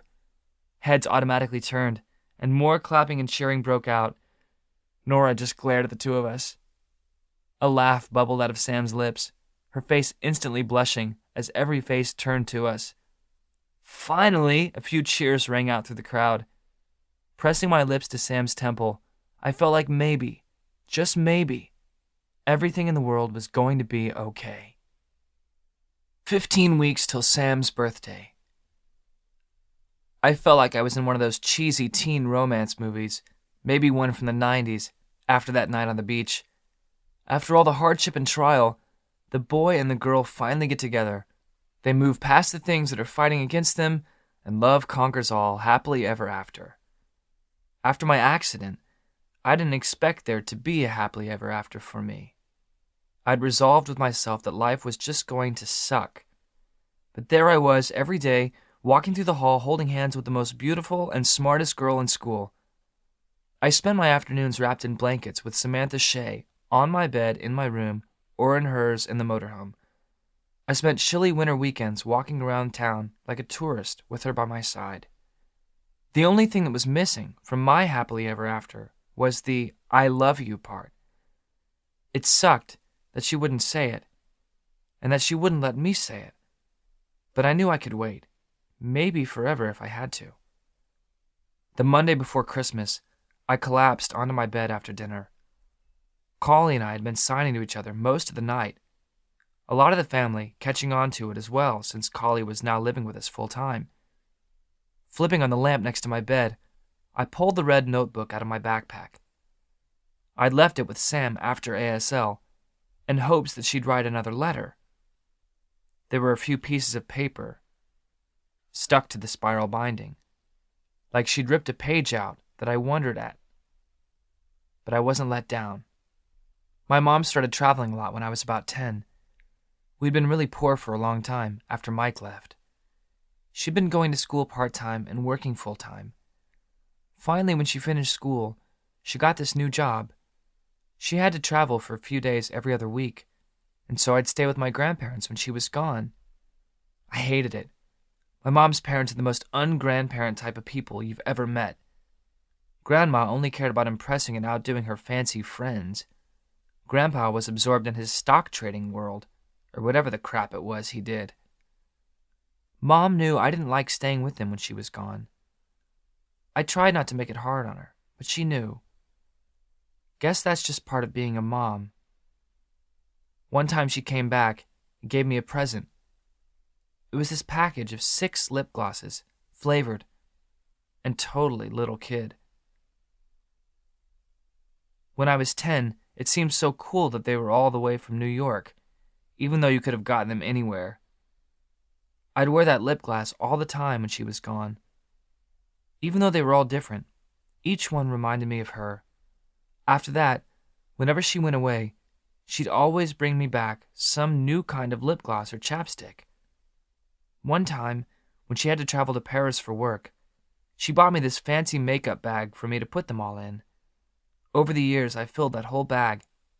It's a pretty big bag. Seems silly, doesn't it? That just chapstick makes me feel like Mom's here again.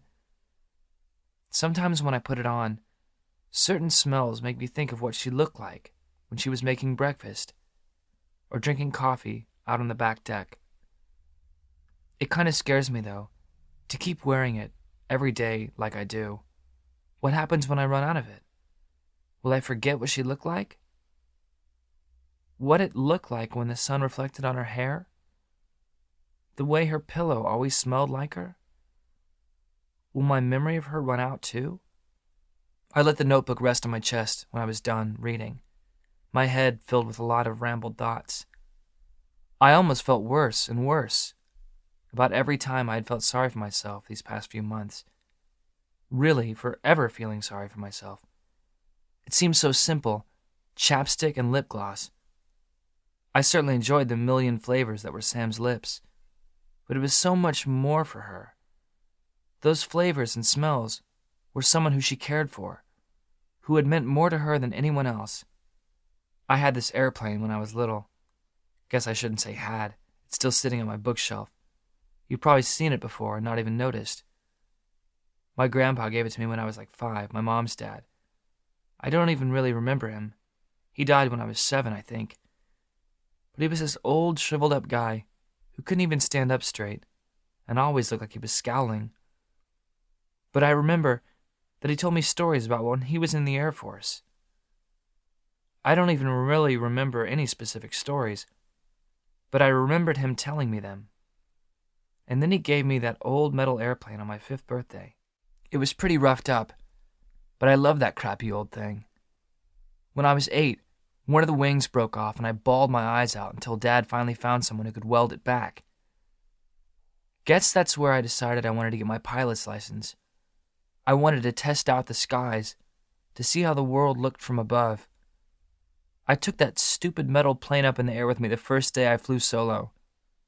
I was so scared, I thought I was going to crap my pants, but for some reason, I felt a bit better having that little plane there with me. Maybe my grandpa was flying with me that day. Some days I miss flying so much, it makes my entire chest hurt. Feels like I can't breathe sometimes. I try not to think about the fact that I'll never have thousands of feet of air between me and the ground again. But it's those times that I have to remind myself that at least I got the chance to do it sometime in my life. A couple dozen solo flights are better than never having done it at all. 15 weeks till Sam's birthday. The weather took a turn for the worse the next day. Tuesday dawned with a fresh blanket of snow, and 6 inches of snow meant school was definitely canceled. If Orcus got more than 2 inches, the entire island pretty much shut down. Normally I would have been stoked. but considering the circumstances I knew Sam was living under, I felt pretty panicked and worried. With everything in me, I wished Sam had a cell phone so I could call her and make sure her pipes didn't freeze, or that she hadn't frozen. Instead, I had to wait until almost 11, when the roads were semi-cleared, to take as many extra blankets as I could steal without Mom noticing. I told her I was going to spend the day at Sam's. She just told me to be home before 10 so I didn't get stuck somewhere in the snow. Sam's driveway was covered in a perfect, fresh blanket of white snow. For a minute, I didn't know if I was going to make it all the way into her place. I wasn't so sure I was going to get out unless the snow started to melt. I shivered at the side of the motorhome. It definitely didn't look warm. I could only hope the small trail of steam coming through a vent on the side meant that it was warm enough on the inside. I knocked on the door just once before I let myself in. Everything inside was covered with a thin film of dew, the warmth from the space heater battling the cold outside. The motorhome was a mess, and there was no sign of an alive Sam.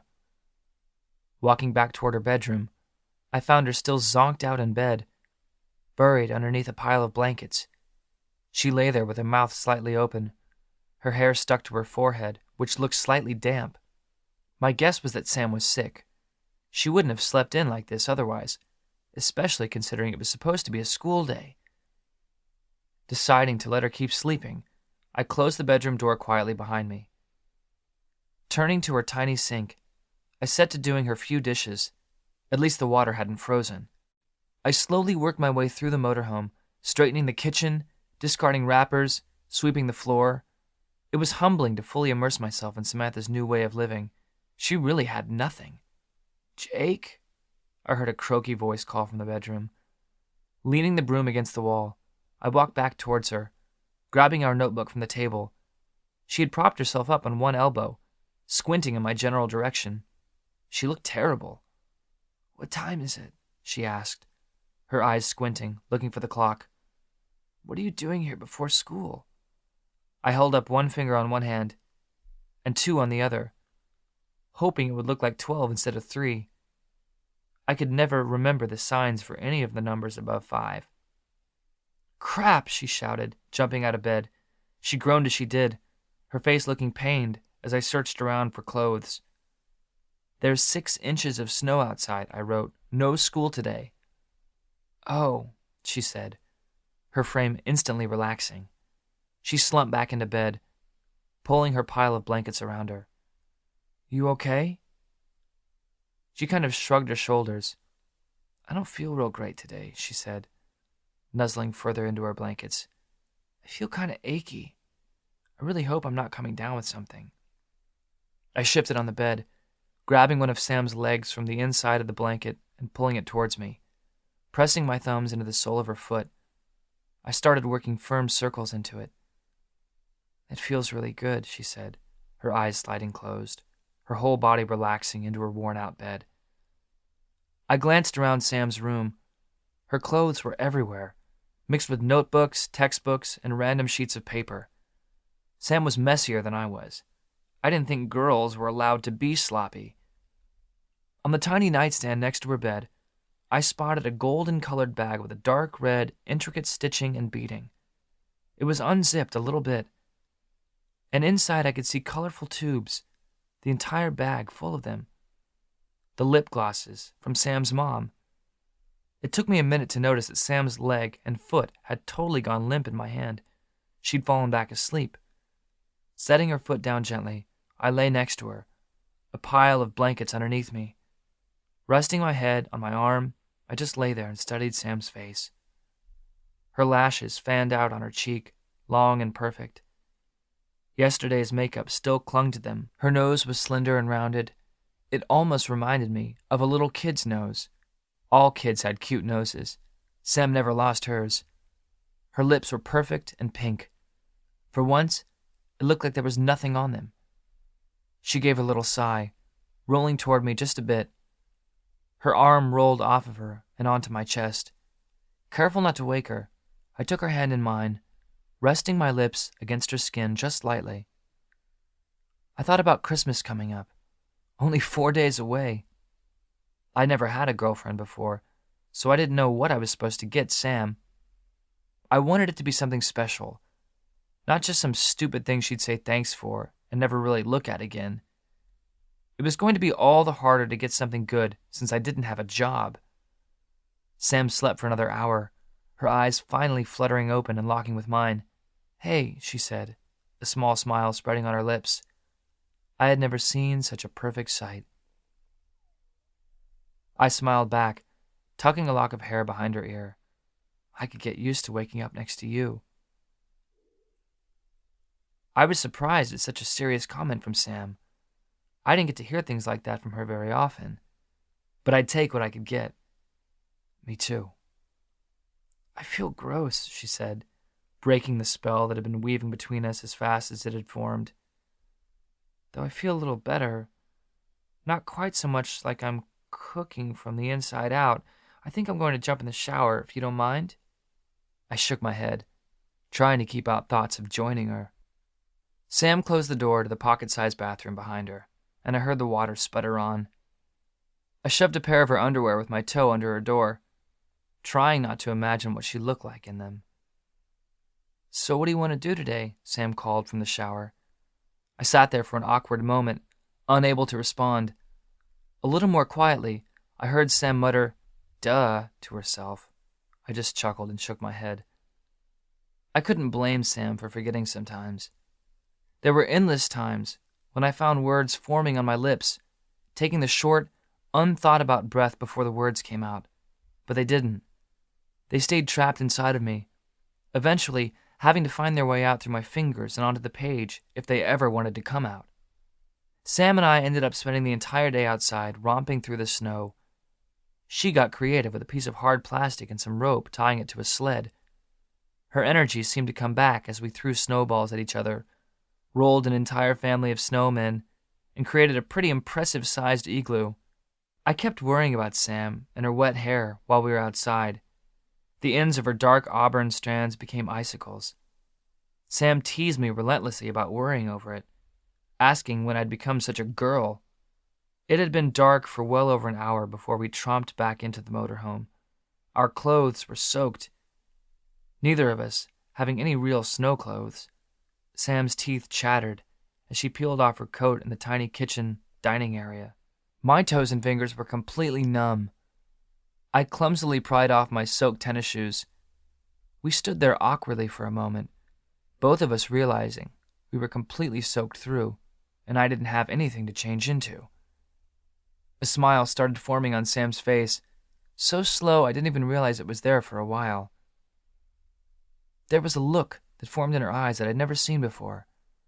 It was the look of wanting something, and not wanting to fight against wanting that something. My entire body seemed to jump to life as she crossed the tiny kitchen toward me. Her hand came to the back of my neck, her skin feeling like ice against mine, but I didn't care one bit. Sam's other hand pushed my coat the rest of the way off my shoulders as our lips met. As my coat dropped to the floor with a wet slop, Sam's lips became more urgent, her lips parting. Her lips tasted like cotton candy today. Electricity ran through my blood as Sam's hands slid down to the hem of my shirt. Very slowly, she raised the soaking fabric, making goosebumps flash across my skin as she lifted it up over my head. Our lips parting for just a brief moment as it came off. It scared me that I hadn't even noticed my hand slipping under Sam's shirt until I'd lifted it over her head. I didn't want to think that I could lose control like that, but I didn't want to stop. Apparently, neither did Sam. She'd slipped out of her wet jeans before I could even let my eyes trail to what she was wearing beneath those wet things. The world never seemed more real or bright as it did when I saw Sam standing there in next to nothing. The dark blue fabric clung to her skin in ways that made my head spin and my breath catch in my chest. My eyes met hers, and I saw another thing there that I'd never seen before. Being with Sam was all about dancing around walls and searching for invisible doors. But in that moment, there were no walls up. There were just her chocolate brown eyes, watching to see what I thought of her. I held her eyes as my hand rose to her cheek. Her skin was cool against mine. I hoped she could see how beautiful I thought she was in that moment. It was painful that I couldn't make the words form. My chest actually ached from holding them in. But I saw the softness in her eyes and knew that she knew I loved her, even if she wouldn't let me say the words. "Come warm up with me," she breathed, her lips brushing against mine as she spoke against my skin. Reaching down, she unbuttoned the top button of my pants. It didn't take me longer than a second to slip out of them. Hooking her index finger into the waistband of my boxers, she pulled me toward the bathroom with her. Turning the hot water on, she pulled me in after her. The water burned my skin, but I didn't even notice as my eyes ran over Sam again, wearing nothing but a bra and panties. Sam bit her lower lip, looking at me from under those perfect dark lashes. We stayed in that shower until the hot water ran out, our lips locked together, our hands exploring each other's skin. Sam held all the important stuff back, just barely. I felt lightheaded and my knees weak by the time Sam let out a half-giggle, half-scream as the water poured over us, ice cold. We both stumbled out of the shower, wrapping ourselves in towels. We tumbled into her bed, burying ourselves in the blankets and pillows. We lay facing each other, our noses only half an inch apart.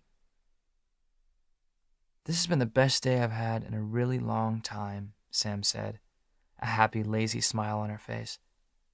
"It feels nice just to be me, just be me with you." I smiled, pressing my lips to hers briefly. The excitement of the day was settling down, leaving my body feeling heavy and sluggish. Sam's eyes drifted down, resting on my throat. She studied the scars there, the gaping hole that was never going to go away. Her warm fingers rose to touch the skin there. "You've been amazing to me, Jake," she said quietly, her eyes still on my scars. She was quiet for a second.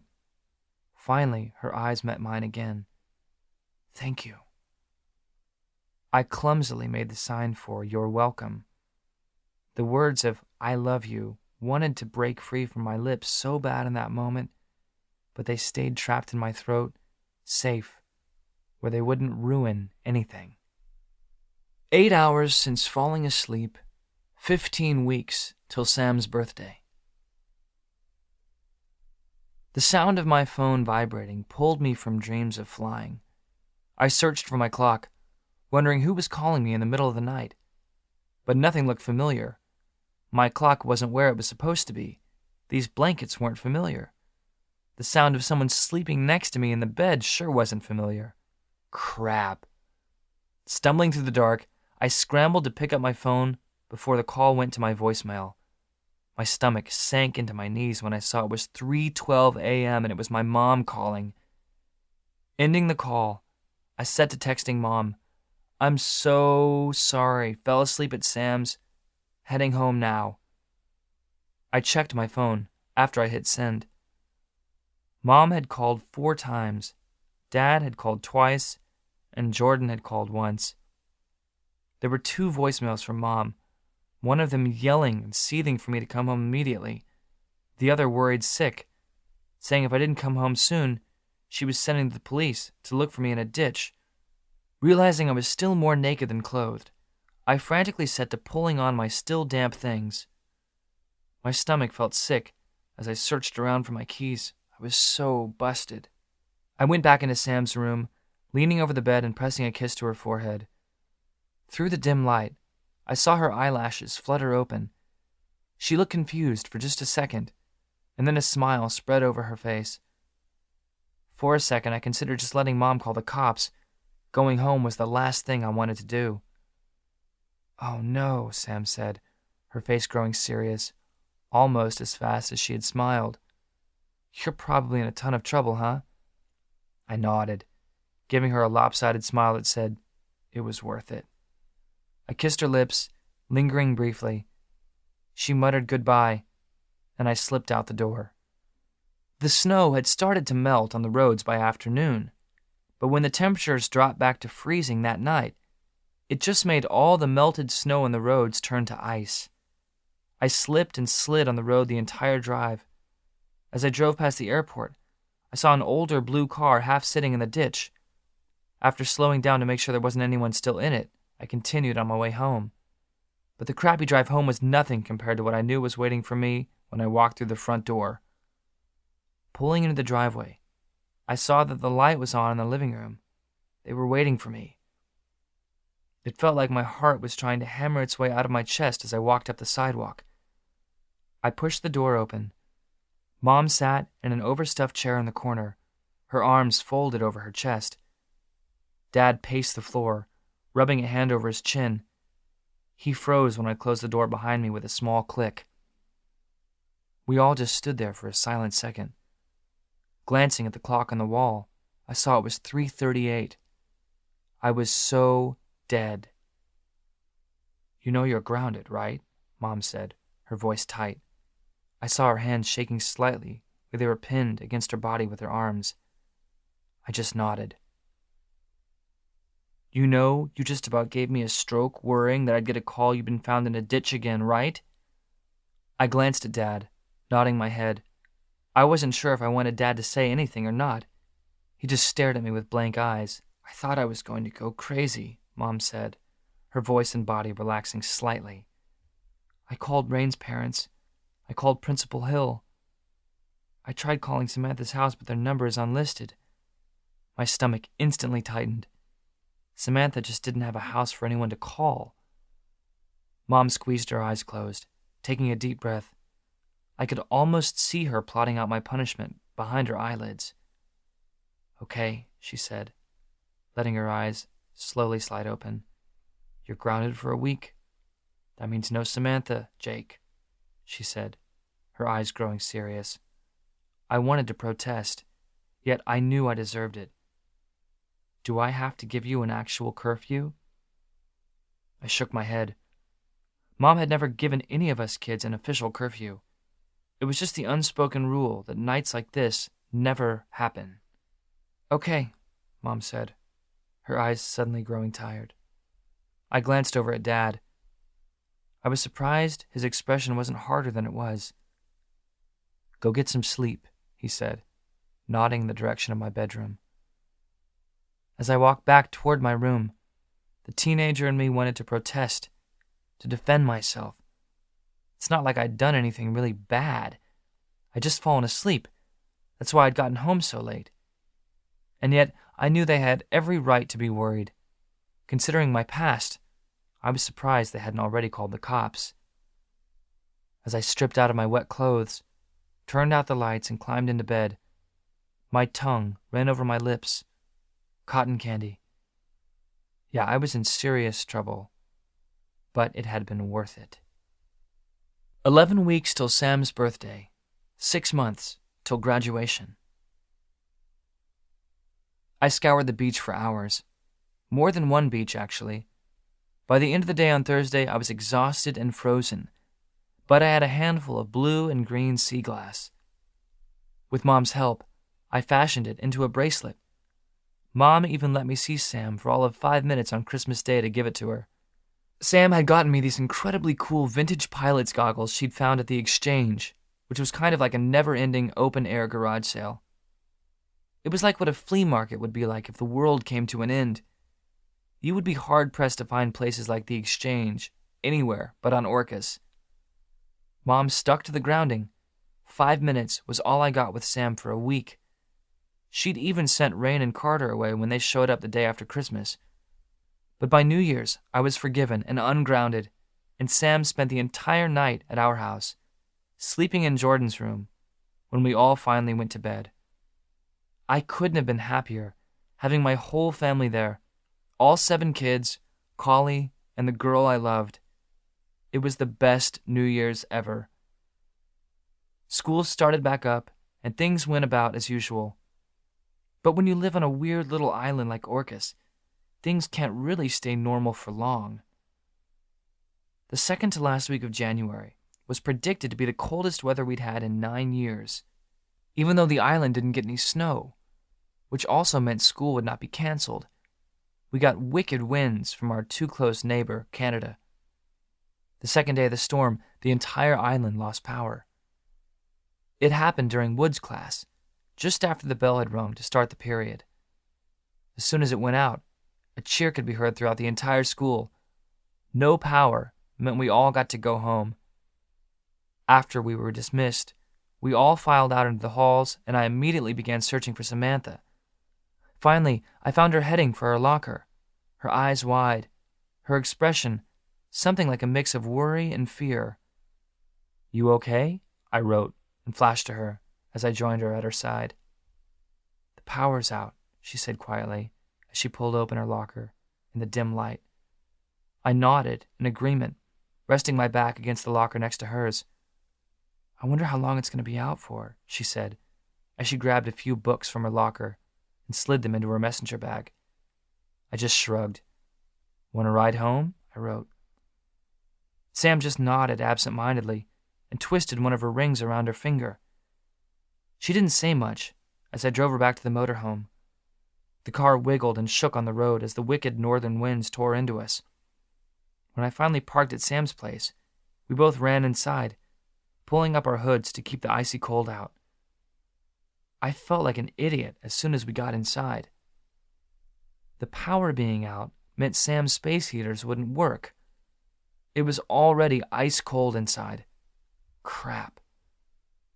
Sam hesitated in the kitchen, wrapping her arms around herself, her teeth already starting to chatter. Her eyes met mine, and I could see she didn't know what to do. So I did the only thing there was to do. Telling her to pack clothes to last a few days, I then went outside and shut off the hose that led from the cabin to the motorhome. It took me a bit to figure out how to drain the water from the hose and the trailer, but I was fairly confident her pipes weren't going to freeze and break during the cold weather. 10 minutes later, we were back in the car, the heat blasting. "Jake," Sam said, "there's no way your mom's going to let me stay. Not now that we're together. New Year's was one thing. She'll probably suspect something fishy is going on." "She doesn't have to know you're spending the night," I quickly wrote when we got to a stop sign. "I hate lying to your mom," Sam said. "It's a lot harder to lie to people you like." I glanced over at Sam. She looked like she had the weight of the world on her shoulders again.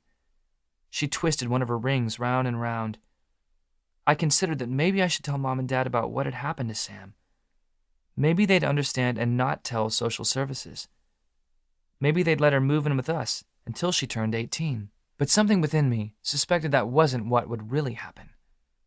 This was one of those big situations that even when you felt like you knew what the right thing to do was, the state would disagree, and I didn't want to put them into that difficult situation. The two of us walked into the house together, leaving Sam's bag of stuff in the car. It felt like walking into a furnace. When Dad built the house, he had put in an enormous wood-burning stove in the living room. The pipe ran up into the vaulted ceiling, which opened up into the loft and the hallway upstairs. We wouldn't be getting cold with that thing. "Sam," Joshua said excitedly as soon as we walked inside. He ran over and put his arms around her. "Mom's making hot chocolate on the fireplace. You want some? She put real chocolate chips in it, too." Sam chuckled, ruffling Joshua's hair. "I'd love some." "Mom," Joshua yelled as he started for the kitchen. "Sam wants some hot chocolate, too." Sam chuckled as she looked back at me. She had one of those gleams in her eyes, like she knew where she belonged. Mom invited Sam to stay for dinner, as I knew she would, and the entire family, Sam and Collie, spent the rest of the day doing homework by candlelight and playing board games at the kitchen table. I slipped a note to Sam under the table. During the family's third round of Uno, at Joshua's request, "My window's the second on the end, no screen in it. I'll head to bed as soon as you leave and let you back in." Sam stealthily read it under the table. She glanced at me, her eyes nervous and unsure. I just reached for her hand and gave it a squeeze. As if she'd been planning it the whole night, at exactly 10, Mom said it was time for everyone to go to bed. Sam took that as her cue to leave, lying and saying a friend was coming to pick her up. "See you soon," I mouthed to Sam as I pretended to say goodbye to her at the front door. She gave me a sly smile and pretended to walk down the driveway. As soon as I closed the door, I said goodnight to everyone, took 2 seconds to brush my teeth, and headed straight for my room. Lighting a candle and setting it on my dresser, I then crawled onto the bed as quietly as I could, slid the window open. Sam stood hidden in the shadows, already shivering, holding her bag of things. I waved her over and helped her climb through. "What if we get caught?" she whispered, looking at the door like it might burst open at any second. I took Sam's bag from her and set it at the foot of the bed, a smile spreading on my face. I pulled her into my arms. Our bodies melted together, like they were made for each other. All the worry and fear disappeared from Sam's face as she looked up at me.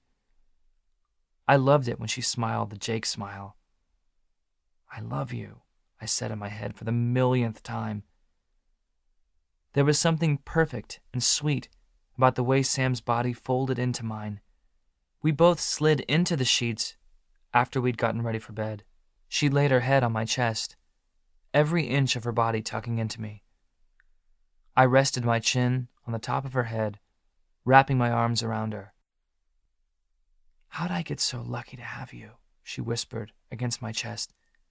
"You always take care of me." I pressed my lips into her hair, squeezing her tighter. I'm the lucky one. 17 hours since the power went out. 11 weeks till Sam's birthday. "Oh my gosh," someone suddenly yelled. I jerked awake to see Mom shielding her eyes and stepping back out the door. Sam suddenly sprang awake as well, her eyes wide and terrified. "Jake," Mom was trying really hard to keep her voice under control. "What is Samantha doing in your bed?" "Oh shit," Sam said, climbing out of bed. I blinked my eyes hard, trying to clear the sleep from my head. "Mrs. Hayes, I'm so sorry," Sam started hurriedly explaining. "My mom's out of town again, and the power's out, and we don't have a wood stove at our house. It was really cold, and I was scared to be at home by myself last night. I'm so sorry." I wanted to butt in and blurt out an explanation too, but well, I couldn't, so I just grabbed the nearest notebook and pen. "Sorry," I wrote in big letters, underlining them. I flipped the page. "I didn't want her to freeze to death." Mom just shook her head, clenching her jaw tightly. I could see the wheels turning in her head, debating whether to be the Good Samaritan or kick Sam out right then and there.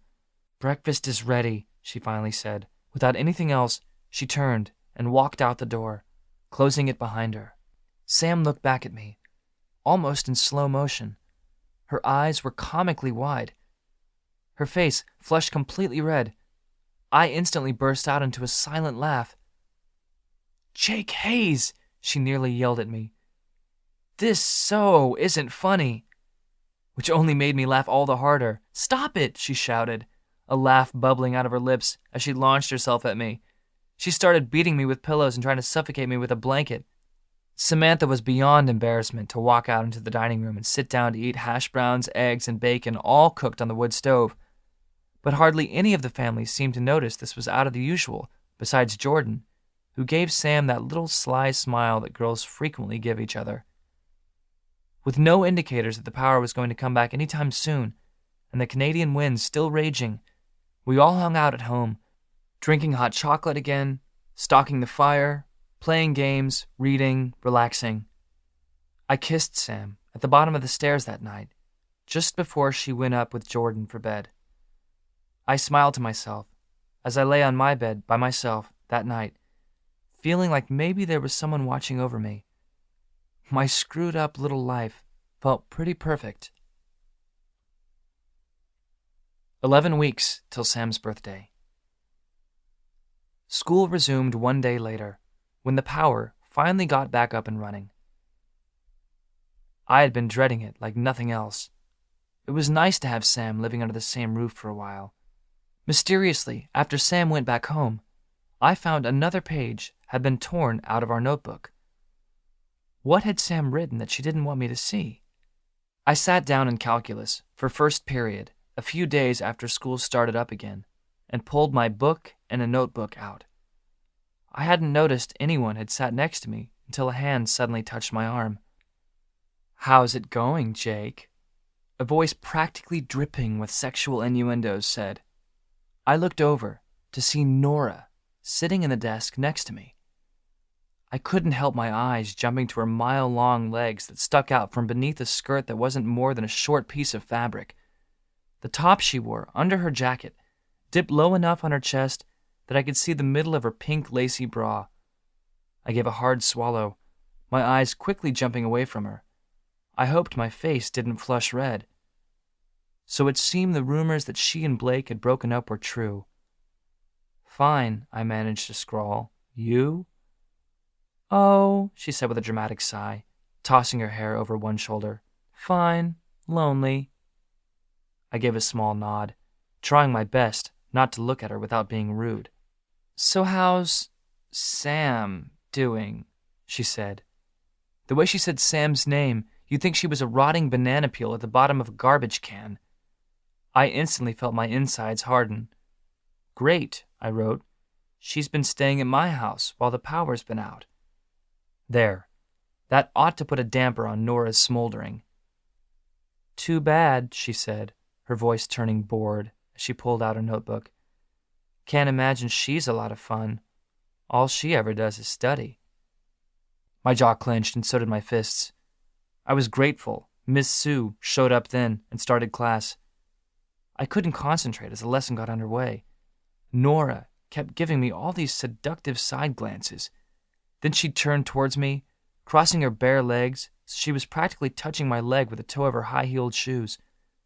Had she done this last year, I might have gotten a little excited. Even though I'd been in love with Sam for forever, any guy got excited when he caught the eye of Nora. Even if she had been dubbed Nora the Horror. I practically ran for the door when the bell rang and didn't look back. I'd seen Nora's eyes stalking me off in the last few weeks.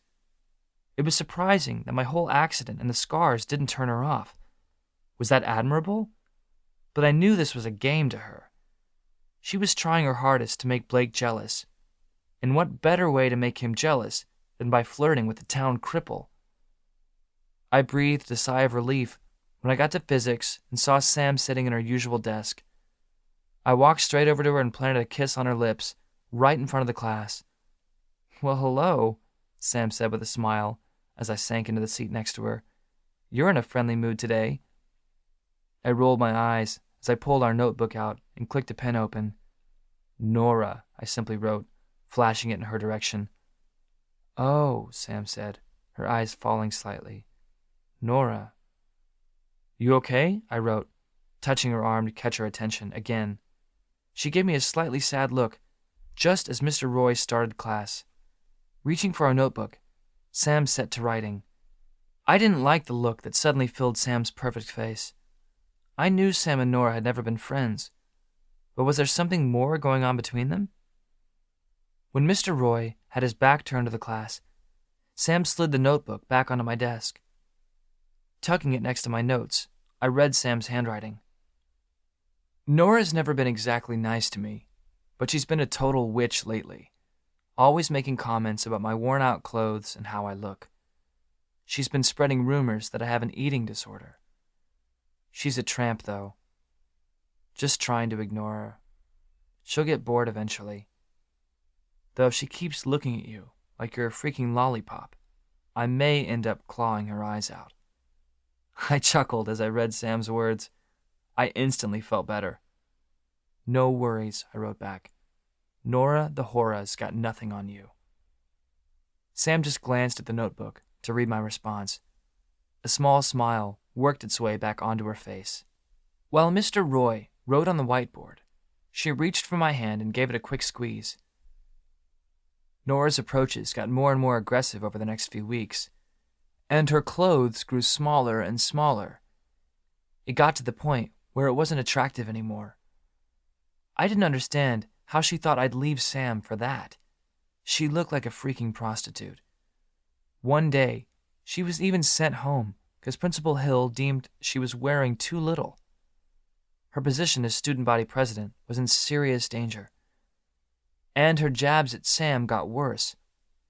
The entire school soon believed Sam had a major eating disorder, and Sam had even been called into the school guidance counselor's office. She'd nearly had a panic attack when the counselor wanted to meet with Sam's mom. Samantha did the only thing she could, lied, and said her mom was out of town again for 3 weeks. I started stealing more food to bring to Sam. I hoped Mom just suspected it was Collie or James putting on some winter weight. By the end of January, Sam couldn't even walk through the halls without hearing people whisper about how ragged she was looking, about how she was starving herself. It pissed me off. I wanted to punch each and every one of them in the face for saying anything bad about Sam. If they only knew what was really going on. They deserved to feel horrible about what they were saying, for helping to spread toxic rumors. I wanted to tell them the truth, to make them feel guilty, but I could never betray Sam's secret. And as soon as anyone found out, Sam would be gone. 8 weeks till Sam's birthday. "Now step up," Sam directed. I stubbed my toe on something hard and nearly landed on my face. "Sorry," she tried to hold back a laugh, her hand still fixed over my eyes. "A bigger step, just one more." I managed to step up without killing myself, a smile spreading on my face as I placed my hands over Sam's. "Kay," she said, sounding slightly nervous, which made me all the more curious about what was going on. "Sit here," she directed me onto some surface, "for just a second, and keep your eyes covered. No peeking. I'll be back in just a minute." I squeezed my eyes closed and made a saluting motion.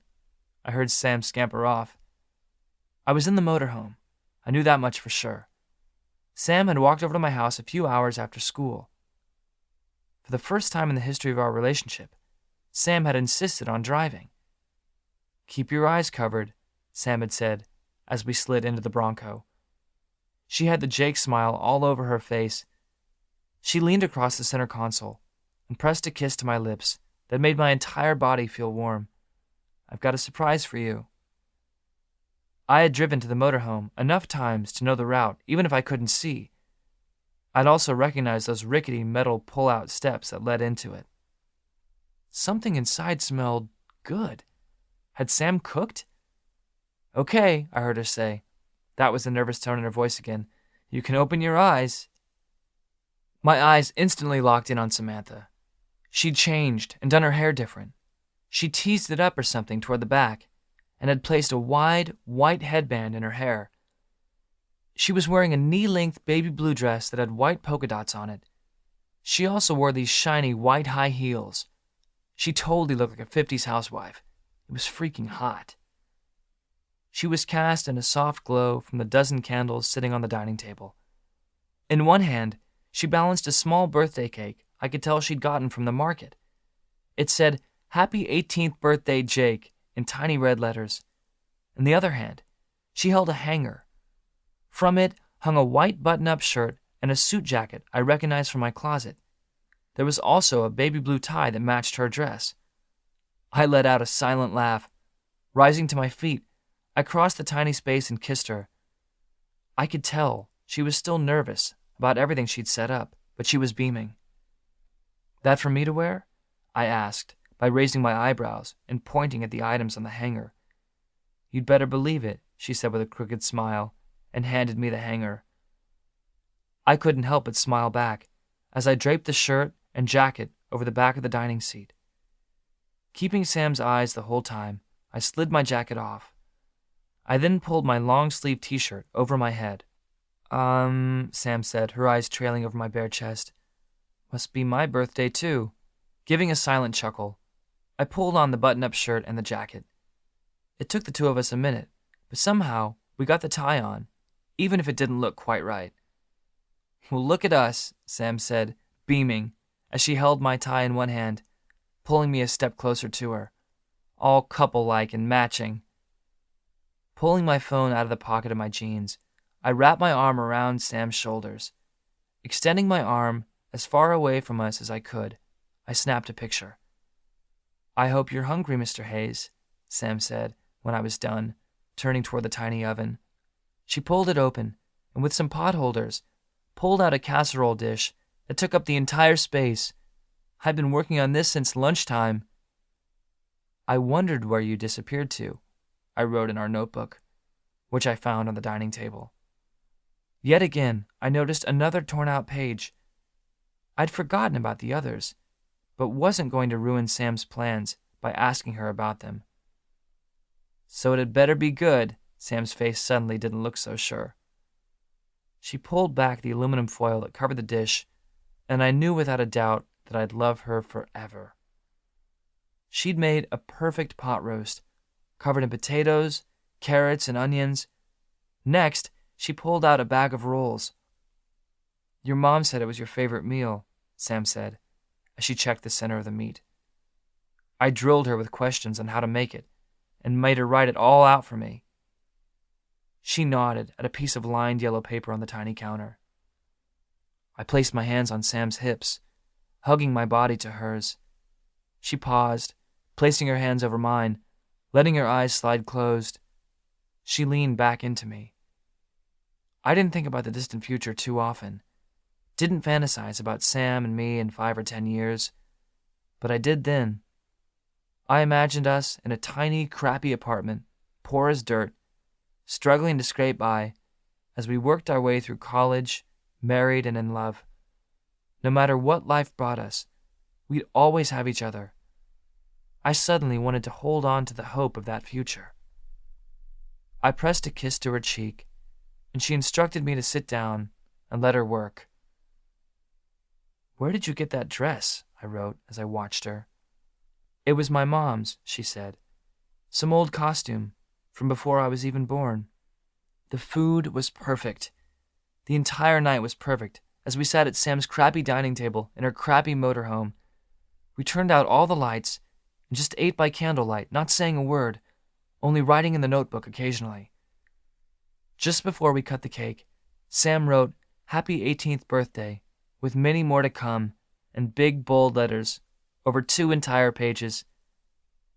I hoped maybe Sam had thought about being there for every one of those birthdays to come. 8 weeks till Sam's birthday. 5 months till graduation. I sat watching TV the night after my birthday, some show about vampires Jordan had convinced me to watch with her, though she'd fallen asleep halfway through it. Jake, Mom said as she walked into the room, can I talk to you for a second? I glanced down at Jordan, whose head was resting on my thigh, and managed to wriggle out from under her without waking her up. Thankfully, Jordan slept like the dead. Following Mom into the kitchen, I suddenly felt nervous. When a mom asks if they can talk to you like that, it usually isn't about something good. She rested her elbows on the bar, cupping her chin in her palm, and I settled onto a stool. It kind of felt like I was stepping into Mom's office.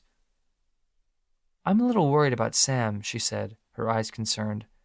The whole island's been talking about her. Is she okay? I grabbed a notebook that was sitting on the counter. You're not going to fall for island gossip, are you?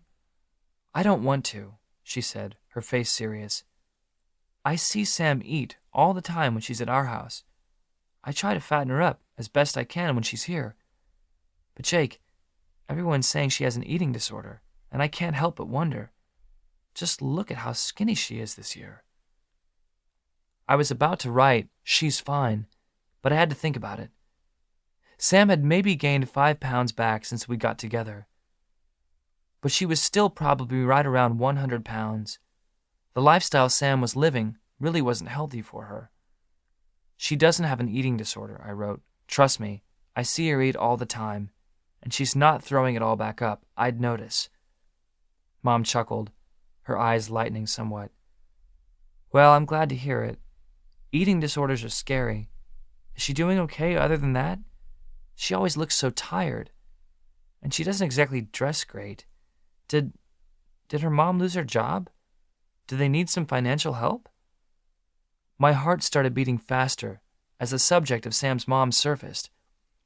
It was nice that Mom was asking if they needed help with money, yet I knew my parents couldn't really give it.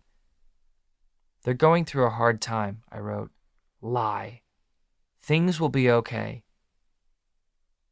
Seeming to have satisfied Mom, she let me go back to watching TV, but I had a sick feeling in the pit of my stomach as I settled back into the couch. Was that another lie, saying things would be okay?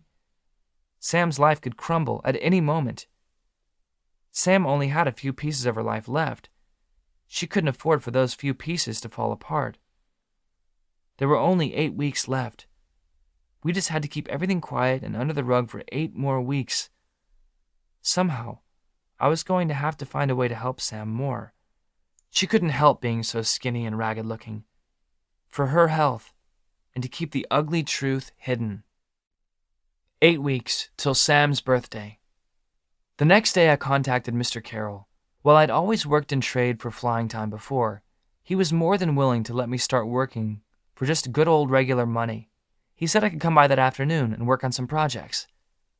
Sam asked if I wanted to come over to the motorhome after school that day, but I told her that I had some stuff I had to take care of. I didn't like lying to her, but I didn't really want to tell her that I'd gotten a job just to help her out. It wasn't too hard dodging her every afternoon the rest of the week. She was swamped with homework, and she had to keep up her perfect grades, and I knew I was a distraction. It was kind of nice working for Mr. Carroll again, even if it was only temporary. He'd always felt kind of like an uncle, a very rich and powerful uncle. The man had a lot of money and a very big house. He also had endless projects around that big house that he'd start and then get too busy working on some new case to finish. That's where I came in. I'd done a ton of landscaping in Mr. Carroll's yard. I'd helped him retile his bathroom. I'd even painted his kitchen cabinets, though I never did understand why he wanted them painted black. They'd been really nice before. It was weird little projects like that I would do for him, and he paid me pretty well for it. By the time Friday rolled around, I had changed all of Mr. Carroll's light bulbs in the entire house to more energy-efficient ones. It was a big house, and there were a lot of bulbs to change. I had painted his theater room dark red and fixed the baseboards in 2 of the bedrooms. By the weekend, I had earned almost $300 to take to Sam to buy some new clothes.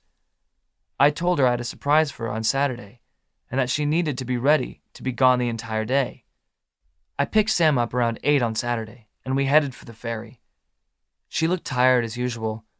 She'd been up until 2, doing homework for that rich girl for a few bucks. I hated that she had to do what she was doing, but respected that she was taking care of herself. We pulled into the ferry landing just a few minutes before the boat glided into the dock. There wasn't a whole lot that was nice about Orcus in the winter, but the lack of tourists trying to get on the boat was a definite plus. In the summer, you had to show up at least an hour before boarding time to make sure you got on. Getting overloaded and bumped to the next ferry hours later sucked. "Where are you taking me?" Sam asked with a chuckle, after we parked on the ferry and walked up to the passenger deck. We settled into a seat right by the window so we could look out over the chilly water. The sky was overcast, as it was most of the time during the winter. "Surprise," I signed. Slowly, very slowly, I was getting better at sign language.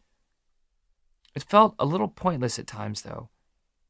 It only did me any good if the person I was signing to actually understood sign language, and that wasn't anyone outside my family, Collie, or Samantha. "I don't usually like surprises," she said with a sly smile, taking my hand into hers.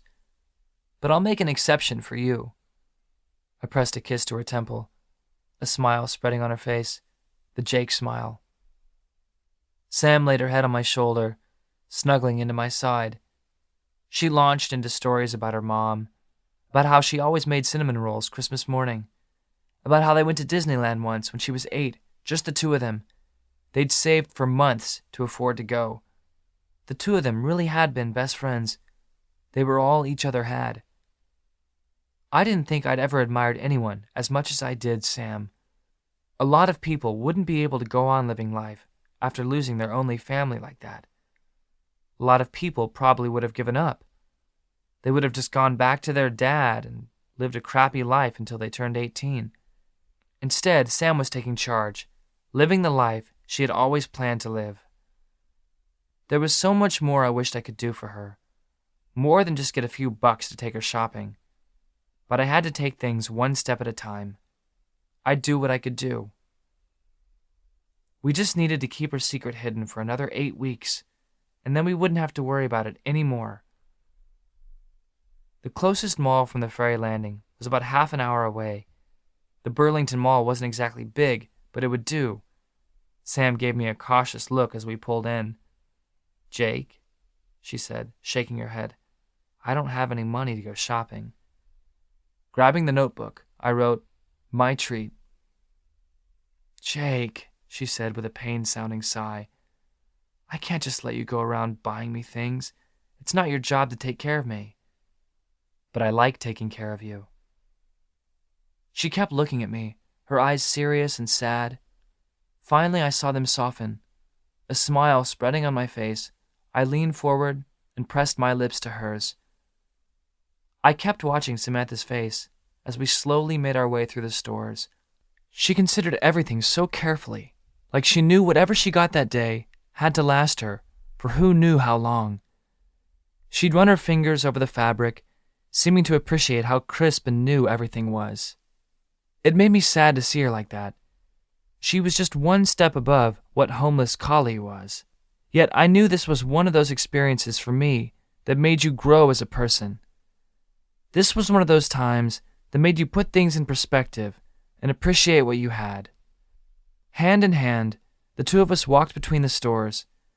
We passed a poster of a mostly naked woman hugging herself. A sly smile spreading on her face, Sam pulled me into the store. It was like a giant pink monster had barfed in the store and someone decided it was a good place to set up shop. I couldn't walk anywhere without bumping into a rack of bras that didn't require real boobs to go in them, or bins full of panties that were more like kite strings than things to call underwear. Sam browsed slowly, gawking at the high price tags. When she came to a silky green set, I knew I couldn't protest against the dollar amount. "Try it on," I wrote, blushing as I did. I wasn't quite sure we were in a place in our relationship that we could talk about this kind of thing. I had seen her in next to nothing, but it wasn't like we'd ever had sex. That smile crossed her face again, and she considered it. The sexy Sam smile. Grabbing the matching bra and panties, we made our way to the back of the store, to where the dressing rooms were. I was about to wait outside when one of the workers spotted Sam about to walk in by herself. "You're welcome to go into the changing rooms as well, if you want," she said, as innocently as if she was telling me it might rain that afternoon. I kind of did this choking, silent laugh, covering my mouth and the awkward, cheesy smile that spread there. Sam stopped when the woman spoke, the sexy Sam smile spreading again. I could feel my face burning red when she took 2 steps back toward me. She grabbed the front of my shirt, bunching it in her hand and pulling me into the dressing room. "Guess if you're buying, it's got to have your approval," she said as she raised one eyebrow and shut the door behind us. It felt like my face was on fire as I sat down on the little bench. It was a huge dressing room. It must have accommodated 2 people often. Turning her back to me, Sam slid her jacket off, followed by her long-sleeved t-shirt. She half glanced back at me as she reached back and popped the snap on her faded pink bra. One of my knees started bouncing up and down by itself.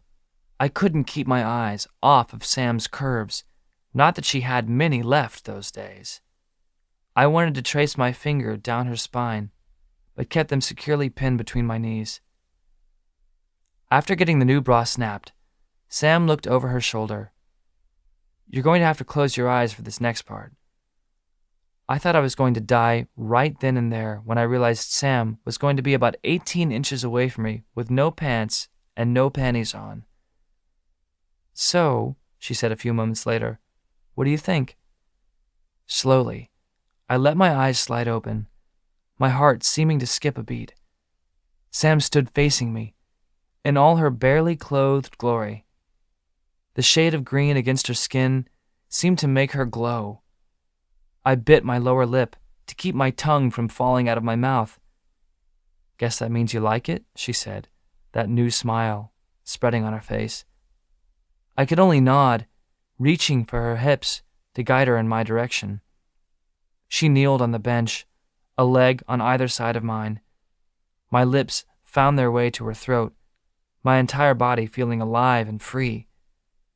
Sam's fingers knotted in my hair as she tipped her head back, letting me continue to explore all of that glorious skin of hers.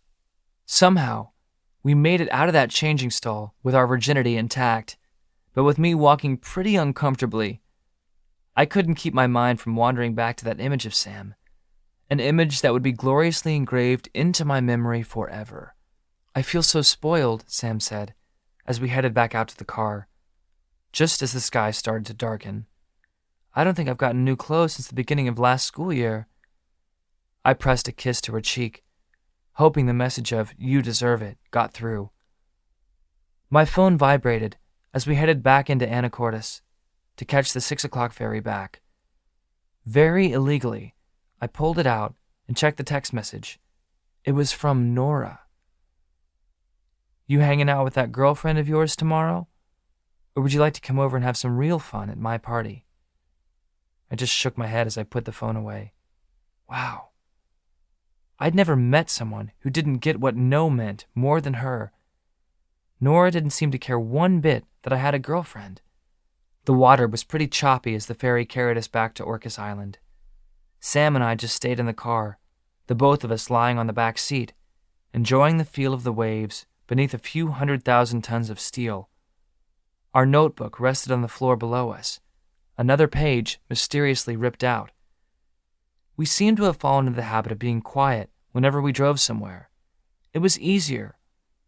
It was pretty impossible for me to write anything while I drove, and for some reason, signing with Sam felt too impersonal. So we drove silently back to the motorhome. "Look at all this," Sam chuckled as I parked next to the motorhome and popped the back hatch to get her things. "You'll have to model a few things for me," I wrote on the back of my hand, our notebook still sitting in the back seat of the car. She raised one eyebrow at me again, the sexy Sam smile spreading. "Well then, come on in." My entire body jumped to life again as I followed her inside. This was a dangerous road we were on tonight. I could feel things escalating, and I wasn't sure where I wanted to, or where I should, draw the line. "So, what shall I try on first?" Sam asked, as I closed the door behind us and set the bags on our cluttered, tiny table. Peeking into the bags we had just brought inside, I reached for 3 items. "Interesting choice, Mr. Hayes," she said, taking them from me and walking back into her bedroom. I pulled my coat off and threw it onto the back of the dining table chair. Checking my breath by breathing into my hand, I waited excited and nervous for Sam to make a reappearance. Finally, Sam opened the door again, standing with her arms braced in the doorway. She wore that sexy green number again and a pair of dark wash jeans, and nothing else. A growl almost made its way out of my throat as I crossed the space between us. Hoisting her up, Sam wrapped her legs around my waist, my lips instantly meeting the skin at the base of her throat. She gave a squealing giggle as we tumbled into her messy bed, her legs still wrapped around my waist. My lips moved to meet hers, our lips parting. One of my hands slipped from the back of her neck, down her side, sliding down her hip all the way to her ankle. I was pretty sure I might die if something else didn't happen pretty fast. "Jake," Sam said in a sigh that nearly sent me over the edge. "Sam," I internally moaned back. Her lips moved with mine, an urgency behind them that had never been there before. It seemed there was no other possible way for the night to end other than the way I wanted it to. "Jake," she sighed again. "I wish I could hear you say my name just once." My entire body froze instantly. It felt like my blood turned to ice. I jerked away from her, propping myself up on my palms, looking down at her. I felt empty for a second as I processed her words again. Something inside of me turned hard. Sam's face looked confused at my reaction at first, and then the realization of what she had just said filled her expression with horror. "Jake," she said, her eyes wide. I pushed myself off of the bed and walked out of her room, Jake, wait, I'm sorry. I grabbed my coat and furiously yanked it on. Jake, I'm sorry, she said as she followed me out, grabbing for my arm to pull me back. I yanked my hand away from her. I wasn't thinking about what I was saying. I turned my eyes on her just once, everything inside of me feeling cold and hard. Her face looked horrified, her eyes wide and sad. I only shook my head once and stepped outside, slamming the door behind me. Just before I peeled out of her driveway, Samantha stuck her head outside screaming, "I'm sorry!" again, before she fell away behind me into the trees.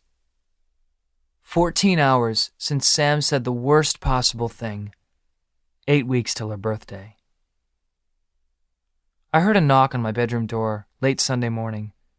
I lay on my bed, staring blankly up at the ceiling.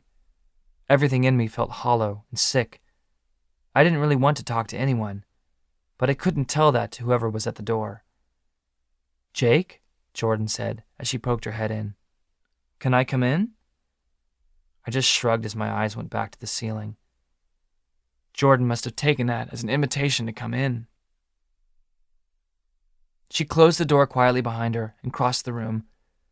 Stealing one of my pillows, she placed it at the foot of the bed, and we lay head to toe, just like we always used to do when we were kids, protecting each other from the monsters in the dark. "Rain asked me to prom," she said, as she started picking at a hangnail absent-mindedly. "Even though prom isn't until, like May?" I raised my eyebrows at her. "Oh yeah?" Jordan nodded her head. "I'm pretty sure he likes me." "You like him?" I pointed at her, my eyes questioning. Jordan gave a little shrug. "I guess. He's definitely hot, and it's cool that a senior asked me out. I don't know. I guess I just always thought of him as your dorky jock friend." By the uncomfortable look on Jordan's face, I knew there was something she wasn't telling me. So I lay there patiently, my eyes on her face, waiting for her to spill. "Kay, it's kind of weird how clear your body language is these days," Jordan laughed, giving me this look like I had turned into a psychic goat or something. I couldn't help but smile, my chest doing one of those silent laughs. "Fine," she said with a sigh. I guess I kind of blame him for what happened to you. If he and Carter hadn't been with you, driving drunk and probably high, you would still be able to talk." My stomach churned as the whole crappy situation was brought up, and for the second time in the last 24 hours, someone was reminding me that I couldn't talk. Looking over at the nightstand, I grabbed a notebook and a pen. It was really stupid, and none of us should have been drinking, but it was mostly my fault. I was going to tell Samantha I loved her. Guess the booze made me grow a pair. "Wow," Jordan said, her eyes surprised and sad. "Really?" I just nodded. I felt the back of my eyes sting. What was going to happen now? I wanted to believe I was big enough to forgive Sam for saying what she had, but that had hurt more than the actual accident, because I could never do what she had wished for. "Are you and Sam okay?" Jordan asked, her voice becoming small and quiet. "She's called the house a bunch of times. She seemed really worried. She said to tell you that she's sorry." Feeling a little bit of moisture pool in my eyes, I turned them to the ceiling. I could only give a little shrug and a tiny shake of my head. I heard Jordan shift on the bed, and a second later she lifted my arm and snuggled up into my side. I felt a tear slip down my cheek. "What's wrong with me?" Jordan didn't try and say anything comforting, and I was grateful for that. I didn't want to cry any more than I already had, and I didn't think I would be able to stop the tears if she had said anything. Instead, she just laid there with me until we both fell asleep. No matter what, Jordan always had my back. 2 days since the fight with Sam, 7 weeks till her birthday. I didn't want to go to school on Monday, but Mom gave me no choice. She said she had too much to get done that morning, and that I had to take Jordan, Jamie, James, and Joshua to school. So we all loaded into the Bronco and headed for school. As soon as I dropped everyone off, I made a beeline for calculus, hoping and praying that I could avoid Samantha, until I had to see her in second period. Thankfully, I was successful. "Hi, Jake," Nora said, as she sat down next to me, first period. I hardly dared glance over at her for fear of what I'd see, but amazingly, today she wore a pair of jeans and some kind of thick knitted sweater. The only flesh I could see was that of her hands and face. I gave a little wave. "Are you coming to my birthday party tomorrow?" "I think the whole school's coming," she said, giving me an almost bored-looking smile. Wow, strange behavior. Nora the horror was finally calming down. For some reason, I glanced toward the door. I caught a brief glance of Samantha staring through the window of the door. As soon as our eyes met, I noticed hers were red. She held my eyes for just a second and then walked away. "Sure," I wrote, feeling my insides harden. "At your parents' house?" Nora's face instantly brightened, her white teeth flashing in a brilliant smile. "Yeah? So glad you're coming. Here's the invitation." She reached into her backpack, then handed me a piece of paper that was shimmery purple and smelled like a girl. "That's good for one only, so don't forget it." What I read between the lines was, "Sam's not invited." I just gave a smileless nod and turned my attention to Mr. Sue as class started. 1 hour since pushing the self-destruct button, 7 weeks till Sam's birthday. It was immature and stupid, I knew that, but I ended up skipping 2nd, 3rd, and 4th period so I wouldn't have to deal with Sam. I didn't know what I was going to say, and I wasn't ready to forgive her just yet. So I drove into town and waited for Carter and Rain to show up at Island Market for lunch. "Okay, I heard you're going to Nora's 18th birthday party tomorrow," Carter said as we sat down to eat our lunch. "I'm confused." "I'm going," I scribbled, dripping ketchup on the page as I shoved JoJo's into my mouth with my left hand. "Have you forgotten that Nora hates Samantha?" Rain asked, chowing down a burrito. "This could turn into an all-out war." "Sam's not going." Carter and Rain both suddenly stopped chewing. They shared a look with each other before looking back at me. "Did you and Sam break up or something?" Carter asked. I gave a shrug and shoved more food into my mouth. "Dude, are you all right?" Carter asked. He actually set his food down, a true sign he was concerned. "I don't want to talk about it," I wrote, not meeting either of their eyes. Neither one of them said anything for a second, and they shared another one of those looks. "Well, you know Nora's going to go all skank on you at her party, right?" Rain said, resuming the devouring of his burrito. "She's been eyeing you like you're a diet pill ever since she and Blake broke up." I just shrugged, taking a long swig of my drink. I didn't want to talk about this anymore. "So you already asked my sister to prom?" Change of subject. "Yeah," Rain said with a chuckle. His face turned a little red. He had it bad for Jordan. I guess you could say I jumped the gun a little. She said yes. "Dude, it's only February," Carter laughed. "The beginning of February." "Shut up, man," Rain said as he glared at Carter and punched him in the shoulder. "At least I had the balls to ask her. You've been staring at River's butt for a whole year now and never said anything to her that didn't sound like a caveman grunting." Poor Carter. But I couldn't help but join Rain in laughing at him. 8 hours since pushing the self-destruct button. 7 weeks till Sam's birthday. Apparently, Samantha showed up at my house that night asking to talk to me. I'd been up in the loft, watching TV, and Jordan had answered the door. She was all solemn-faced when she came back up. Jordan said she told Sam I wasn't ready to talk. I skipped school again the next day. My grades were starting to slip, but I didn't care as much as I should have. All the hope and all the positivity I seemed to have found over the last few months was starting to dim. I was letting me feel sorry for myself again.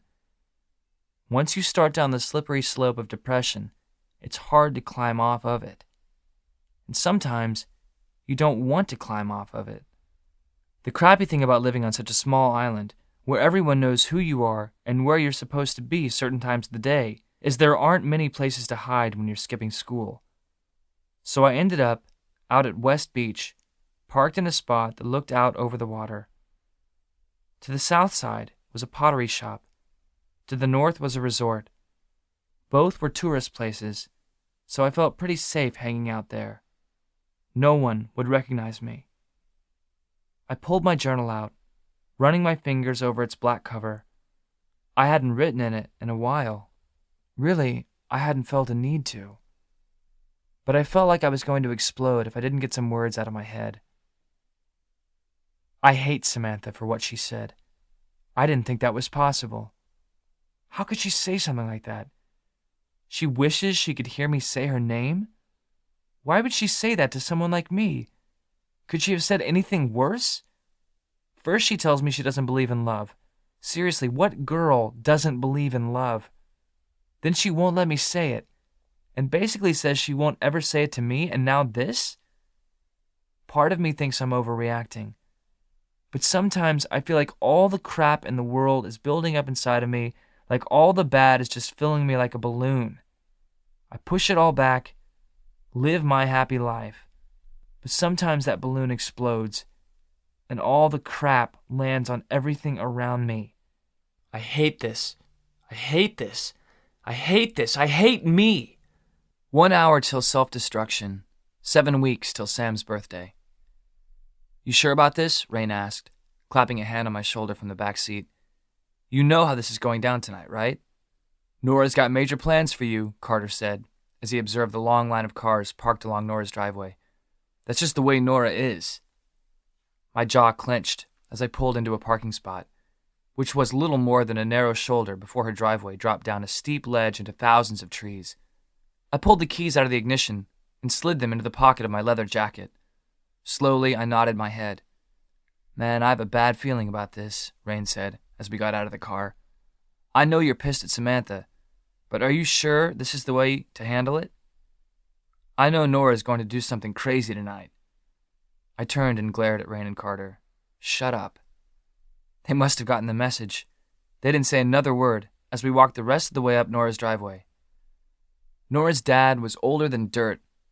Her mom, a good 15 years younger than him, maybe more. Mr. Hamilton was some old-time movie producer who made some major money back in like the 70s. He didn't get married until he was basically retired, and even though it was nasty, they had a kid. A very spoiled, rich kid named Nora.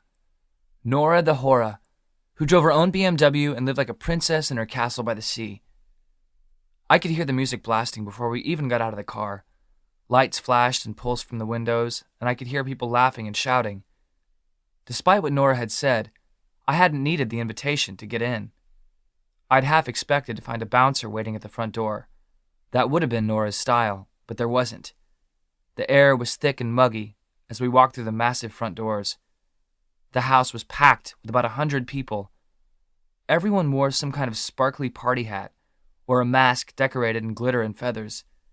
The entire place was black and purple, and everything was covered with glitter. There wasn't any sign of Nora's parents. Wow, Rain said loudly as we made our way through the crowd. This is insane. How much do you think they spent on this party?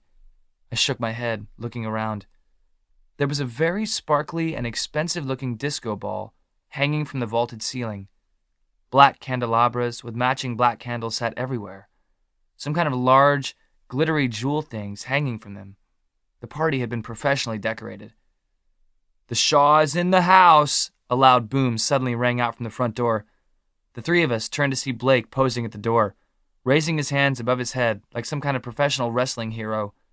The crowd suddenly froze, and then the whispers started breaking out. Considering he and Nora had so recently broken up, there was sure to be an abundance of awkward moments before the night ended. Undeterred by that fact, Blake was swarmed with sophomore girls. Carter, Rain, and I just shook our heads and kept walking toward the kitchen. There were not one, but 3 cooks working in the kitchen, shuffling an endless supply of food onto the bar. Everything from shrimp to some kind of fancy cheeses to food I didn't even recognize. Grabbing a clear glass plate from a stack, I filled it and turned to watch the crowd with Rain and Carter. No sign of Nora yet, Rain said as he scoured the crowd. I knew he was looking for Jordan, who had left with some friends about 15 minutes before we did. Man, I got a bad feeling, Carter said. I saw his eyes locked on a few people with red plastic cups in their hands. Something in me went cold when I saw those cups. I honestly hadn't expected everyone to stick to their pledges all year, but it felt like a slap in the face to see them drinking. That's messed up, Rain said, shaking his head. Tell me about it. Jacob Hayes? a silky voice said from behind me. "So glad you could make it." I downed the rest of the food in my mouth in one painful swallow. I turned around slowly. Nora stood there, wearing this swooping dress made of purple silk, trimmed with black feathers in all the right places. She also wore a black mask, her hair piled on top of her head in a mess of curls and feathers. She looked like a freaking Arabian Nights goddess. There was no other way to put it. A wicked smile curled on Nora's face as she walked toward me, her black heels clicking on the marble floor. I knew I was staring, and that was exactly the reaction Nora wanted. I thought Rain whispered something like, "Don't give in to the horror," but my brain was only processing legs and barely existent necklines. "Are you enjoying the party?" Nora whispered as she leaned in right next to my ear. I took a deep breath, my heart starting to beat in my throat. Nora's fingers curled around mine. Everything about that moment, the whole night, felt wrong. But everything about my life right then felt wrong too. Nora took the plate I still held in my hand and shoved it in Rain's direction without even looking over at him. "Come dance with me?" she said, as she reached to a basket that sat on a shelf. I didn't even realize what she had reached for until she strapped a black Zorro-type mask over my face. She didn't give me a chance to answer, simply pulled me out into the mass of grinding bodies that moved to the pulsing music. I tried not to think of Sam as Nora guided my hands to her hips. She wrapped her arms behind my neck. Nora knew all the right moves to excite any guy, the exact expressions to put on her face to make his body go crazy. Everything about the moment was intoxicating. The darkness of the room, the heady smell that reminded me of an Abercrombie & Fitch store, the masks and the sparkle. Why is it so hard to stop doing something wrong when you know that it is so wrong? "Aren't you going to wish me a happy birthday?" Nora said, with that wicked smile. She moved in closer to me. I wasn't sure how it was possible to move any closer. "How do you expect me to do that?" I thought, giving her a look. Presents are always acceptable in exchange for words. She practically purred as she moved her lips in closer. It wasn't until then that I could smell the alcohol on her breath. I realized that Nora was going to kiss me at the same time I heard the voice from behind me. "Jake?" My head whipped around to see Samantha standing near the door. Horror and betrayal filled her face, her eyes reddening. It felt like all my internal organs disappeared. I took a step away from Nora, but not closer to Sam. It was the wrong move. She shook her head. I saw a single tear escape onto her cheek. She turned and ran from the house. Everything in me knew I should go run after her. Now I was the one who had some major apologizing to do. I had just betrayed Samantha, and she had found me with the person Sam hated most on all of Orcus. But I just stood there. "Forget about her," Nora said, placing a hand on my cheek, trying to pull my eyes away from the door and back to her. "Come on, it's a party. You're supposed to be having fun." I looked back at Nora and felt sick. What was I doing? Why had I even come? Shaking my head, I turned to leave. Nora caught my arm in a vice grip that surprised me with its strength. Her face was livid, her eyes wide and wild behind the mask. "Don't go after her, Jake," she said through clenched teeth. "You are at my party. This is my birthday." "And that was his girlfriend," Carter's voice came from behind me. I turned to see him and Rain standing behind me, their arms folded across their chests. Nora clenched her jaw again, her eyes shifting from me to Rain and Carter. "I think you all should leave now."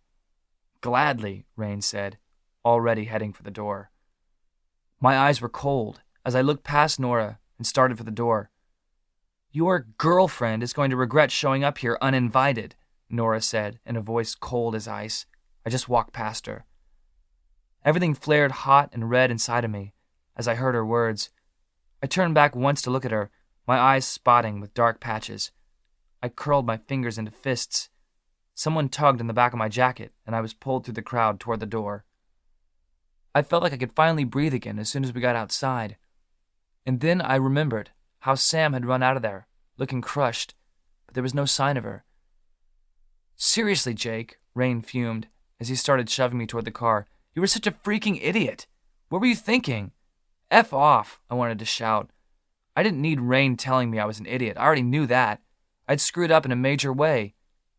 "Samantha is going to dump you. You know that, right?" Carter said as he glanced over at me. "Shut up."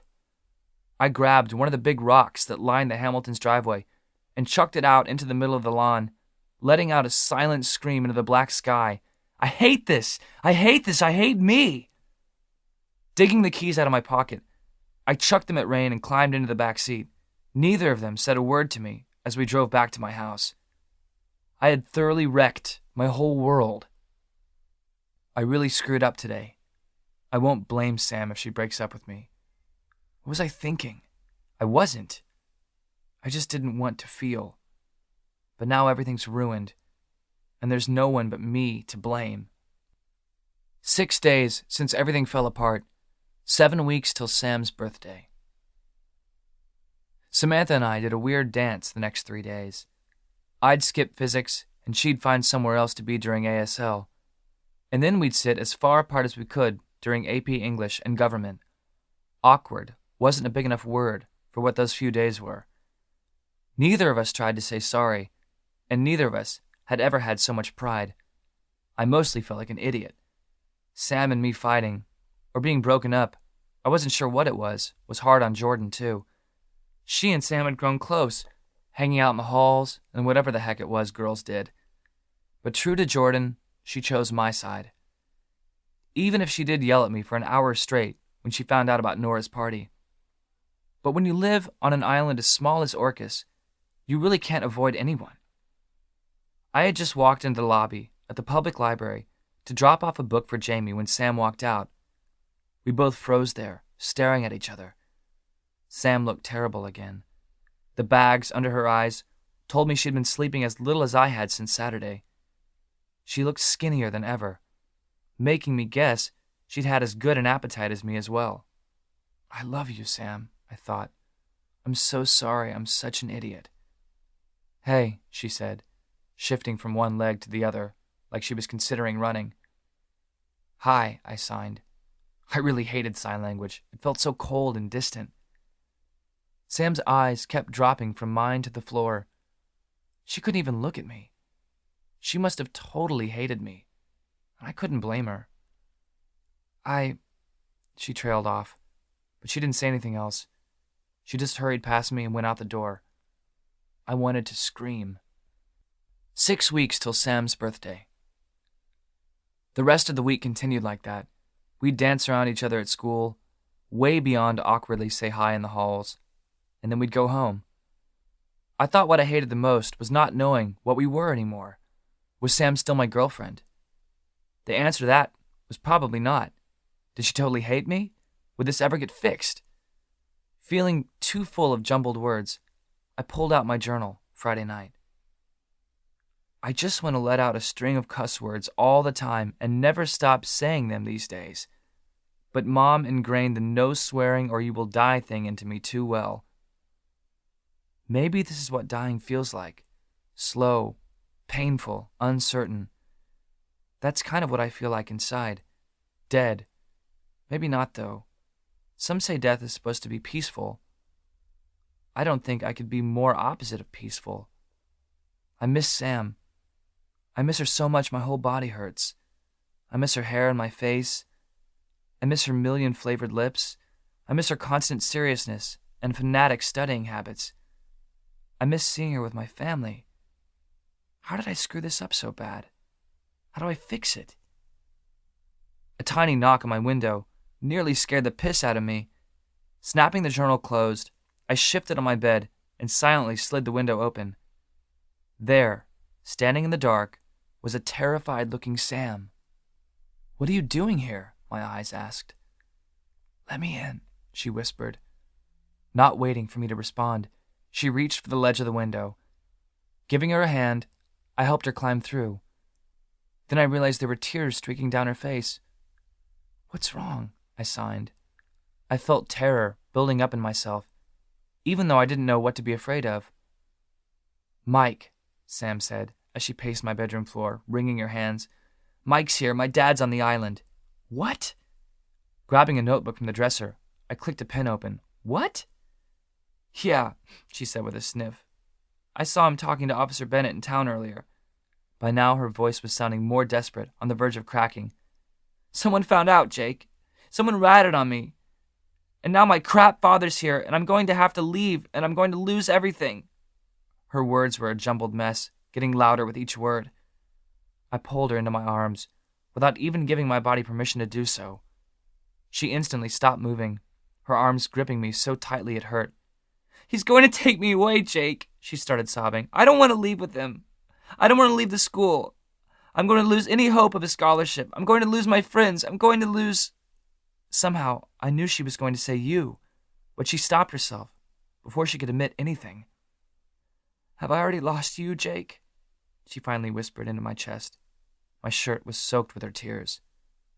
"Never," I shook my head, squeezing her tighter. It felt like something in my chest released, finally letting me breathe. "I'm so sorry." "I freaked out when I saw you with Nora," Sam said, looking up into my eyes. Her cheeks were streaked with tears. "I knew you were mad about what I said, but... Nora?" "I'm so sorry." My brows drew together, and I felt a sting behind my eyes as I released her. "Nora is nothing," I wrote. "Nothing to me." Sam bit her trembling lower lip. "I'm so sorry about what I said, Jake. I really wasn't thinking. I was just... feeling..." She suddenly blushed. "It's okay. I was just an idiot." Taking my hand in hers, Sam led me back to the bed, and she collapsed into it. I suddenly felt exhausted too. Lying back in the bed, Sam curled up into my side.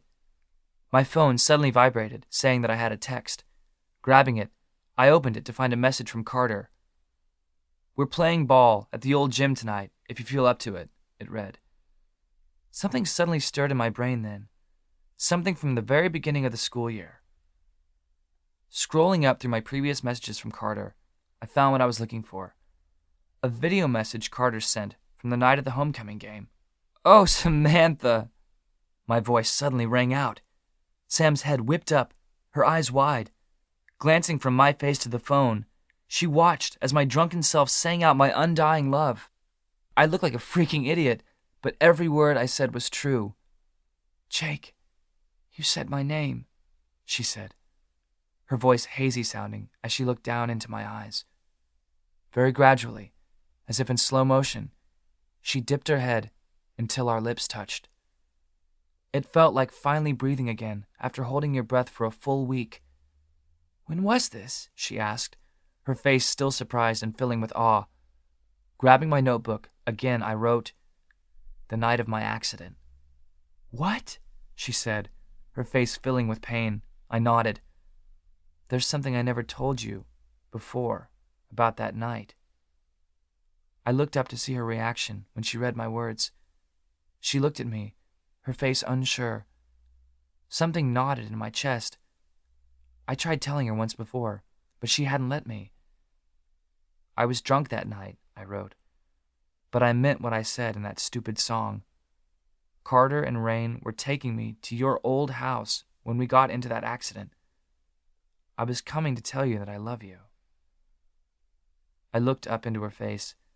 Sam's lower lip was trembling, her eyes filling with tears. She clasped a hand over her mouth to hold in a sob, but it made its way out anyway. Sam lay back on my chest, and I just held her as she sobbed. "I didn't know," she said, her voice shaking. "I know." Slowly her cries quieted, and we just lay there quiet and still. I traced my fingers up and down her bony back, feeling her slowly relax into me. "Can I stay here tonight?" "Of course." I squeezed her tighter and pulled the blanket over the both of us. 6 weeks till Sam's birthday. I felt something tickle my cheek, my skin twitching. When something brushed it again, I slowly let my eyes slide open. Sam was propped up on one elbow, looking down at me. Our noses, only about 8 inches apart. It was her hair that had been brushing against my face. "Good morning." Hi, she breathed. The Jake smile spread on her lips. I hadn't felt as good as I did then in more than a week when I couldn't help but smile too. So, she said, her voice suddenly uncertain, are we okay? To answer her, I placed my hand on the back of her neck and lifted my head from my pillow. Ever so gently, I let my lips meet hers, barely touching at first. I faintly detected coconut. I love you, always. Sam backed away just a bit, her eyes meeting mine. They had their glow back. I'd probably better get going before your parents wake up. Come over around lunch? My stomach instantly sank when she said she was leaving, but she was right. We couldn't get caught again. What about your dad? I wrote in the notebook from the nightstand. The glow in Sam's eyes instantly died. It's pretty early. I doubt anyone will see me, and I don't think he knows where I am yet. We'll talk about it later, okay? Reluctantly, I nodded. Bye, she said, the Jake smile reappearing as she shifted forward for a lingering goodbye kiss. I waved to her as she crawled out my window. My bedroom door opened the instant the window closed, and in walked Jordan. I hoped I didn't look as guilty as I felt. Jordan gave me this look, like she knew something was up. Why does it smell like Samantha in here? Busted. Lying, I just gave a shrug. What do you want? I wrote. Mom's just about got breakfast done, she said, still eyeing me suspiciously. Without waiting for her to figure things out, I hopped out of bed and walked past her to the kitchen. I had a feeling things were about to get very complicated. 6 weeks till Sam's birthday. Sam decided there was no way that she could go to school until we figured out how to get rid of Mike. And we weren't sure how to do that yet. She also wasn't going to be able to go into town anymore without someone spotting her. It wasn't going to take long before everyone on the island knew Sam was living on her own. They would all think they were being helpful, tracking Sam down so she could be reunited with her only living parent. But sometimes things aren't as storybook happy as they seem. This also meant that Sam couldn't come over to my house anymore. It wouldn't be long before my parents found out about everything too. I was going to become a lying fool. One of the most frustrating things about it all was how close we were to Sam's birthday. There was less than 6 weeks left, only 41 days. Surprisingly, nothing happened until Monday, when school started back up from the weekend. I was dreading going to school without Sam, but I dreaded her being taken away even more. So, Carter said, as us and Rain walked to our lockers that morning, you and Samantha made up yet? Crap. I hadn't thought about that part yet.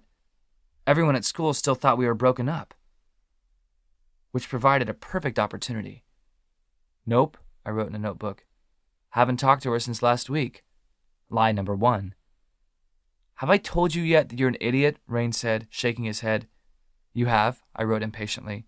Just saying, he said, as the bell rang and the three of us headed toward different classes.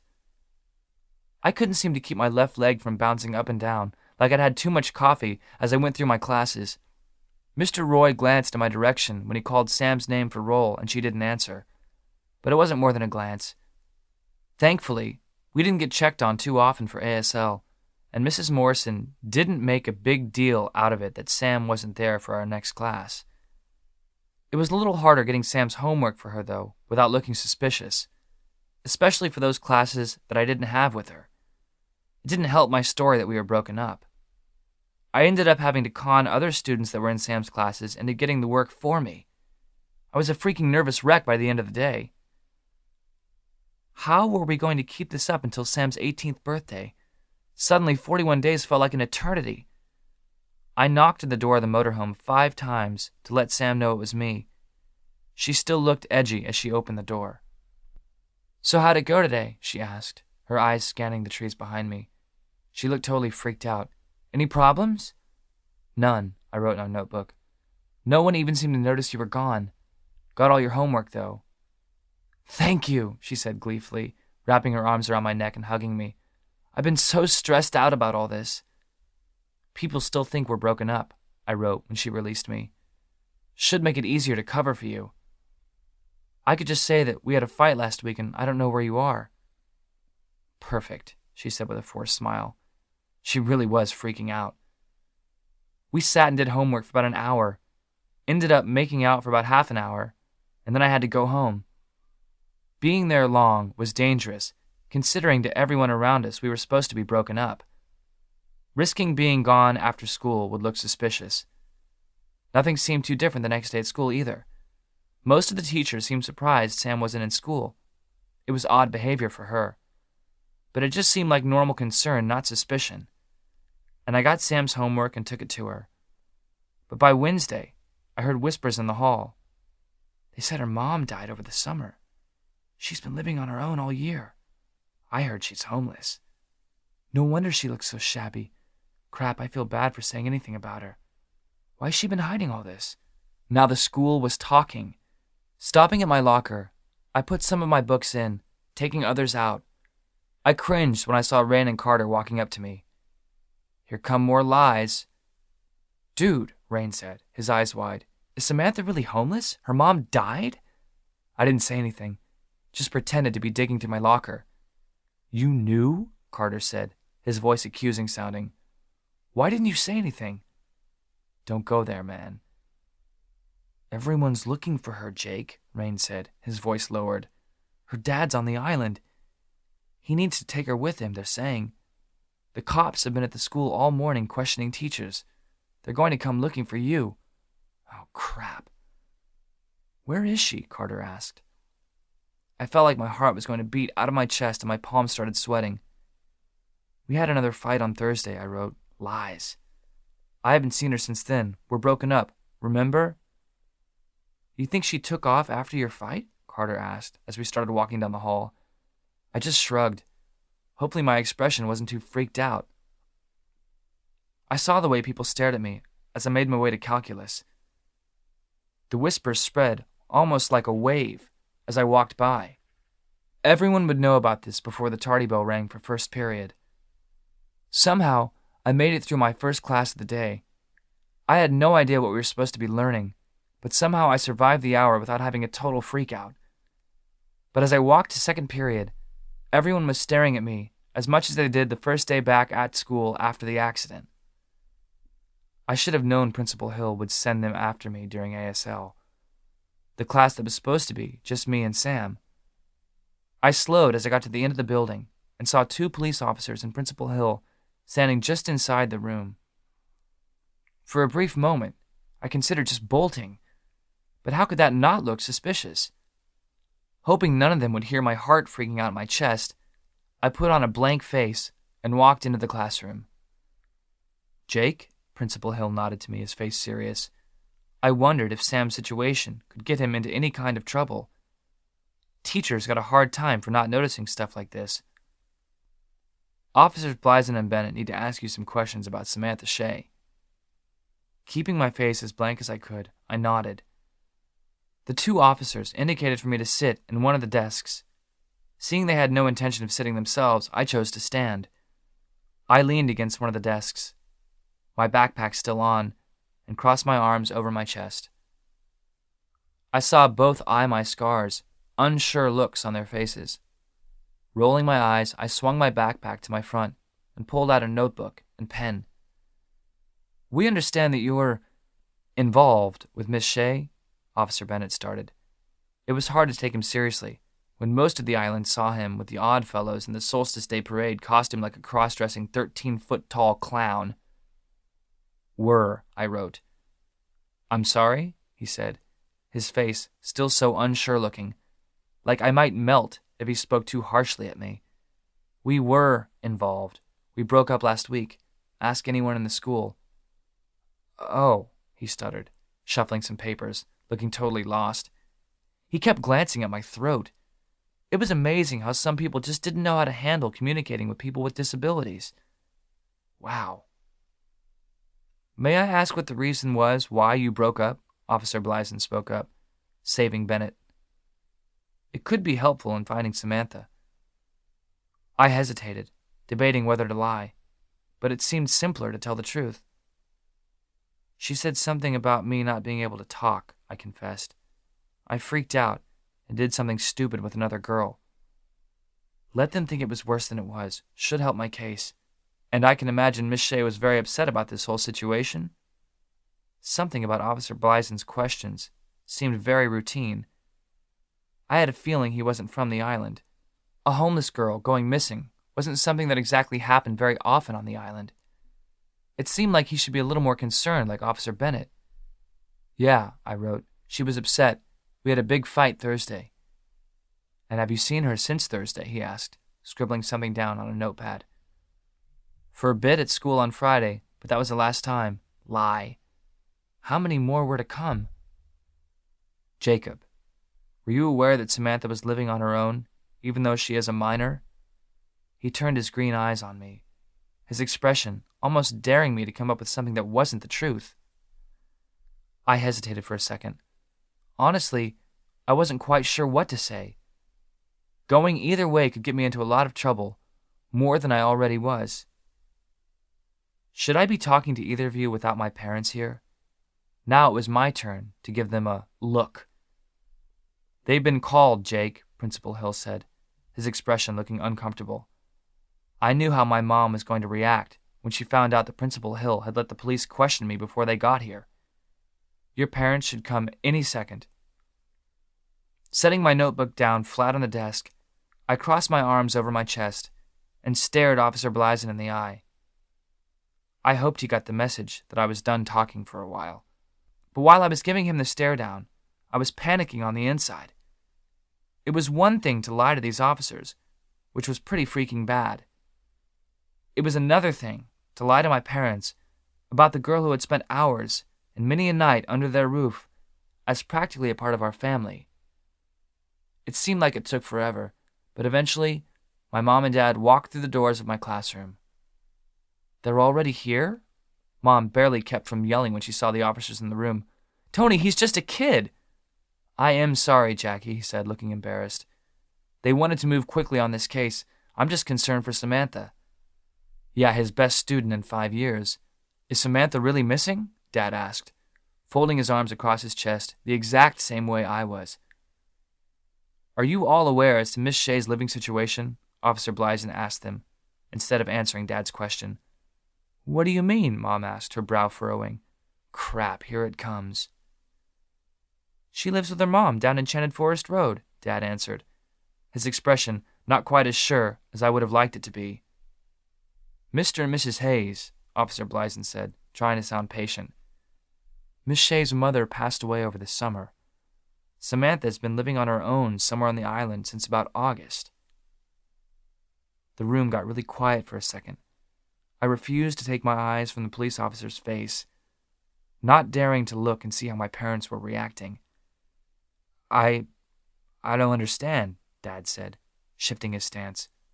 Samantha's been on her own for the last 7 months? How is that possible? Don't people like you step in when things like this happen? I finally glanced at Mom. She had her eyes locked on the floor, a million thoughts running through her head. As her lips made tiny movements, she was trying to piece it all together. The clues were all there, if you knew to actually look. Officer Blysen finally looked uncomfortable for the first time. There was a miscommunication with social services as to who was to take custody of Samantha. Custody was granted to her grandparents, but almost the same day it was granted, the grandfather had a heart attack and was soon moved to a long-term care facility. Custody was then switched to Samantha's father, but apparently he never got word it had been switched. Samantha fell through the cracks. It wasn't until someone on the island told us they thought something was going on that we looked into it. No one on the island even knew that Samantha's mother had died. I glanced at Mom again. She had her fist pressed against her lips, a few tears streaking down her face. The back of my throat tightened in a way that had nothing to do with my muteness. My eyes dropped from Mom and glued themselves to the ground. Jake, Dad said, his voice firm, did you know about all this?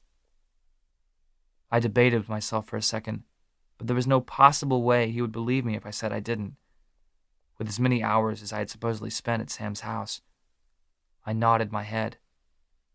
Jake, Mom said in a horrified gasp. "How could you not tell us about this? We could have helped her. That poor girl, she must have been terrified." "So, Samantha's missing?" Dad said. I was surprised to hear that he was holding back emotion in his voice. "Oh, gosh," Mom half moaned as she pressed her fist to her lip again and turned away from us all. "Samantha's father has come back to the island to take her with him down to Auburn," Officer Bennett finally spoke up again. "He has not been able to locate her yet. It appears her old house was sold before the mother died, and no one seems to know her current residence." Mom gave another choked-off sob. It felt like something in my chest cracked. I knew Mom felt guilty for not knowing, but Sam and I had made sure to keep it that way. Anything Mom was feeling right now was all my fault. "Everyone says Jacob and Samantha have been together for a few months now, and that he'd be the one to know where she currently is." Officer Blyson turned those cold eyes on me again. Both Mom and Dad's eyes turned on me at the same time. I felt everything in me go cold. Trying to keep my hands from shaking, I grabbed my notebook and pen again. "Sam moved around a lot," I wrote. "She'd work and trade for places to stay. Lie, lie, lie." As soon as I wrote the words, I knew I'd made a mistake. It would be too easy for them to ask around and find out I'd made it up. This was too small of an island for them not to figure that out. "Do you know where she is now?" Officer Bennett asked, twirling his pen in his hand. "We've been broken up for a while now, like I said. Haven't seen her since Friday morning." No one said anything for what felt like forever, as both the officers stared me down. "Jacob," Officer Blyson finally spoke again. "I'm curious as to why you seem so unconcerned that your former girlfriend has gone missing. While you may be broken up, I would think you would still be concerned about her." Mom and Dad's eyes jumped to my face as if to say, "Yeah, why aren't you more concerned?" "Just trying to put on a brave face," I wrote. "Trust me, I'm freaking out myself." "Crap, crap, crap." "Uh-huh," he said, scribbling something down on another one of those yellow notepads. "Samantha's father would like to speak to you sometime. Would you be willing to come down to the station this afternoon and meet with him?" Did I have a choice? But I looked over at Mom and Dad, knowing it was really up to them. "We'll come down right after school's over," Mom said, trying to compose herself. "No reason for Jake to miss more school." "Fine," the officer said. "Here's my card. We'll expect you at 4. Without another word, the both of them left. "Seriously, Tony," Mom started in on Principal Hill. "How could you let them question him without us here?" The two of them started wandering back toward his office, Mom chewing his ear off as they walked. "Want to talk about this?" Dad asked, stuffing his hands into his pockets. I just shook my head, my eyes glued to the ground. "Okay," Dad said, giving a nod. "Have a good day at school, then." I just nodded again, and Dad went to catch up with Mom, leaving me alone in the empty classroom. Holy crap.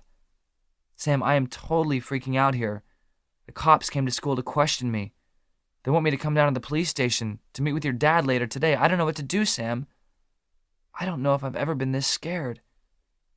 I don't want to blow this, but I'm afraid I'm going to say something wrong, and they're going to figure out where you are.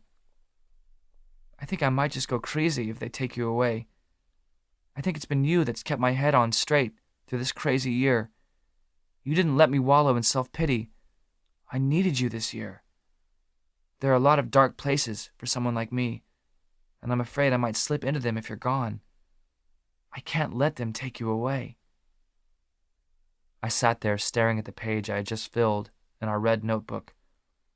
The letters spilled out so fast, I hadn't even thought about a single word I'd written. I ripped the page out and stuffed it into my pocket. Those were terrified words. Those were freaked out words. I had to hold it together right now, and I couldn't let Sam read how seriously scared I was about the very real possibility of her being taken away from me. The entire school couldn't stop talking about Sam the rest of the day, and they couldn't seem to leave me alone, except for Nora, strangely. I kept finding her eyes on me the whole day, watching me, like she was waiting for me to lose it. I worked out by myself during weight training. All the guys were watching me, just as the whole island would be by the end of the day. I just bench pressed and stared blankly up at the ceiling, with a dead knot in my stomach. I knew how this was all going to end, and I didn't think I could stop it. 6 weeks till Sam's birthday. I had never actually been to the police station before. It was hard to even call it that. From the outside, it looked like nothing more than a small house. There wasn't much more than a waiting area, a few small rooms, and a kitchen area in the whole building. Officer Blyson ushered my parents and me into one of the rooms. It had a large table in it, with a half-dozen chairs surrounding it. We sat down at one end. Officer Blyson sat down at the other end. I wondered where Bennett was. None of us said much of anything as we stared at one another. Our eyes kept flickering to the clock on the wall, watching the second hands work their way past the 4. We watched the door, waiting for someone to come through it. "You said 4 o'clock, right?" Mom asked. I could tell she was trying to keep her voice patient. "Yes, Mrs. Hayes," Blyson said, lazy and annoyed. "I'm sure Mr. Guerin will be here soon." And the clock continued to tick away. Samantha's dad wasn't going to show, I could feel it. He really was as unreliable as Sam had said. "Okay," Dad said, resting his elbows on the table, leaning forward. "We've been very patient. We've just been sitting here for over a half hour. We've got 4 other kids at home waiting for us. I've taken an hour off of work, and now had my time wasted. Can we go?" Blyson turned cold, narrow eyes on Dad. Where did this guy come from? He couldn't be less of an islander. Blyson's eyes suddenly flicked to my face, almost making me jump. "Of course you're free to go. But you need to understand, Jacob, that this is a desperate, bad situation. There is a girl out there, underage, who isn't old enough to take care of herself, and her family is here to take care of her. If you know where she is, you need to tell us." Feeling everything in me harden against this man, I just sat there with my lips pressed together. No one could keep a secret quite like me now. "We're going to go now," Mom said, grabbing my upper arm and pulling me to my feet. She was a lot stronger than she looked. "That guy's got a lot of nerve to just not show up like this," Mom fumed as we walked out toward our cars. "Do you know anything about the man, Jake? I've got a bad feeling about all of this." I just shook my head. I really didn't know much about him, just that he wasn't a great guy, and there was no way Sam wanted to leave the island with him. Pulling her cell phone out of her purse, Mom checked a text message. "Great," she said with a sigh, texting back. "Joshua just puked all over the bathroom. He said he wasn't feeling good this morning, but seemed fine after school. Just one more reason I was glad I wasn't Mom." "Jake, honey, could you run and get a few things for me at the market for dinner tonight?" she asked. She was already digging an old receipt and a pen out of her bag. I just nodded. It was the least I could do after everything I was putting my parents through. "See you in an hour," Dad said, pressing a kiss to the side of Mom's head. "I've got to go back to work for a bit." "Okay," she said, kissing him back. "Dinner should be done around 7. Dad left, and Mom gave me her list and hurried off for her barf duty. I debated going over to Sam's then to drop off her homework and tell her about the events of the day, but ended up chickening out. Blyson was watching me now. I couldn't risk leading him right to Sam's motorhome. I saw the look in people's eyes as I gathered things for my mom at the market. They wanted to come up and question me about the Sam situation, but they also saw those scars on my throat and wondered how I was going to answer. I made sure I held my head high so everyone could see them. I didn't want to have to lie any more than I already had. I was just taking the 2 bags of groceries out to my car when I spotted someone stumbling through the parking lot to go into the market. I set the bags down in the passenger seat and took a closer look. The guy looked like he was in his mid-40s. He had thick brown hair, looks that would probably be considered attractive if he'd taken care of himself. Even from where I stood, I could tell he was drunk. The lower tavern backed up to the parking lot of the market, and that was the general direction the man had stumbled from. As he came closer to me, headed for the doors of the store, he tripped and landed flat on his face just a few feet from me. Reacting on instinct, I lurched for him, but was nowhere near fast enough to stop his fall. The man groaned as he started picking himself up, my hands under his arms to help him. He let out a string of cuss words, and I could already smell the alcohol on his breath. Suddenly, he looked up at me. His eyes seemed unfocused at first, but they slowly narrowed on my face. "You're that kid from the accident," he said, his words slightly slurred. "The one who can't talk that everyone's been chattering about these last few days. You're my daughter's boyfriend." My insides went cold as familiar facial features suddenly stood out. He had the exact same jawline as Sam, had the same brow and cheekbones. It seemed obvious now. "Everyone's been saying you're hiding her from me," he said, his eyes growing hard. "But she needs to come home with me. You're a bad boy for keeping her from her family." Mr. Guerin finally pulled himself to his feet, swaying where he stood. He had this mean look on his face that I had seen people get when they'd had too much to drink. There were a lot of things I wanted to say to that man right then. "Don't know what she'd want to hang out on this island for," he said, looking around like he could see and judge our whole island right there from the parking lot. "Couldn't possibly be for a scrawny, broken kid like you." My jaw tightened and my fingers curled into fists. "Never should have knocked that girl up all those years ago," he murmured to himself. "Now look what it's got me, stuck with this sad little rat." My fist exploded in pain as it connected with Mr. Guerin's jaw. I knocked him clean off his feet, flat on his back. "Don't you ever talk about Sam like that again." Spitting on the ground right next to me, I held his cold eyes while he rubbed his jaw. "I will find her," Mr. Guerin said, his voice just daring me to take another swing. "And I will take her with me." Instead of doing something stupid, like kicking the man while he was down, I turned to climb into my car. I froze solid when I saw Nora by the front doors, paper bag in hand, watching our confrontation. Everything in me hardening all the more, I looked away from her and slid into the driver's seat. Not even caring to check and make sure Mr. Guerin was out of the way, I pulled out of the parking lot. I rapped on Sam's door 5 times, letting her know it was me. I stormed past her as soon as she opened it, pacing the tiny space and cradling my throbbing hand. "Jake," Sam said, her voice alarmed. "What happened?" Meeting her eyes, I made the sign for Dad. When she didn't seem to understand, I pointed at her once and again made the sign for Dad. "You punched Mike?" she half yelled, finally understanding why I was cradling my hand. "Are you okay?" She opened her tiny freezer and pulled out an ice cube tray and wrapped a handful of them in a towel. I nodded, letting her doctor my hand. "He doesn't know where I am," she asked, "right?" I shook my head, reaching for the notebook. "Don't think so. Cop showed up at school today and questioned me. Was supposed to meet your dad down at the station at 4, but apparently he was too busy at the lower to show up." Sam swore under her breath as she continued to hold the ice to my hand. "I think maybe we should move you tomorrow just to be safe.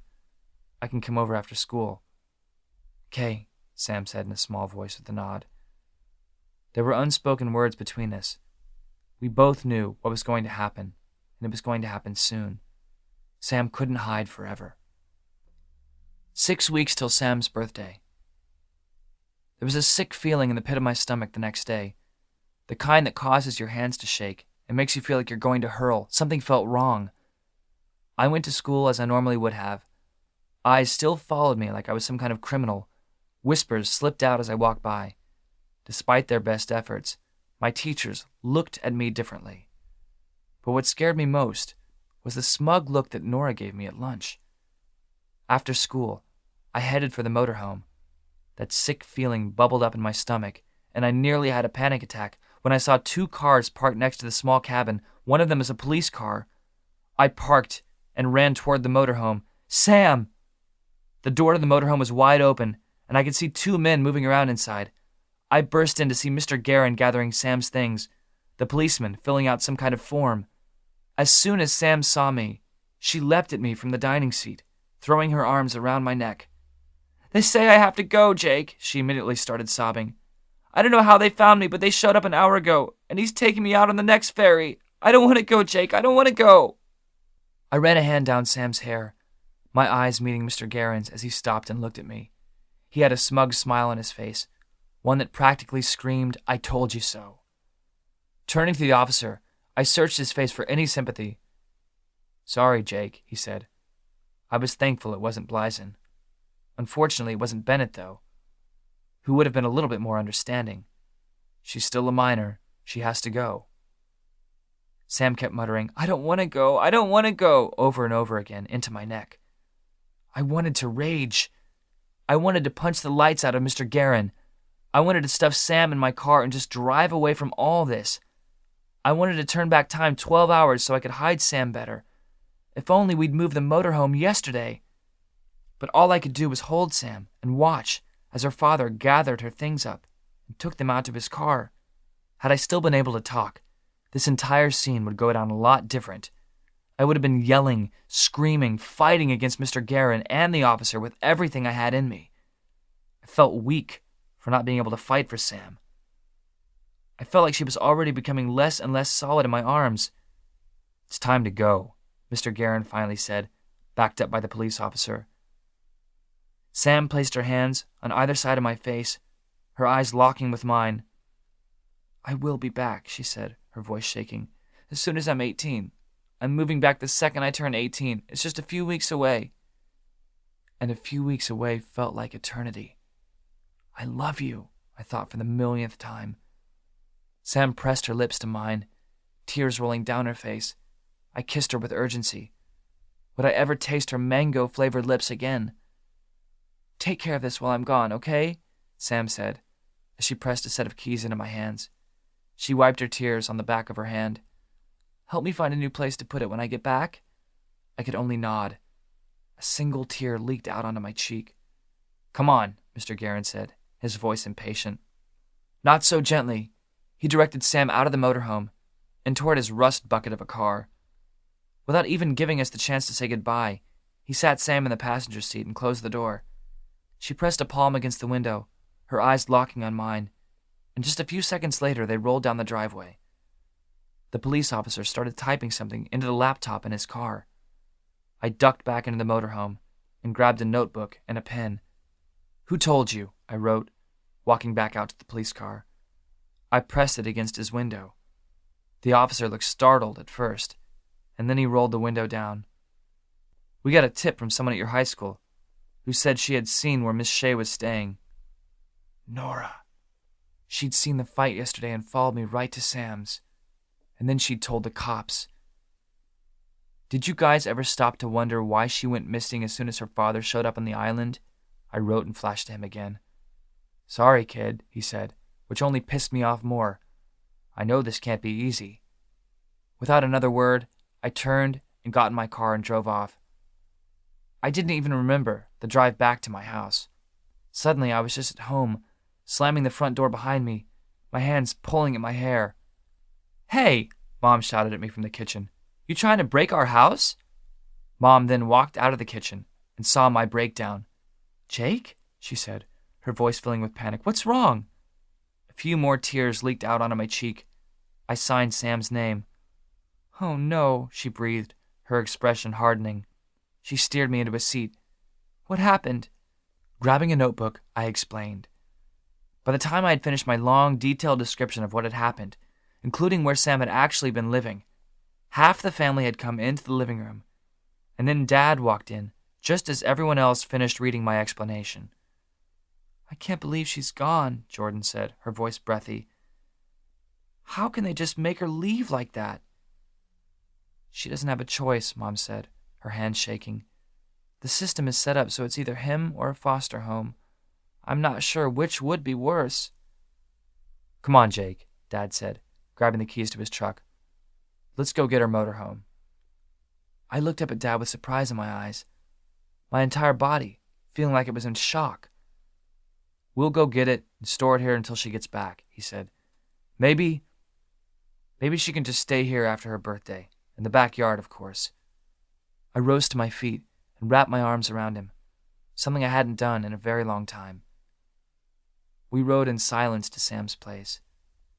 Dad wasn't one for a lot of talk, especially about these kinds of things, but I appreciated his understanding and support, even if it was silent. We pulled the truck up to the motorhome, and I watched Dad's reaction as we walked up to it.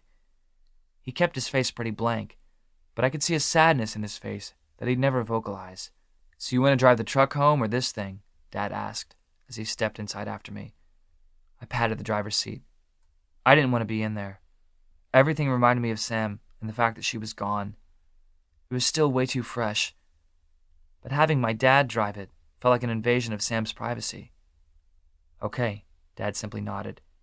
He glanced around for a moment longer, his eyes lingering on Sam's tiny kitchen, on the space heater I knew he would recognize. But without saying anything, he just turned and walked back outside. Together we unhooked everything, making sure to leave no evidence to the owner of the house that Sam had been there. I slid into the driver's seat and put the keys Sam had given me in the ignition. The thing whined for a minute, but finally turned over. It groaned and creaked the entire drive back. With Dad holding the gate open, I pulled it into the backyard and parked it in the corner. I tried not to look back at it as we walked into the house. I suddenly didn't want it there. It was a huge, hulking reminder that Sam was gone. 5 weeks till Sam's birthday. I talked to Sam's teachers the following Monday when we went back to school, and I finally told them the horrifying truth. They agreed to work with Sam so that she could continue doing all her schoolwork with them, just long distance. As best I could, I ignored Nora.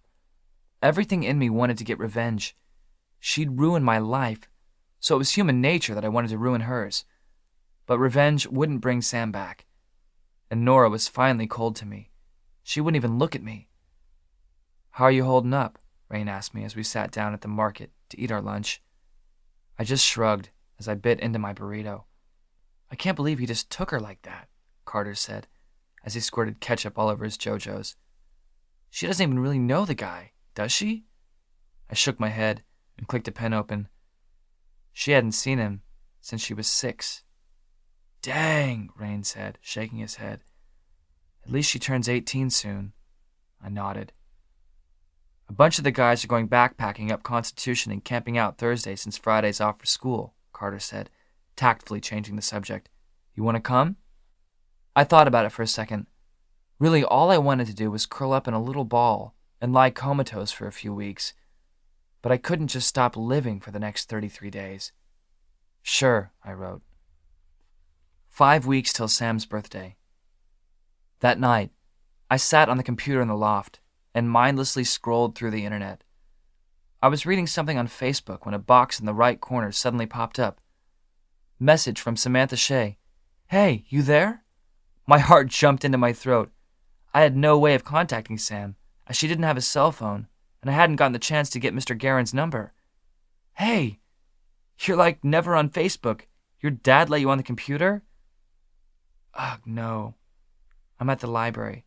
Some creepy dude keeps staring at me from the computer across from this one. "Want me to kick his butt for you?" LOL, if you only could. "I miss you like crazy." "It's only been 2 days."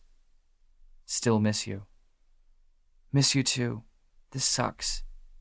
"I got all your homework. Teachers are going to let you keep going through classes while you're away."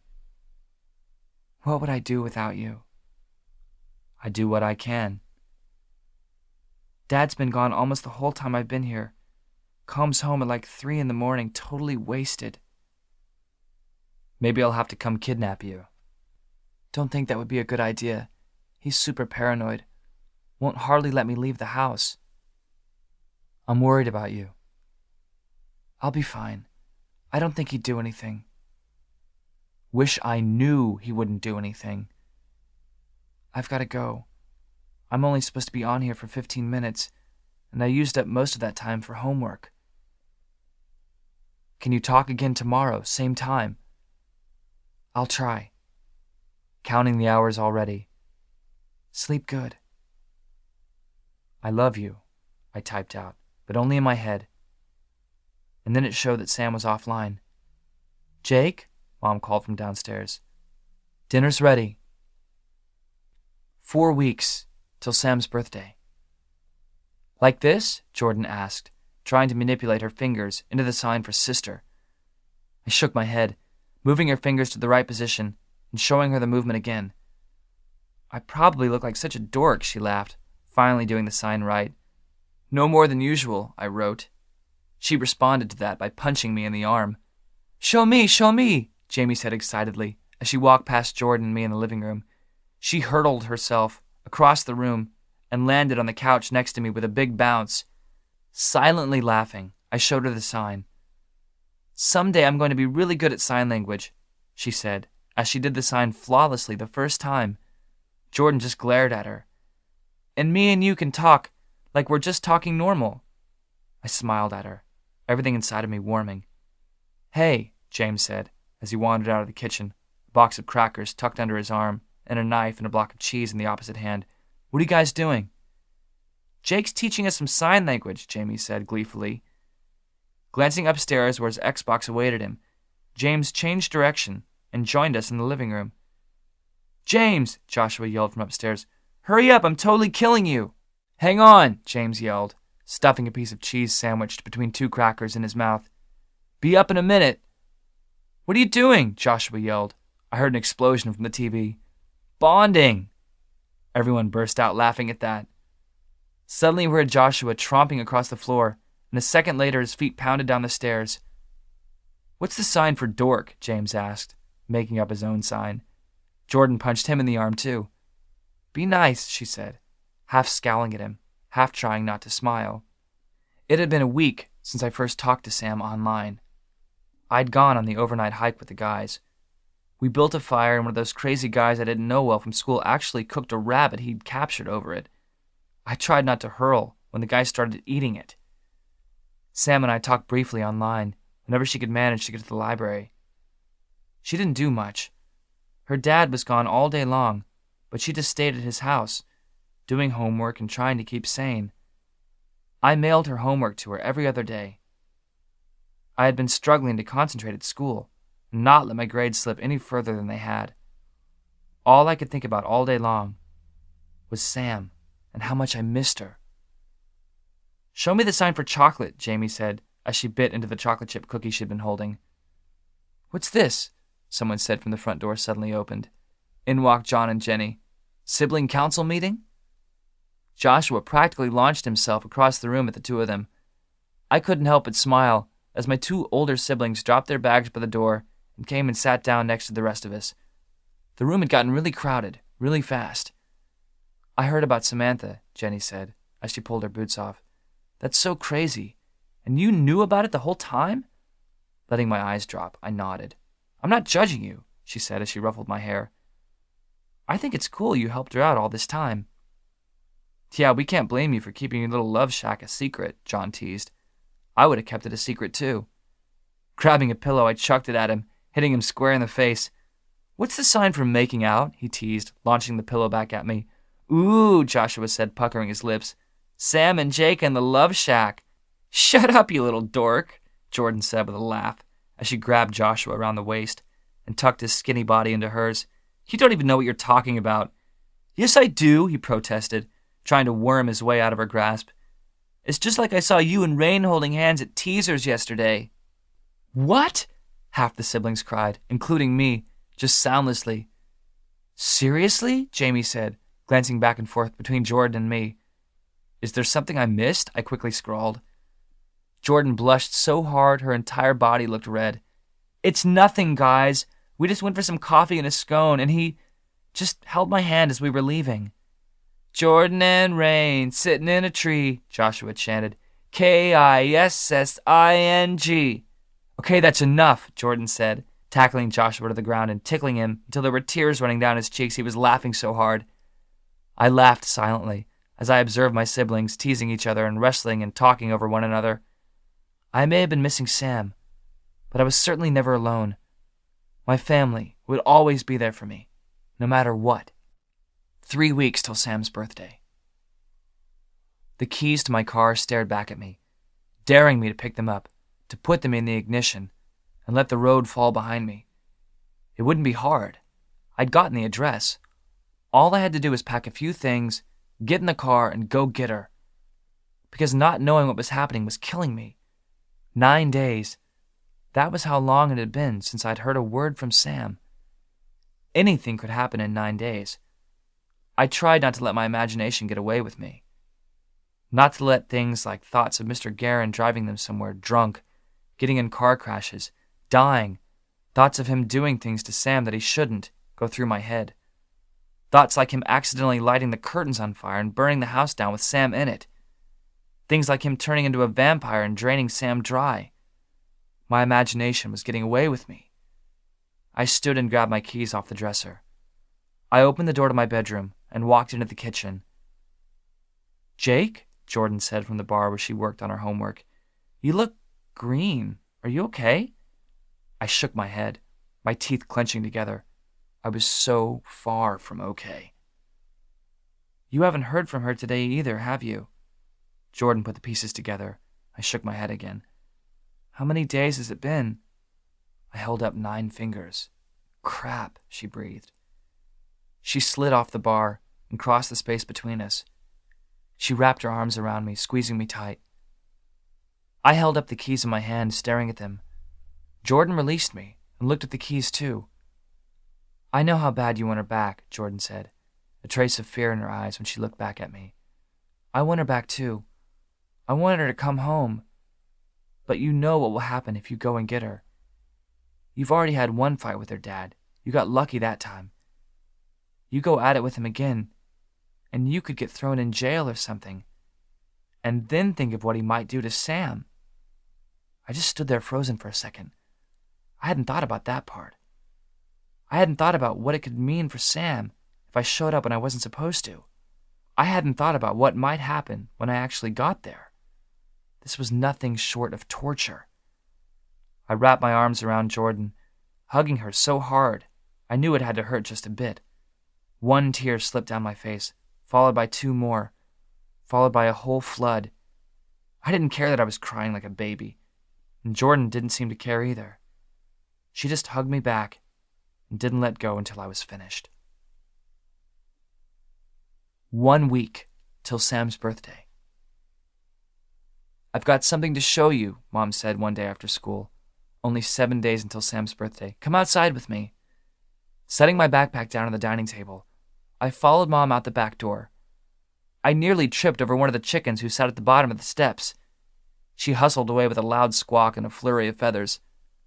Mom crossed the lawn to Sam's motorhome and opened the door. I followed her in and flipped on the lights. Dad must have hooked up the power. I had never seen the motorhome so clean. Sam wasn't a total slob, but she wasn't exactly a neat freak. Mom had scrubbed everything, from the cabinets to the floor to the ceiling. She'd also painted the dingy, dated cabinets a fresh, bright white, and it looked like she had taken the paint to the entire trailer. Everything looked fresh and bright. She'd put in new, soft yellow curtains in the main area of the motorhome. As I wandered back toward Sam's bedroom, I saw that Mom had also gotten a new sea green bedspread and decorated the bedroom to match. It was like stepping into a completely different motorhome. "What do you think?" Mom asked, her face beaming with pride. "It's amazing," I wrote. "You think Samantha will like it?" she asked, as she straightened one of the curtains. "She'll love it." I couldn't help but smile. "I've been spending most of the day out here this last week while everyone's been in school," she explained, as she sank into the seat at the dining table. "Dad went and got all the paint, as well as some other things that needed to be repaired. It's actually been really fun fixing this thing up." I nodded as I looked around, amazed at how much better it felt with just a simple coat of paint. I suddenly wished I'd thought of doing this. But it really did mean a lot that my parents had gone to all this trouble. It meant they cared about Sam too. "How's she doing?" Mom asked, her eyes locking on me. I slid into the seat opposite her, placing the notebook in front of me. "I really have no idea. I haven't heard from her in forever," I wrote. "Her dad doesn't let her leave the house much. She just stays home all day and is basically doing homeschool." "I hope she's all right," Mom said, her eyes sad. "I've been worried sick about her. Doesn't sound like her dad's a real great guy. Not that I should judge." He's not, I simply wrote back. It will be nice to have her back, she said, a small smile forming on her face. I've missed her. Me too. My chest ached from how much I missed her. Have you told her yet? Told her what? I wrote, and looked up at Mom with confused eyes. That you love her? Mom's eyes were serious, but she was smiling. I felt my face instantly blush, my heart doing a weird little skip. For a second, I thought about denying it, but there was no use doing that with Mom. Of course she knew. I've tried, I explained. Sam doesn't believe in love, she says. I don't know. I think she's just scared of it, considering what her parents went through. Her dad leaving her and her mom really screwed up her idea of relationships. The L word is a scary one for some people, she said, reaching across the table, placing a hand over mine. She loves you, Jake. She just can't say it quite yet. I gave Mom a small smile, silently hoping and praying that it was true. 5 days till Sam's birthday. You're killing me. It's been 16 days. I thought you must have been dead. Sorry. Dad's been super sick the last week, and he's treating me like I'm some kind of slave. I haven't been out of the house in 2 weeks, except to go pick up food. He hasn't been around enough to deserve you helping him out. No argument there. I miss you. I miss you too. I thought I was going to throw up today. I miss you so bad. That brought a smile to my face. I've got a question for you. It's quite a serious one, and you might break my heart if you say no. It was a full 15 seconds before Sam responded. Yes? Will you go to prom with me? LOL. Kay, you scared the crap out of me for a second there. Ha ha. I don't know. Maybe not after that. Come on. You know you want to see me in a tux. Well, when you put it like that... So is that a yes? Yes. Touchdown, number 9, JKs. Haha, can't wait. Me neither. Dang it, I'm getting waved off this computer. Guess I gotta go. All right, I'll talk to you soon. My fingers hesitated, wanting to type out, I love you. Talk to you later. 4 days till Sam's birthday. Every day until Sam's birthday felt like 3. I couldn't help but watch the clock every period, counting them down until Sunday, when Sam would turn 18. My leg would bounce up and down as I counted in my head how many hours were left. Rain and Carter made fun of me, making whipping sounds and jerking their hands as they'd walk by me in the halls. I didn't even defend myself. I was whipped, and I didn't mind in the least. Saturday was the worst day of all. Dad must have anticipated this, as he put me to work in the yard all day. First, we cleaned out the chicken coop. Next, we started prepping our half-acre garden to be planted in a few weeks. After that, he had me help him build a nice and sturdy staircase for Sam to get up to the motorhome. Lastly, he had me mow the lawn, even though it was barely starting to grow, with it only being the end of March. I was grateful for all the work Dad made me do. I collapsed into bed that night and didn't wake up until Mom was pounding on my door at 8 the next morning, yelling at me to get dressed so we could make the 8:50 ferry. Mom and Dad put Jordan in charge of the other kids for the day. Normally, Jordan would have complained, but she was nearly as excited as I was about Sam coming home. Home. The drive to the ferry felt like it took forever. I cursed the 40-mile-per-hour roads as we wove between the towering evergreens. Not that it would have mattered if we could have driven faster. The ferry would still leave at 8:50 either way. We finally loaded on the boat and headed up to the passenger deck. It was pretty quiet, though picking up a bit from the dead of winter. I spotted a few tourists taking pictures out the windows at the shoreline of Orcus and the marina just off from the ferry dock. Leaving Mom and Dad to sit and talk at a table, I wandered out onto the deck that wrapped around the boat. Resting my elbows on the painted green railing, I took in my surroundings. Living in a place like Orcus for so long, you eventually stop seeing the beauty that was always around you. There weren't many places like this in the world that had as many miles of shoreline and ocean view. You couldn't drive long anywhere on the island and not see ocean. Ancient trees hung out over the water, some threatening to cave into the ocean, others blown that way by the wind into permanent position. There had to be at least 500 trees to every person on the island. Hearing the engines kick up, the boat pulled away from the dock and started out across the water toward Shaw Island. Dozens of small islands fell behind us as the ferry moved slowly through the water. Blakely, Lopez, Decatur. It suddenly seemed a shame I had never been to more of the small islands. There were only 4 islands in the San Juan Islands that had ferry service, but you could always take a small boat or kayak to the smaller ones, and there were hundreds of them. I decided that summer that I'd take Sam camping on one of them. We'd load up 2 of Carter's kayaks and just take off. There was a reason people paid crazy amounts for property, groceries, and ferry rides to be out on the islands. There were few places on Earth that were more beautiful. The ferry ride to Anacortes went surprisingly fast. I actually had to run down to the van since I wasn't paying attention and hadn't realized we were suddenly docked. And then my parents and I were headed to Auburn and towards Sam. Was I supposed to have some sort of romantic reunion planned?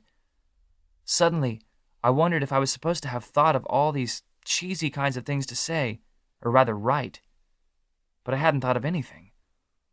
All I had gotten her for her birthday was a framed picture of the 2 of us, the one I had snapped on my birthday.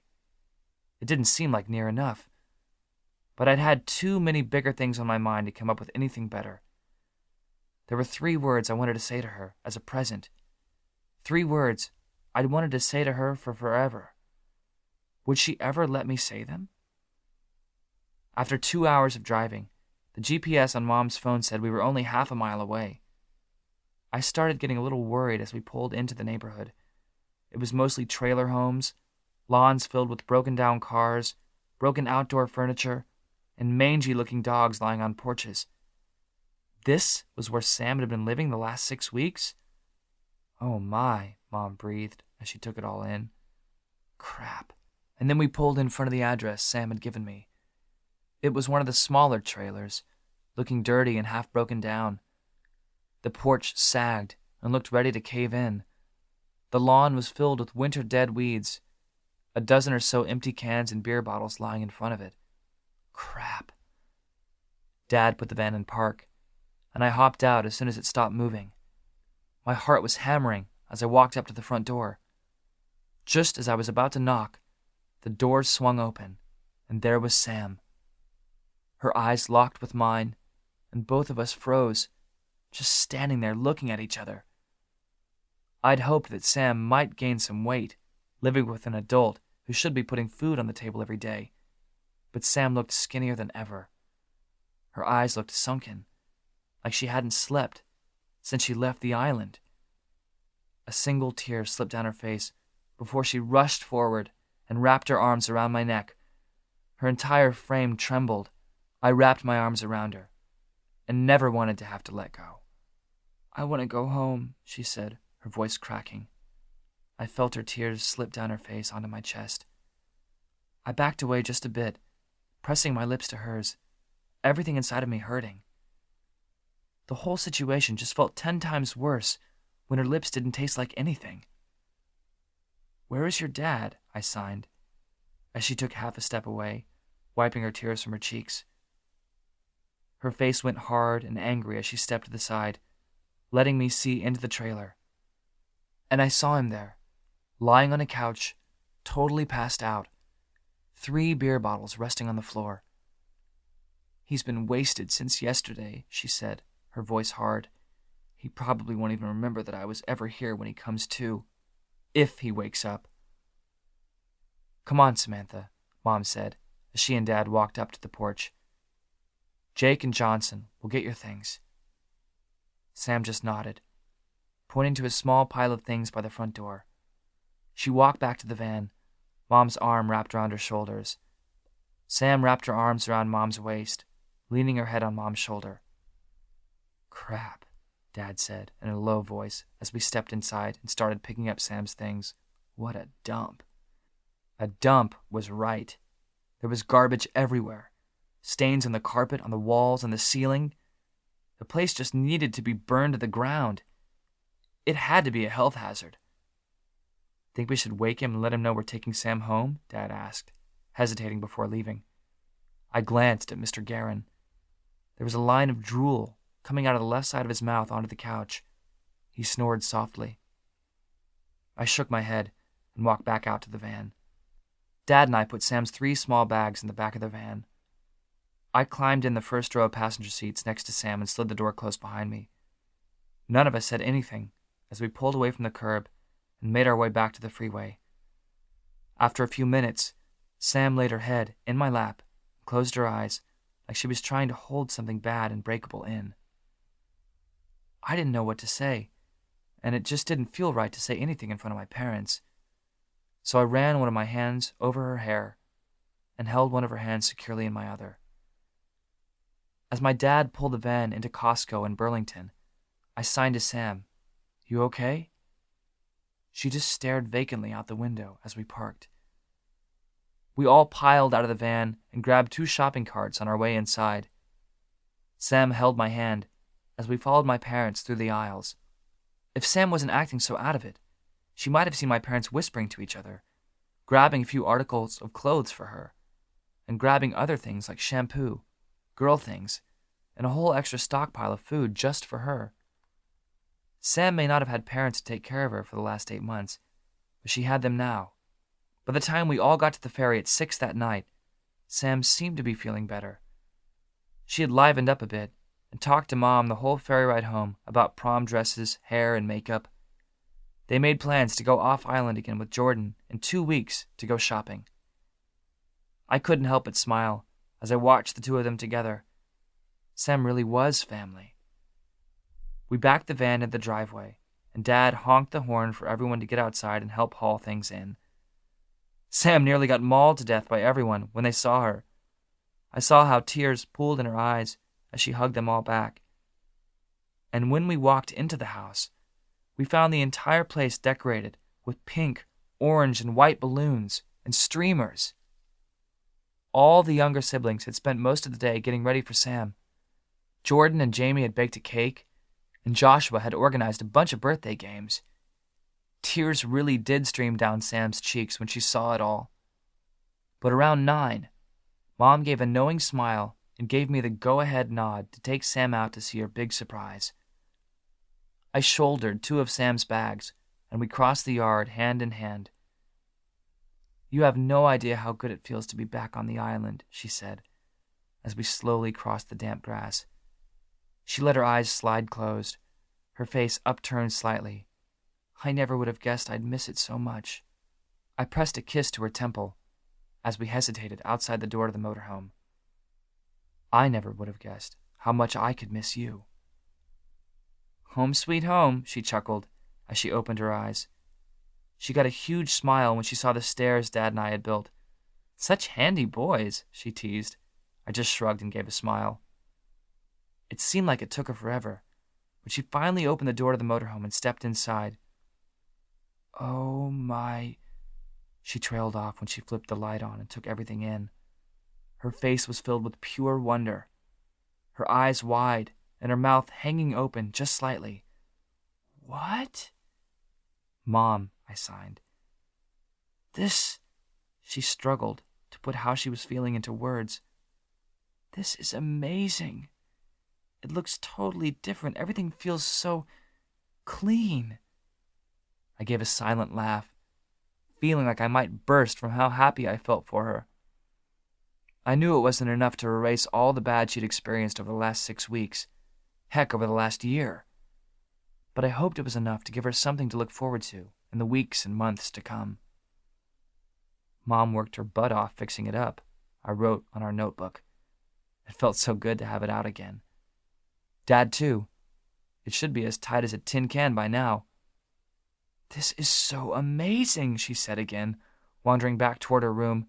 "This looks like an actual bedroom now, not just a frumpy closet." I followed her back, wrapping my arms around her from behind as she took it in. Resting my chin on her shoulder, she placed her palm against my cheek. "Jake," she said, her voice filling with emotion, "you and your family have been amazing to me. You're the best thing that's ever happened to me." She turned in my arms then, her chocolate eyes meeting mine. There were a million emotions behind her eyes, but none of them were the sadness or anger that had been there earlier that day. There was just hope, joy, appreciation, and I hoped, love. She pressed her lips to mine, slowly melting into me, and me into her. It was perfect moments like that made all the bad ones worth living through, and you're the best thing that has ever or ever will happen to me. 23 hours since Sam came home. Sam threw a rock out into the water, her hair blowing all around her face. Since we gotten home, I hadn't pressured her into talking about what had happened while she was with Mike, but I sensed that Sam had something to get off her chest. She threw one more rock out into the ocean and turned and walked back to where I sat on the rocky beach. She sank next to me, resting her forearms on her knees. Without any prompting from me, she answered the question I was silently asking. "It was pretty bad," she said, her eyes staying glued in the direction of the water, though they looked glazed over, like she was seeing the past 6 weeks again. "That trailer was disgusting. Everything was filthy, not much of anything worked. I didn't think it could get much worse after living in the motorhome for so long, but this was so bad. You got nothing more than a drizzle out of the kitchen sink. The toilet plugged every time you tried to flush it. You'd get hot water for maybe 3 minutes, and there was mold everywhere." She took a big sigh, shaking her head as her jaw clenched. "I slept on this sleeping bag in the tiny dining area. I was too afraid of that disgusting couch. There wasn't anywhere else for me. It was dirty and smelly, but it would have been bearable if it hadn't been for Mike." I didn't want to hear the rest, to have all those blanks filled in. I'd wondered every second Sam was gone what was happening to her, but suddenly I didn't want to know. "I don't think he was sober for more than 24 hours while I was there." Her eyes fell to the rocks beneath us. She picked up a handful of small stones and threw them out into the water. They fell with a soft plink, sending endless ripples out to mix with the waves. We had no food in the house, but there was always more than enough six-packs around. He'd come back to the trailer from the bar with a different girl almost every night. His bedroom was only across the 8-foot living room from where I slept. Sam gave an obvious shudder. "It was—" She trailed off, her eyes sliding closed. She wrapped an arm around her shoulders as she shook her head. "Sickening. And it was every night." My fingers balled into fists. "And he wanted me to be his little slave. He yelled at me all hours of the day to clean this, cook that up. I could only get homework done after he'd pass out or when he was at the bar. One time I tried telling him that I had an essay to finish, and he slapped me and told me not to talk back to him. Flat out slapped me. 'Call the police,' I signed, rage and revenge filling me. 'No, Jake,' she said with a sign, shaking her head. 'I don't want to have to deal with him anymore. I just want to be done with him.' And it was only the once, about 4 days before you came to get me. I thought it would be easier just to wait out the last few days than to stir up an investigation. I just wanted to come home." I looked at Sam, she finally meeting my eyes with her last few words. I brought my finger up, tracing the very last shadows of a bruise on her cheek. I leaned forward, pressing my lips to hers. I didn't ever want to have to let her go again. I never wanted not to be there to fight guys like Mike off. "I just had to keep reminding myself that 6 weeks wasn't forever," she said quietly. "And I just kept telling myself that you were going to be there when that 6 weeks was over. You kept me sane." This time, it was Sam who leaned in and pressed her lips to mine. "I dropped my history textbook on his nuts the night after he hit me," Sam said with a chuckle as she backed away, while he was passed out. He couldn't walk straight for a day and a half later, and he had no idea what had happened. A silent laugh rumbled around my chest. Soon I was laughing so hard I was on my back, hugging Sam into my side. 2 days since everything fell into place.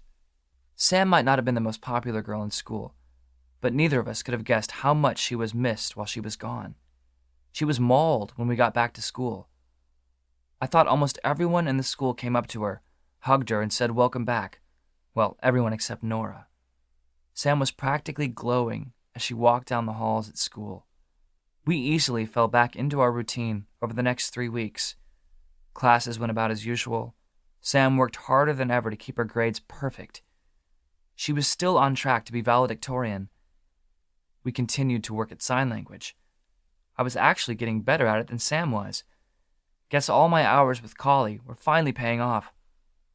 Collie had moved back out just 2 weeks after Sam's return. And Sam was just like another one of the family. Just one that lived outside and I made out with. She ate every meal with us, spent her evenings studying with the rest of the kids at the dining table, or lounged out on the living room floor. One day, we both got a big envelope from the University of Washington, both saying that we had been accepted. Sam got her full-ride scholarship. We'd spent hours online looking at student housing. That picture I'd had of the two of us down the road in college was looking a little more solid. The day came at the end of May that I was instructed not to go upstairs as Sam and Jordan got ready for prom with Mom's help. I hung out on the couch downstairs, prepping myself for at least an hour of hanging out in my tux while the girls got ready. A knock on the door a half hour later brought me to my feet, and I opened it to find Rain. "Hey, man," he said, clasping my one hand and pounding me on the back with the other. "You look sharp, Hayes." I lifted my chin at him as I stepped away. "You too." "Thanks." "So I'm assuming the ladies are upstairs prepping for the night?" he said as he closed the door behind him and flopped down on a couch. I nodded and grabbed a notebook from the coffee table. I'd been exiled from setting foot on those stairs. "Best to heed their warning," Rain said, his face suddenly serious. "River just about clawed my eyes out for trying to use the bathroom while she was doing her hair just before I left the house." "Who's she going with?" "Just a group of girls boycotting having to go with a date," he said, rolling his eyes. I wondered if he knew River's secret. He had to have his suspicions. "Carter finally gave up then?" Rain chuckled. "Yeah, he's taken some sophomore named Daisy or Rose or some flower name like that." I suddenly remembered. It was Lily. Lily Ridd. "How long do you think they're going to be?" Rain asked, his eyes floating in the direction of the stairs. I shrugged my shoulders. Half a second later, I heard Mom yell from upstairs, "Is that you, Rain?" "Yes, ma'am," he replied, a smile crossing his face. "All right," she yelled again. "You boys be prepared to have your breath taken away." Feeling silly and formal but dumb for not, Rain and I both rose to our feet. We checked each other to straighten our ties and jackets, then turned towards the staircase. Jordan came down first. I had to admit, she looked good in her rosewood dress that hugged her in all the right ways. Her hair was piled on her head in an intricate mess of curls and braids. I thought Rain was going to piss himself when he saw her. Rain took Jordan's hand in his when she got down the stairs, pressing a very formal kiss to her knuckles. I just rolled my eyes and turned back to the stairs. And there was Sam. A smile crossed her face as our eyes met, and she started down the stairs. It sounded cliché to say she looked like an angel, but there was no other way to describe her. Her knee-length dress was silver with frills and gathers that made her look even more perfect than she already was. She finally put on some weight over the last month and a half, giving her some curves back. She wore matching silver stilettos that made her legs look nothing short of amazing. Her hair fell down her back in a cascade of perfect curls. Even if I wasn't mute, I doubted I would have been able to say a thing as she stopped in front of me. "What do you think?" she said, biting her lip-glossed lower lip, her eyes shining. I didn't answer. I simply kissed her to the point I knew most of my face was going to be covered in lip gloss too. "Ooh-wee," Mom said as she walked down the stairs, camera in hand, flashing away at our public display. "Now that's a kiss." She was all smiles. Everyone just laughed. "All right," Mom said. "Now I want to picture the four of you together. It's too bad Carter isn't here too. Then it'd be just perfect. We all squished up together, wrapping our arms around each other. Mom snapped one picture, then gave me one of those looks. "Jacob Hayes," she said in a mom voice, as she grabbed a tissue from the box on the coffee table. "Have a little decency." She then set to wiping Sam's lip gloss from my face. Grapefruit. After snapping about 50 pictures, Mom finally sent us on our way. Prom was one night most of the restaurants on the island were actually busy in the spring. Rain and I had chosen to take the girls to a little Italian restaurant. "Welcome, you guys," the hostess greeted us warmly. She had only graduated 1 year ahead of us. Some people never could escape the island. Leading us to a seat right in the window, she left us with menus. "I can't believe the school year is almost over," Jordan said, as she opened her menu and started looking over it. "You guys are going to be graduating in only 3 weeks. 3 weeks could not be soon enough," Rain said as he shook his head. I just barely caught the slightly saddened look on Jordan's face. I would be surprised if the two of them made it to the end of the night without having their first kiss. "Have you written your speech yet, Samantha?" Rain asked, as he bit into a piece of bread the waitress set on the table. Sam gave a crooked smile, her face blushing. "It's not a guaranteed thing yet," she tried to defend. "Yes, it is," Rain and Jordan said at the same time. Everyone laughed. "Okay, fine," Sam said, shaking her head and grinning. "I've worked on it a bit. I'm really nervous to give it. I've had more than a little too much attention this year. Yeah, between everyone finding out about you being homeless and hooking up with the town pity boy, I don't think you could have possibly drawn much more attention to yourself this year." I took a swing at Rain, but he just ducked out of the way, laughing as he did. "It's been a memorable year," Sam said. She placed her hand on my knee under the table, that's for sure. I met her eyes, 1,000 thoughts running behind her own. After we finished eating dinner, we finally headed out to Rosario Resort, where prom was being held that year. The decorating committee, which mostly consisted of parents, had gone all out. The entire mansion was lit up with 1,000 Christmas lights. The walk up to the doors illuminated and glowing. Music softly poured out of the open doors. "You ready for this?" I signed to Sam as I parked the car. "This is going to be the best night of the whole year," she said, a smile creeping onto her face. She leaned forward and pressed a kiss to my lips briefly. "Party's waiting," Rain said, clapping a hand on my shoulder, ending the moment. I was starting to question doubling with Rain. It certainly wasn't giving Sam and I any privacy. Not that I had any secret plans for the night. Arm in arm, Sam and I followed Rain and Jordan up the steps and into the ballroom that overlooked the water. Most of the high school had already arrived, it seemed. The room was packed and hot. Jordan immediately took Rain's hand and led him to where the others were dancing, pulling his arms around her waist. Yeah, there was definitely something going on there. "Let's go look at the water," Sam said, taking my hand in hers and leading me to the opposite side of the room. There was a door that led out onto a narrow deck that hung above the still, calm ocean. Seeing we were alone out there, I wrapped my arms around Sam's waist, leaning against the railing toward the ocean. "It's so peaceful out here tonight," she said, her voice thoughtful. I pressed my lips to her cheek, just letting them linger there. Everything in me felt relaxed, like this was exactly where I was supposed to be. We stood out there for a few minutes longer, just enjoying the cool night air and the calm, before we went back inside and joined the others. We found Carter and Lily, the both of them looking awkward together, like things weren't quite clicking.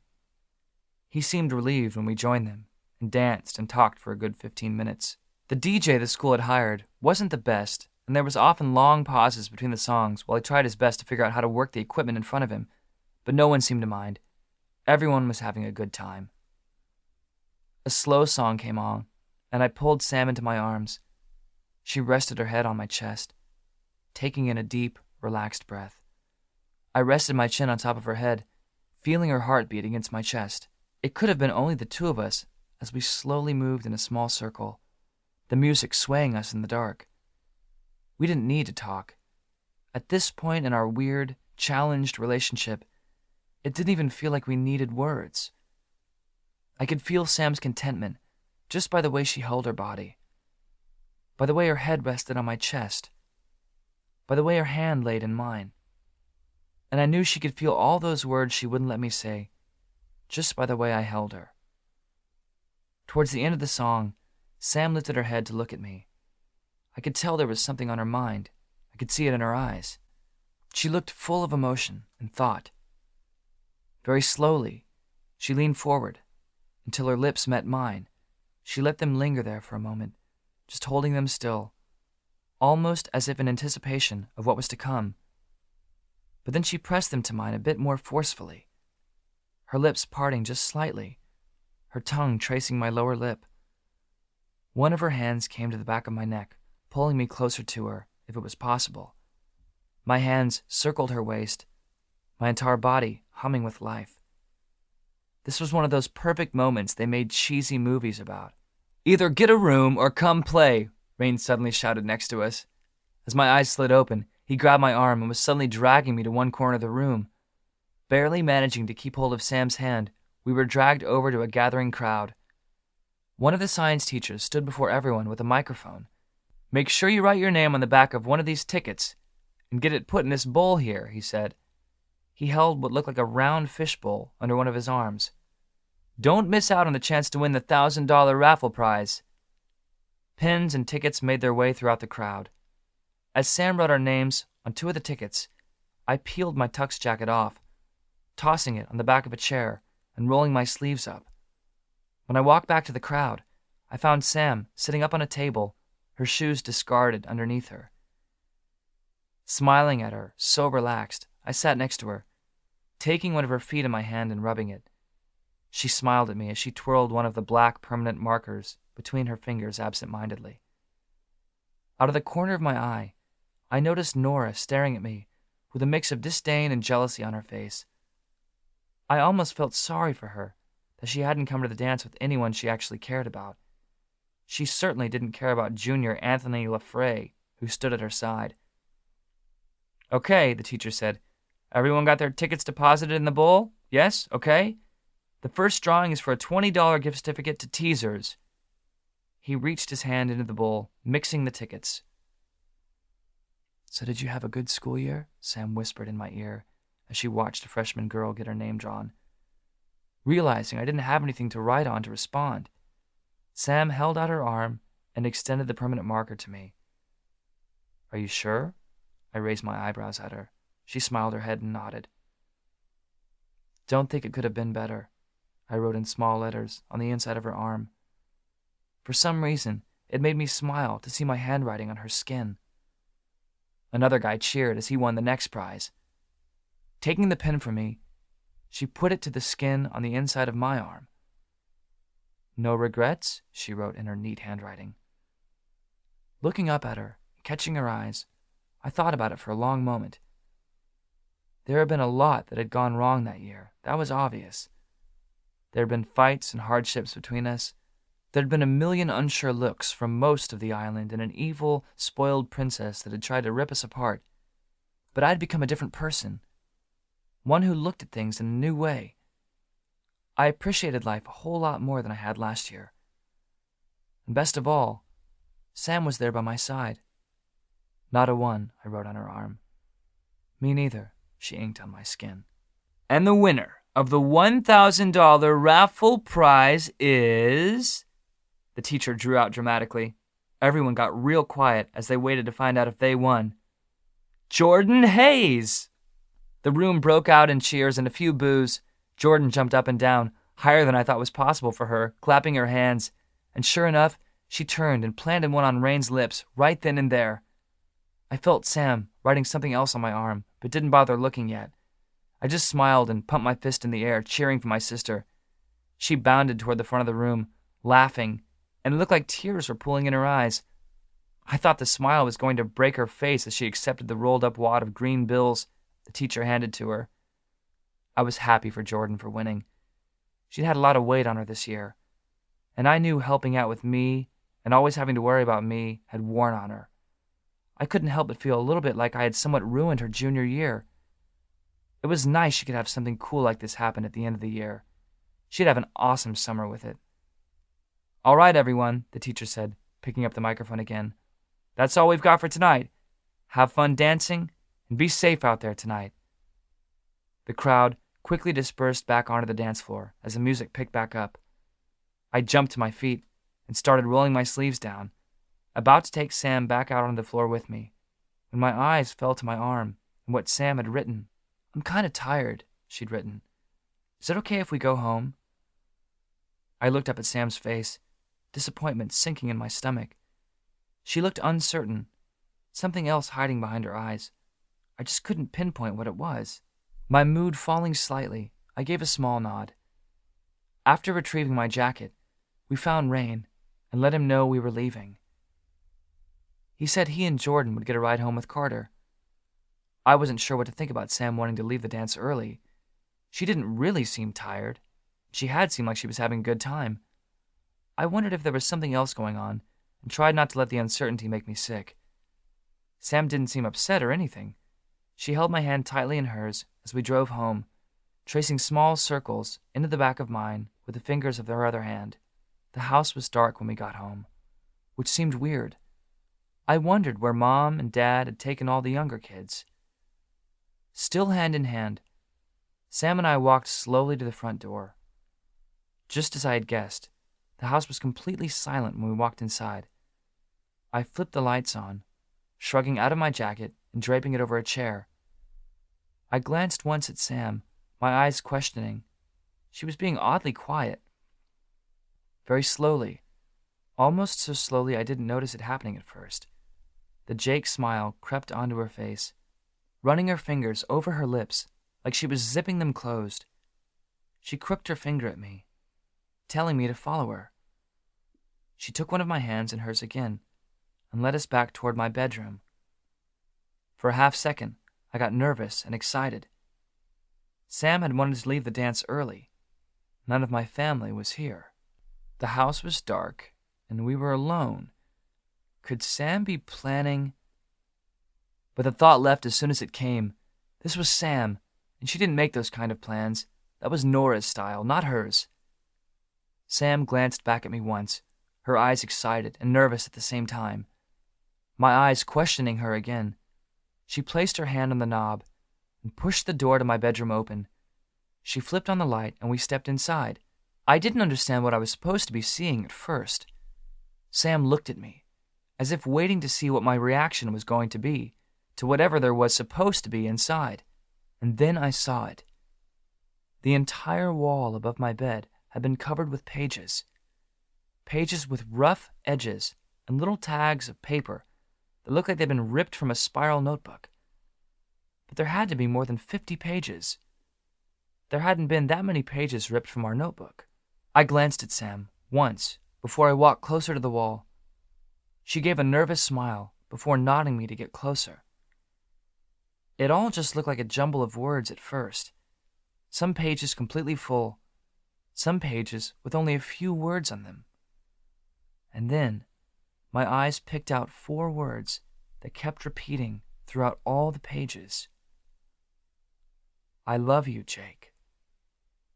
It was there, written in the middle of pages, surrounded by words like scared to say it, not sure how to say it, and maybe I'll tell you tomorrow. And there were dozens of pages with only those 4 words written on them. I knew a lot of those pages were missing sheets from our notebook, and some of those pages had been missing for weeks and weeks. I felt Sam come to my side, and she slowly started rolling my right sleeve up, not really believing what I was seeing on my wall.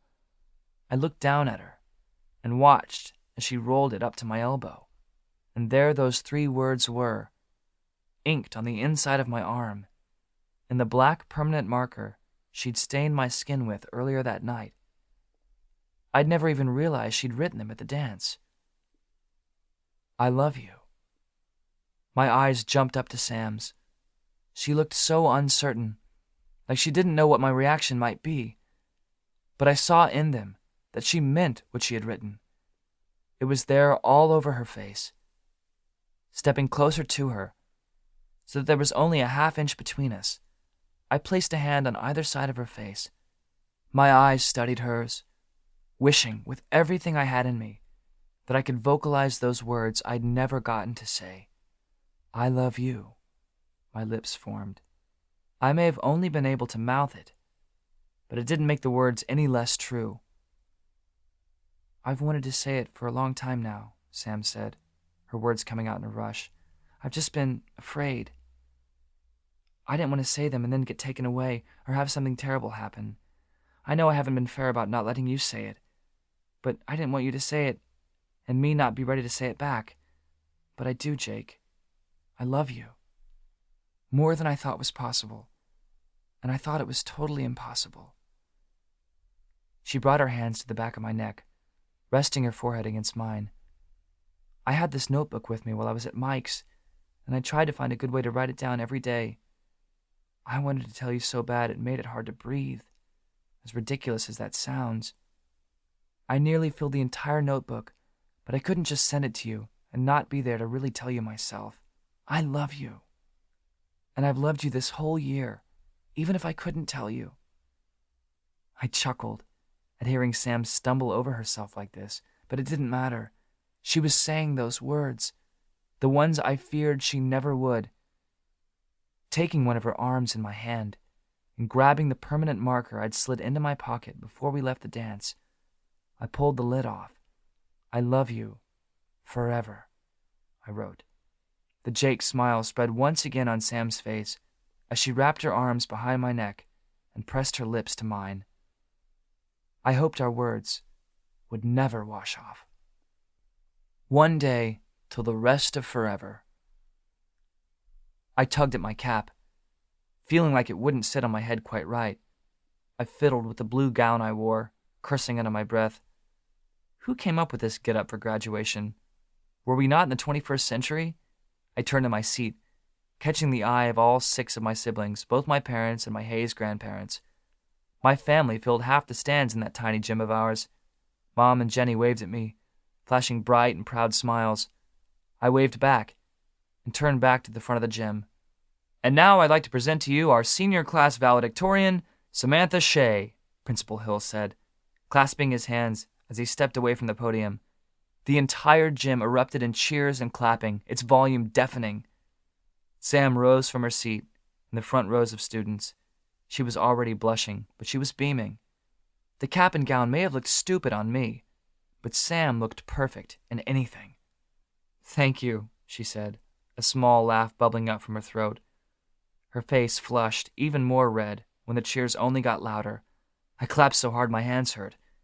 Catching my eyes, Sam laughed again, covering her face with her hands. Finally, almost a full minute later, the crowd started calming down. "Wow," Sam said, her voice breathy. Her eyes looked like there might be tears pooling in them. "Thank you so much. Your support means everything to me, especially after the year we all had." Sam shifted from one foot to the other, pushing her hair over her shoulder. She was uncomfortable and nervous, but she looked adorable. I had never been so proud of her. "This year has been one of change for all of us," she started. "We started it out feeling like normal teenagers, doing things normal teenagers do, screwing things up and making poor choices. No one blamed us. It was expected if nothing else. But sometimes hard lessons have to be learned. Sometimes we need a loud wake-up call for us to make changes for the better. I don't even have to state what that wake-up call was. We all know. While this year could have turned to one of tragedy and sorrow, a year of regrets for our actions, we all decided to make a change. We made a commitment to do better, to be better. We learned that we didn't have to have alcohol or drugs to have a good time. We learned that our families extended beyond blood. We learned to let others help and uplift us." Sam lifted her eyes from her speech and suddenly met mine. "We learned to love this year, in ways we never knew we could." Her voice cracked just the tiniest bit on love. I gave her a smile, feeling a sting behind my own eyes. "So we fell this year, we rose, and now here we are, triumphant, and ready to take on the rest of our lives. Let us never forget the lessons we learned this year. Let us never forget how to grow, how to live, how to love. Let us never forget each other." Sam gave a little bow of her head, letting everyone know she was done. The gym erupted into cheers again. As I looked around at the 36 other students who were graduating with me, I wasn't surprised to see tears in many eyes. Rain clapped his hand on my shoulder from behind, giving it a hard squeeze. I patted his hand and smiled. Carter, who stood right next to me, wrapped an arm around my shoulders. "Congratulations, Orcus High School senior class," Principal Hill said as he stood next to Sam, wrapping an arm around her shoulders. "Welcome to your future." As the chaos started, all the families mixing with the newly freed students, Sam worked her way toward me in the crowd. She was glowing, a brilliant smile on her face. I thought I was going to pop from all the pride and joy I felt then. "How'd I do?" she asked as she stepped into me, our arms wrapping around each other. "Perfect," I signed, pressing my lips to her cheek. "We wouldn't have had the year we did without you," she said. "Things would have been a lot different." I just smiled and pressed my lips to hers once more. "Congratulations, you two," Mom's voice said from behind. Suddenly, Sam and I were wrapped in a giant mom hug. She pressed kisses to both me and Sam's foreheads. "I'm so proud of you two. Neither of you had an easy year, but you both came out on top." And it was true. It would have been really easy to spiral down into drugs or alcohol that year for both of us. But instead, we were there together. We'd taken all the bad things that had happened to us and turned them around into something good and bigger than the two of us. I smiled as I looked back at Sam. What I didn't say before no longer mattered. We had the entire future before us to say everything else. This is Keary Taylor, author of What I Didn't Say. I've debated with myself a lot about including an author's note with this book. In a way, I almost feel like I have to have a reason why I'm allowed to write this type of story. Because this is a book that deals with real-life types of situations. It's one that has to be handled very carefully. It was a scary and intimidating story for me to write. Because this story is very personal. When I was 15, a sophomore in high school, I suddenly got very sick. I'd been dizzy for a few days, feeling nauseous all the time.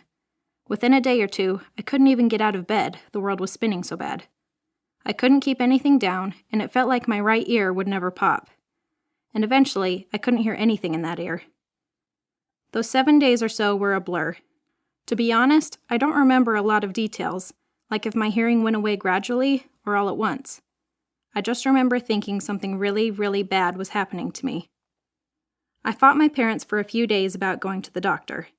But eventually, I caved and they took me in. The doctor I saw said I had seasonal allergies, and that was why my ear was so, as he put it, stopped up.